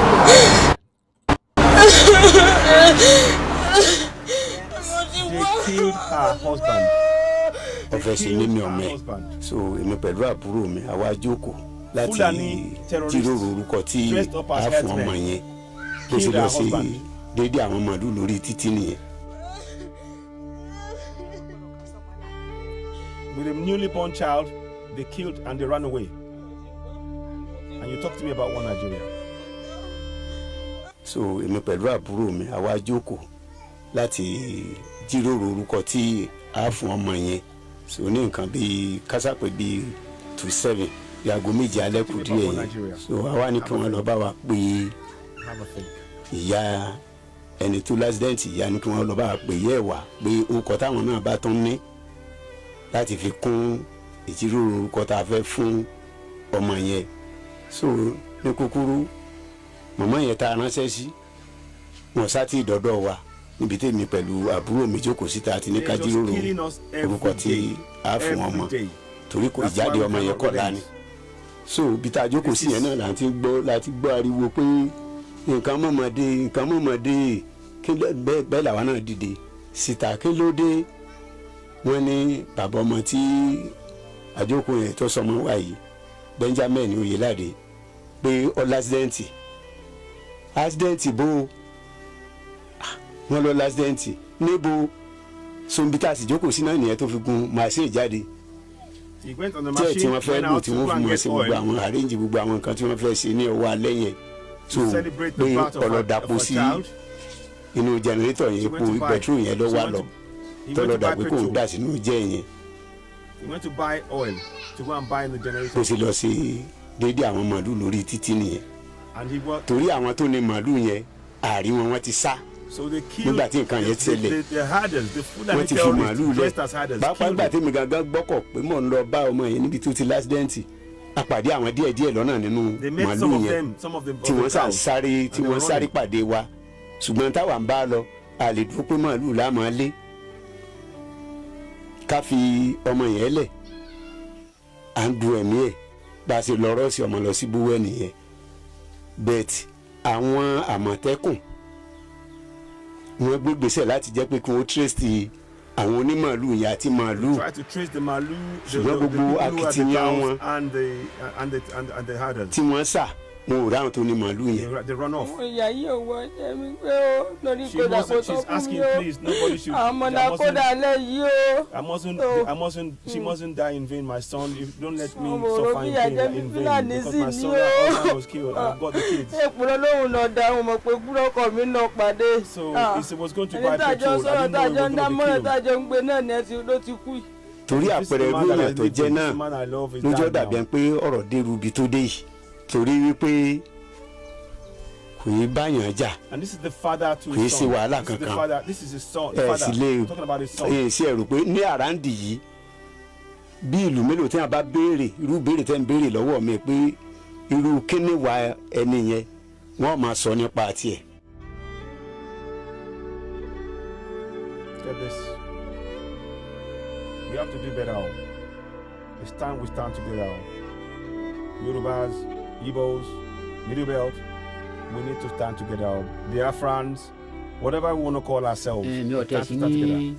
You see, look at this one. Look at this. Look at this one. You see. láti lọ pàdé wọn gbà tí wọ́n bọ̀ wá láti lọ so wọn so mo wá dúró sí aago mi lókè lọ́hùn títí ó tó bí aago 10 àbọ̀ mo jáde lọ aago mo ń bọ̀ wálé láti wá sùn ìgbà tí mo wá nígbà tí ìdílé mi bí tó gàbí aago 11 mo délé bí mo bá tí iná ti sọ níbẹ̀ táwọn èèyàn ń júlẹ̀ wọ́n wá kí ló dé àwọn fi náà sí bí kò báyà àwọn àti ẹ̀ ń dáná nulẹ̀ ní iná gbà mọ́ wọn lọ́wọ́ kí ló dé nǹkan mo rí ọmọ bá táwọn èèyàn péjọ ń bẹ̀ gbàtí yìí jáde síta báyìí dé wọn sábà wọn tá à ń kogi bómi ni wọn kó gbogbo ara gbogbo ọrùn mi wọn lọ gbé mi ṣubú mbẹ wọn lù mí gbogbo àwọn àmọ̀tẹ́kùn àwọn àgbàlagbà ló bá sáré wá bẹ́ẹ̀ wọ́n sáré fà wọ́n lórí mi bẹ́ẹ̀ bí wọ́n bẹ kí ló ṣẹlẹ̀ mi ò mọ nǹkan kan ìbọn nǹkan kan mi ò rí kankan tó dùn bá nù kì í ṣe màálù rárá màálù mi ò sí nítòsí kì í ṣe màálù mi rárá màálù mi ò já náà. He said it's not his màálù at all. wọn kò láti gbà tó ti pẹ́ gan. We don't need màálù. There should not be cows. Please, Southerners, can you stop buying from? If you want to buy cow, if you must eat cow, and cow meat is not healthy for you anyway, at least buy from your Yoruba people, Yoruba person. They will have it in their farms. They don't go out on the streets. This is. àárín ìgboro lọ nìkan ọmọ mi wọn ti wá tó ìgbà tí wọn wá dé àárín ìgboro lọ́hùn wọn ní àwọn ọ̀dọ́ lọ darí àwọn ẹran padà tí wọn gbọ́dọ̀ kọjá ibi tí wọn ti wá ń sáré bọ̀ wọ́n tán lé wọn bọ̀ ibẹ̀ ni wọ́n ti lọ pàdé mọ́sìn lójú ọ̀nà tó wọ́n sì tẹ̀lé àwọn ẹran yẹn lọ wọ́n lé wọn lọ títí wọ́n fi lé wọn lọ tán lọ mú ọmọ ẹran kan lẹ́yìn wọn mi ò sì mọ òyìn tó mú orí wọn.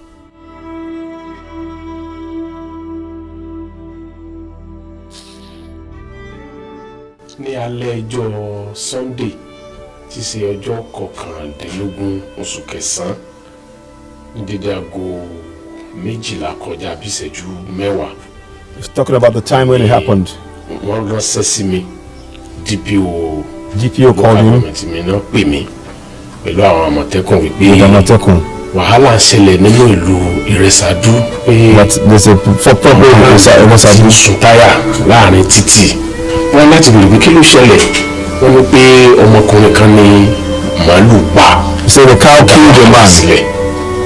And that's what caused the problem. wọ́n ní òkè bó bá ṣe jẹ́ tílẹ̀ bá ti mọ́ èmi náà ń bọ̀ ṣùgbọ́n a dúpẹ́ lọ́dọ̀ náà fún akitiyan àwọn agbófinró àwọn ọlọ́pàá torí pé DPO wọ́n ṣe ń pè mí lemọ́lemọ́ ibi táwọn náà wà wọ́n láti wá pẹ̀lú gbogbo àwọn ọmọ wọn wá sínú inú ìlú Ìrẹsàdú pẹ̀lú àwọn àmọ̀tẹ́kùn àwọn tó jẹ́ aráàlú wọn ti gbéra láti lọ máa sún ga àwọn Fúlàní ìyẹn kọ́kọ́ dá wàhálà sílẹ̀ ní òrùjọ́ ṣùgbọ́n pẹ̀lú akitiyan àwọn agbófinró àwọn àmọ̀tẹ́kùn pẹ̀lú àwọn ọlọ́pàá Ọlọ́run pa iná wàhálà yìí torí pé ìmúra tí àwọn Fúlàní náà múra ìmúra tó lágbára ni nítorí pé nígbà tí àwọn aráàlú tí wọ́n lọ jóga wọn ó jẹ́ tó ká wọn lára àmọ́ kò ká iná lára tó wọ́n pa àwọn èèyàn Fúlàní níbi tí wọ́n ń gbé yìí àwọn kọ́ ni wọ́n ní ẹran tí ó ṣe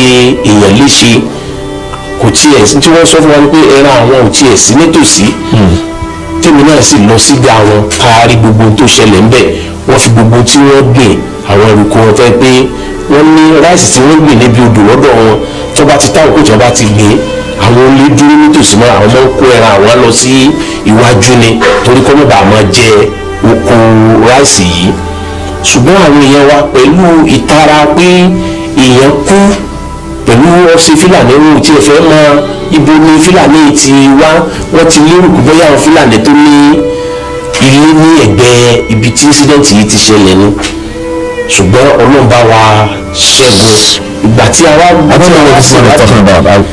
Fúlàní ní láti sọ fún wa pé àwọn Fúlàní tí ń lọ àwọn ń da ẹran bọ̀ láti ibì kan ni ẹran tí wọ́n ń dà bọ̀ inú wo àárín ìlú táwọn ọ̀dọ́ dá padà dídá padà tí wọ́n dá ẹran yìí padà tí wọ́n ń lọ wọ́n ti kọjá police station sísàlẹ̀ ẹni tí ń gun mọ́sẹ́lì bọ̀ ní ọkùnrin tó ṣèṣe tí ọwọ́ àtẹran tí wọ́n jọ kọlu àwọn tí ó fi kú yìí so a ti wọnú ara wa púpọ̀ èyí jẹ́ kó bí wọn nínú pé àwọn aráàlú máa ṣèyàn léṣe nítorí ẹ̀ tó jọ àwọn lójú ni pé ọmọkùnrin tó kú yìí ó máa ń bá wọn ṣiṣẹ́ ilé torí pé kápẹ́ńtà ni tí wọ́n sọ fún wa ni pé ó lọ ra epo wọ́n ló fẹ́ sọmọ lórúkọ ní àárọ̀ ọjọ́ kejì ẹ ti ṣe àárọ̀ ọjọ́ ajé ti ṣe jọ Monday òru alẹ́ ọjọ́ Sunday wà ní ìṣẹ̀lẹ̀ yìí ṣẹlẹ̀.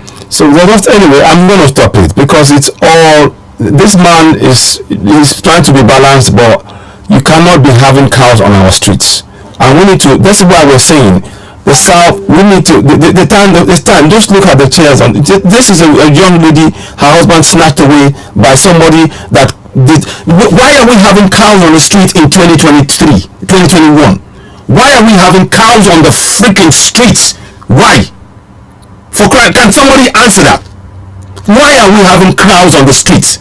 Are they having cows on the streets in the UK? Are they having cows on the streets in the US? Are they having cows on the streets in Canada? Are they having cows on this anywhere? This is nonsense. Utter nonsense. So now, what I would just say in all of this is we have to be very, very aware. Let's make sure that we continue with this message, that we stop eating cow. Don't buy cow meat. Ban it. Have a wure, have a guton. Well, no, not a guton. Have a wure, have a agbo. Kill bushmeat. But don't. If you don't have in your meat, they have to go somewhere else. They kill it. This is horrifying. May his soul rest in peace. Now they've made her into a widow, and the government will not pay compensation to her. The state government will not look into this. That will just leave it. She's dead. That's it. That's why we have. The reason why we are going for Yoruba Nation is because when we have Yoruba Nation, we will have support systems. When in the UK, if somebody dies and is killed, they get compensation. That's the point. How many people have received compensation for being killed by the Fulani terrorists? Please tell me. How many Yorubas have received compensation for being killed by by Fulani terrorists? How many Yoruba people? I borrowed this family, nothing. The others, this lady, when is the killing going to stop? This is why we're going.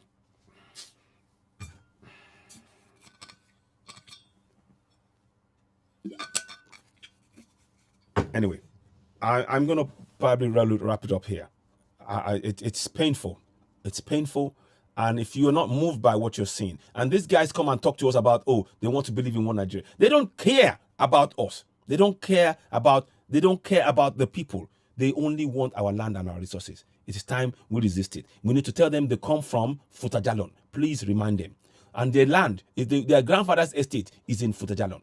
This one that talks about grandfather's estate, remind him that he comes from Futajalon. Today, he must go. It's nothing to do with us.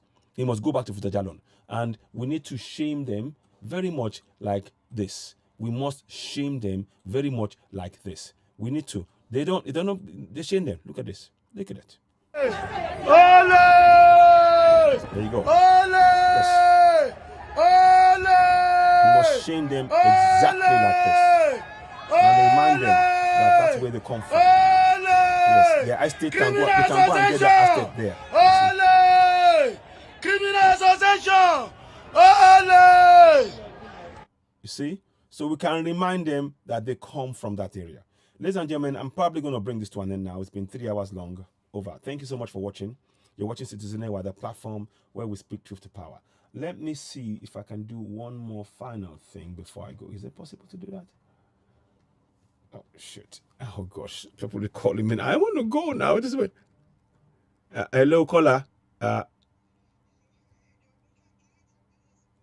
Okay. Yes, go ahead. Yeah, go ahead. Yes. Yes. That's it. Thank you. Good point. Yes. Yes. Yes. Yes. Yes. Good idea. Thank you so much.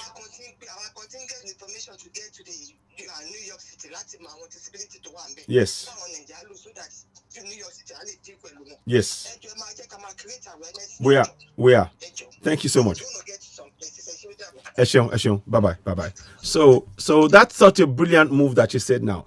We know that Bank of America was supporting the fraudulent practices of the Fulani federal government of the Fulani federal government. They're supporting them by using the bank to give clothes and give money, $50 each.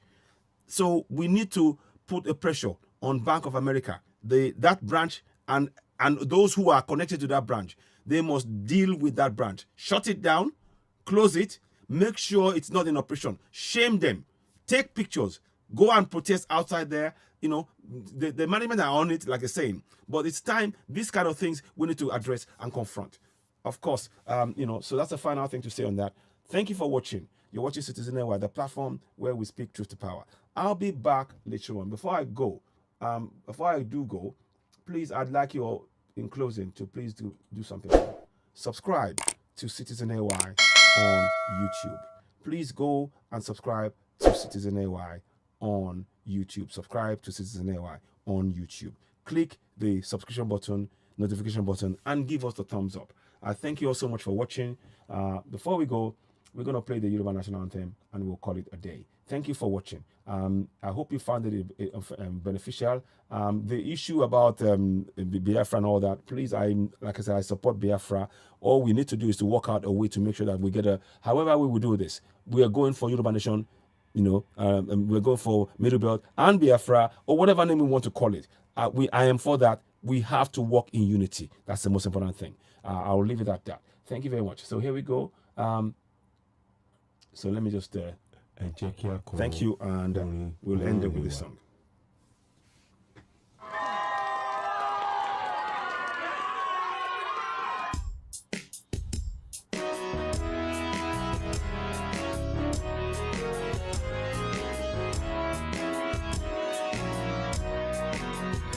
Iṣẹ́ wa fúnlẹ̀ wa, fúnilẹ̀ ibi wa, ká gbéga, ká gbéga, ká gbéga fáyé rí.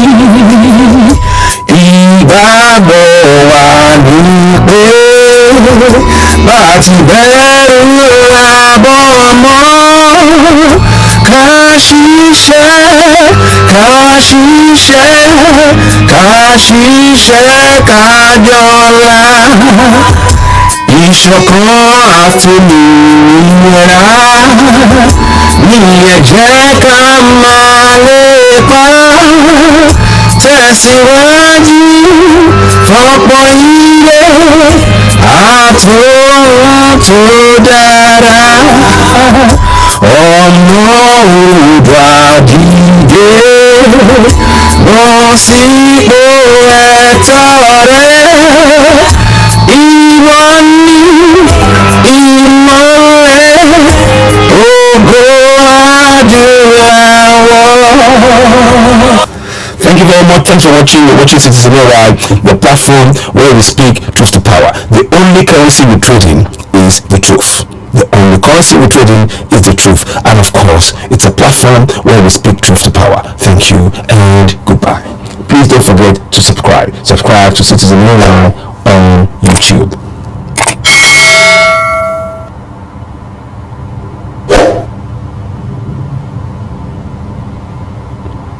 Thank you and goodbye. So we're going to end that up here. Thanks for watching. Thanks for being part of this broadcast. I hope you can please share it, and also don't forget to subscribe and make this available to as many people. And any assistance, we will be making an announcement. We will be in touch with people. If you want to make to be mentioned whilst we're doing a live broadcast, you need to get in touch with us. I'll give you the email and the details, and we'll start doing that from the next broadcast on both platforms, OduduwaTVRadio and CitizenAY. Thank you very much. Thank you for watching. Thank you and goodbye.